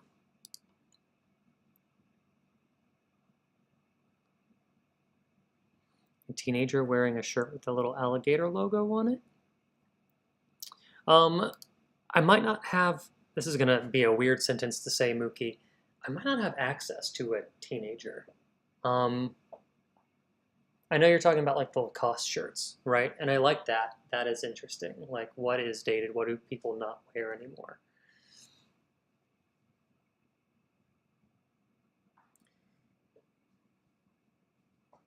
But remember, I forgot to wear. I forgot to wear.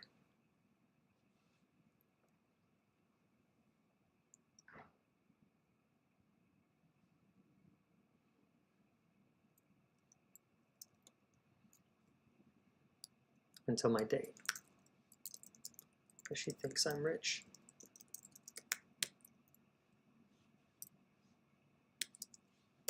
Fashion rich.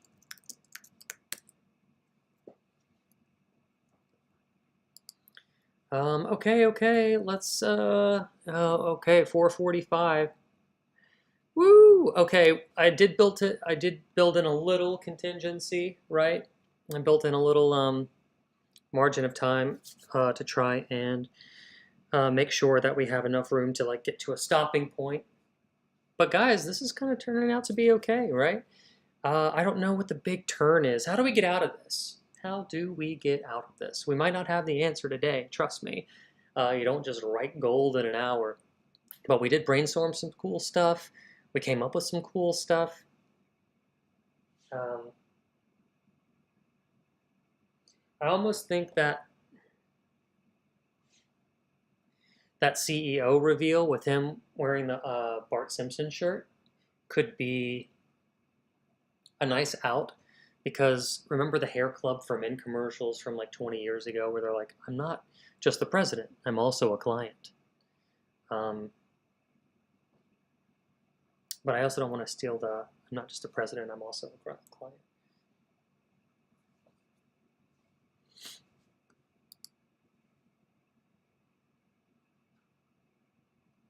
Going to a fashionable party, you won't accidentally be seen wearing the same dress. Is that a selling point, Mook? Like, tell me who do you see saying that line?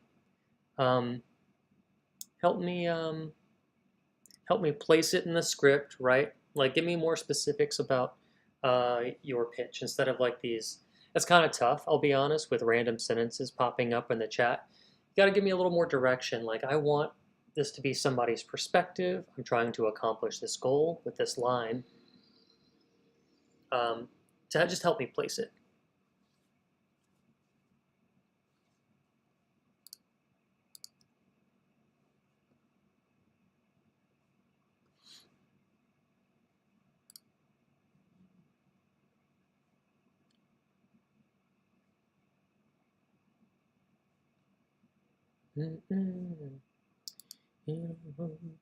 People,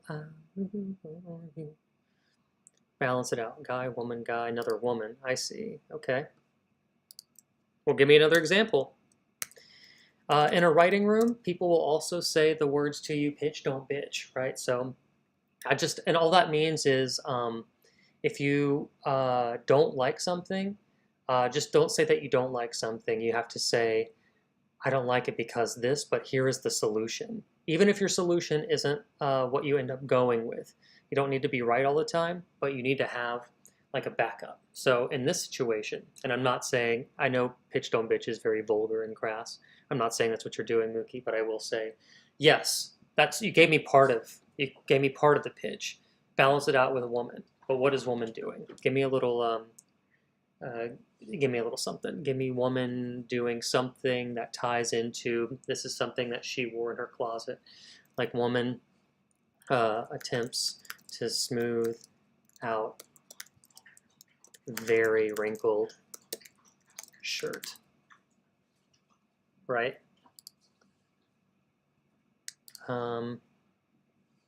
What else do we have here?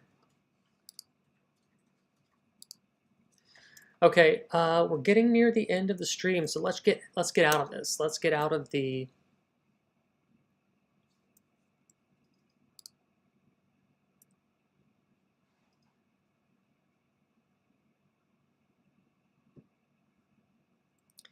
Let's do this. Let's put her up top then, because I like ending on the slobby guy. Remember, we have to end on our button. So let's put that there.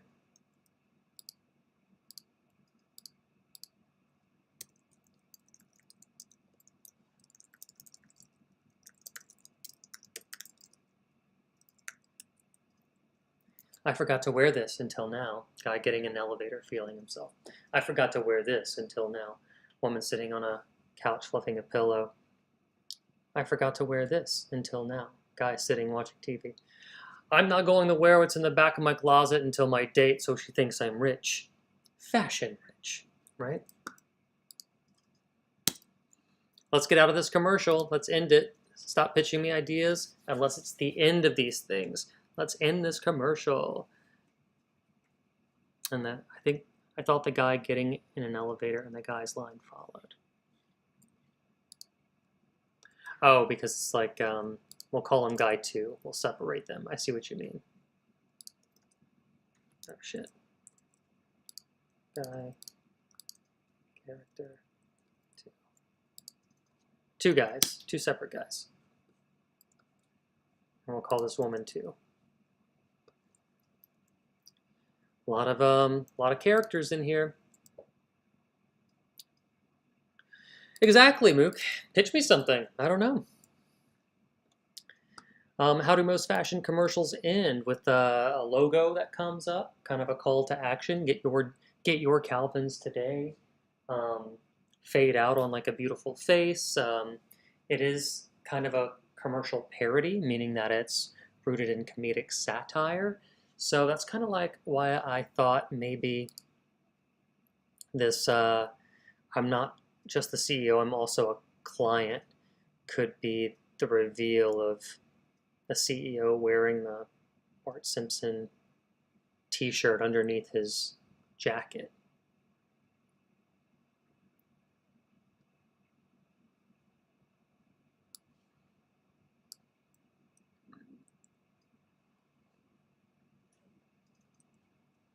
How about this? I'm gonna cut it from here.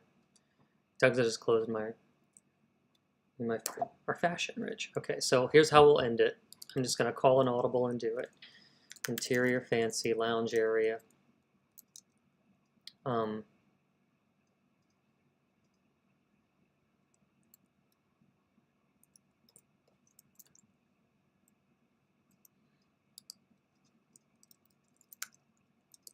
fashion CEO.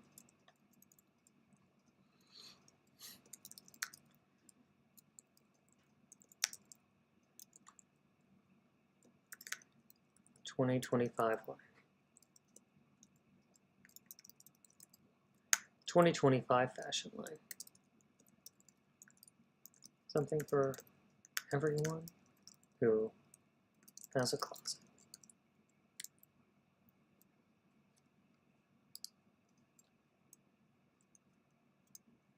Okay, that's what we'll do.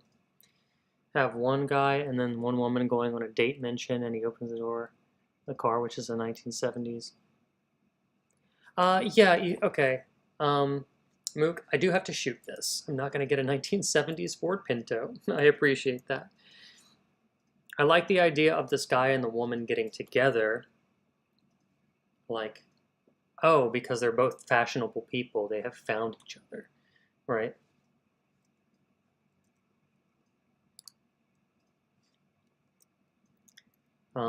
Maybe interior or exterior.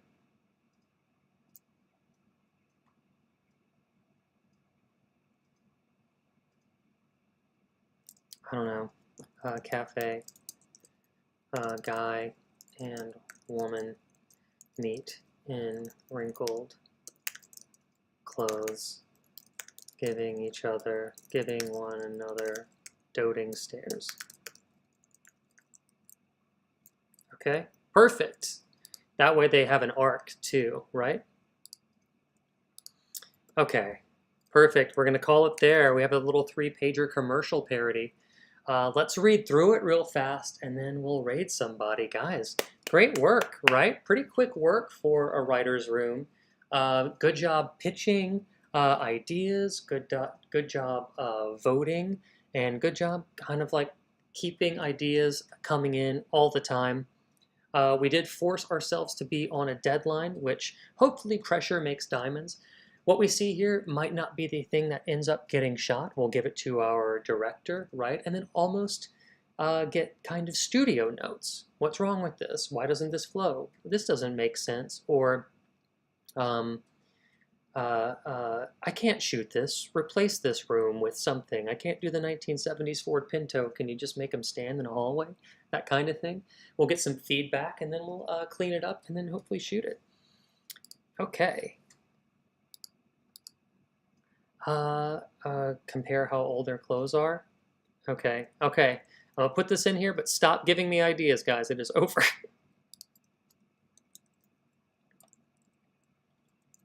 Let's see. I like your shirt.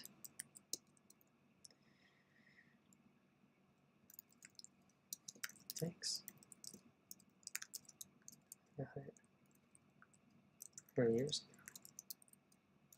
It's a camera.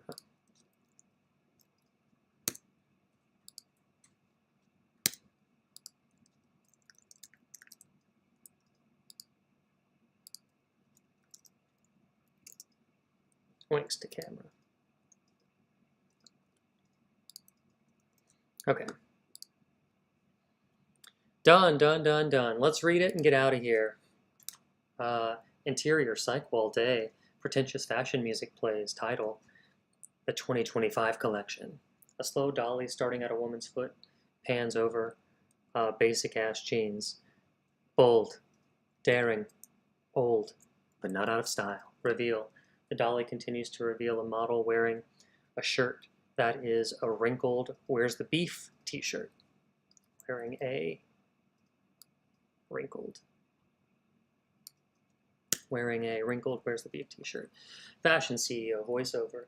In 2025, prices are up. Wages are up. Wages are down. Wages are down. But your closet, it's doing just fine. Series of shots. Guy strutting in ill-fitting pants. Girl twirls in a dress from 4 seasons ago. Guy smiles as he ties up used shoes. Interior, fancy lounge area day. A young man speaks to someone, young fashion CEO. Speaks to someone slightly off camera. The hottest new line for fashion in 2025? The clothes you already own. Interior, lounge 2, day. An average guy sits, recalling his old habits. I would buy stuff and be excited about it in the store, but then, for one reason or another, I never wore it again. But now I can. Shot of average guy, zipping up a hoodie, covered in dog hair, stepping toward camera. Like, to you this seems new, but it's only because you haven't seen it before. I bought this 6 years ago. He tugs at his clothes, admiring the fit. Fashion CEO voiceover. Clothes are like cars. When you drive a new car off the lot, it loses value. But if you never take that car out of your closet, then you, my friend, are fashion rich. This is now on the same. Oh, no.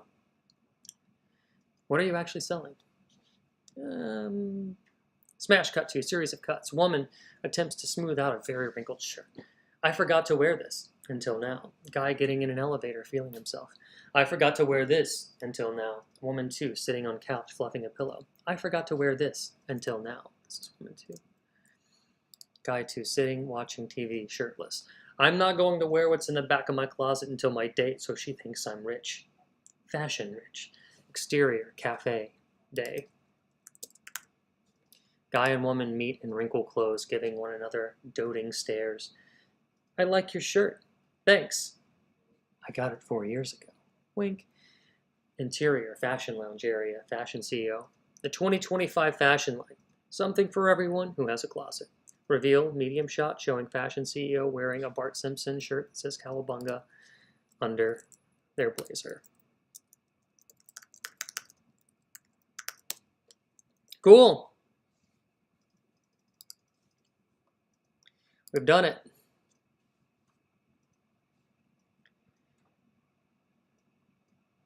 Exterior day. Yes, thank you. Okay. Done, done, done, done. All right, thank you for the correction. Got it. Excellent, guys. Excellent work today. We did a lot of writing work. I'm enjoying this new format. I hope you are too.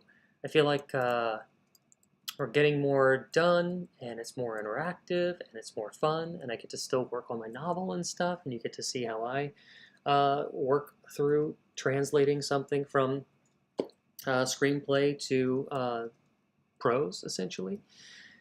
I'm happy. I'm happy with all of us. I think we all did a great job today.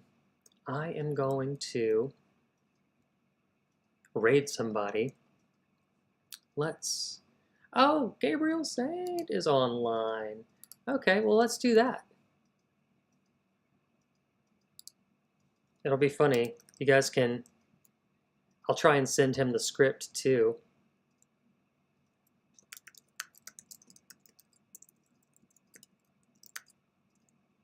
Gabriel Saint art. And maybe you guys can talk about why he hates it, because I'm sure they will have notes. All right? It is time. Let me go ahead and we'll raid Gabriel Saint art. Y'all, thank you so much for tuning in to the live stream. It honestly makes my day every day that somebody is interested in the stuff that we do, and I love that you guys keep showing up continuously. I just appreciate you being here and giving me your time, your ideas, your thoughts, your participation. It just means the world to me. So thank you, thank you, thank you, and I'll see you next Tuesday. And with that, let us raid Gabriel Saint art.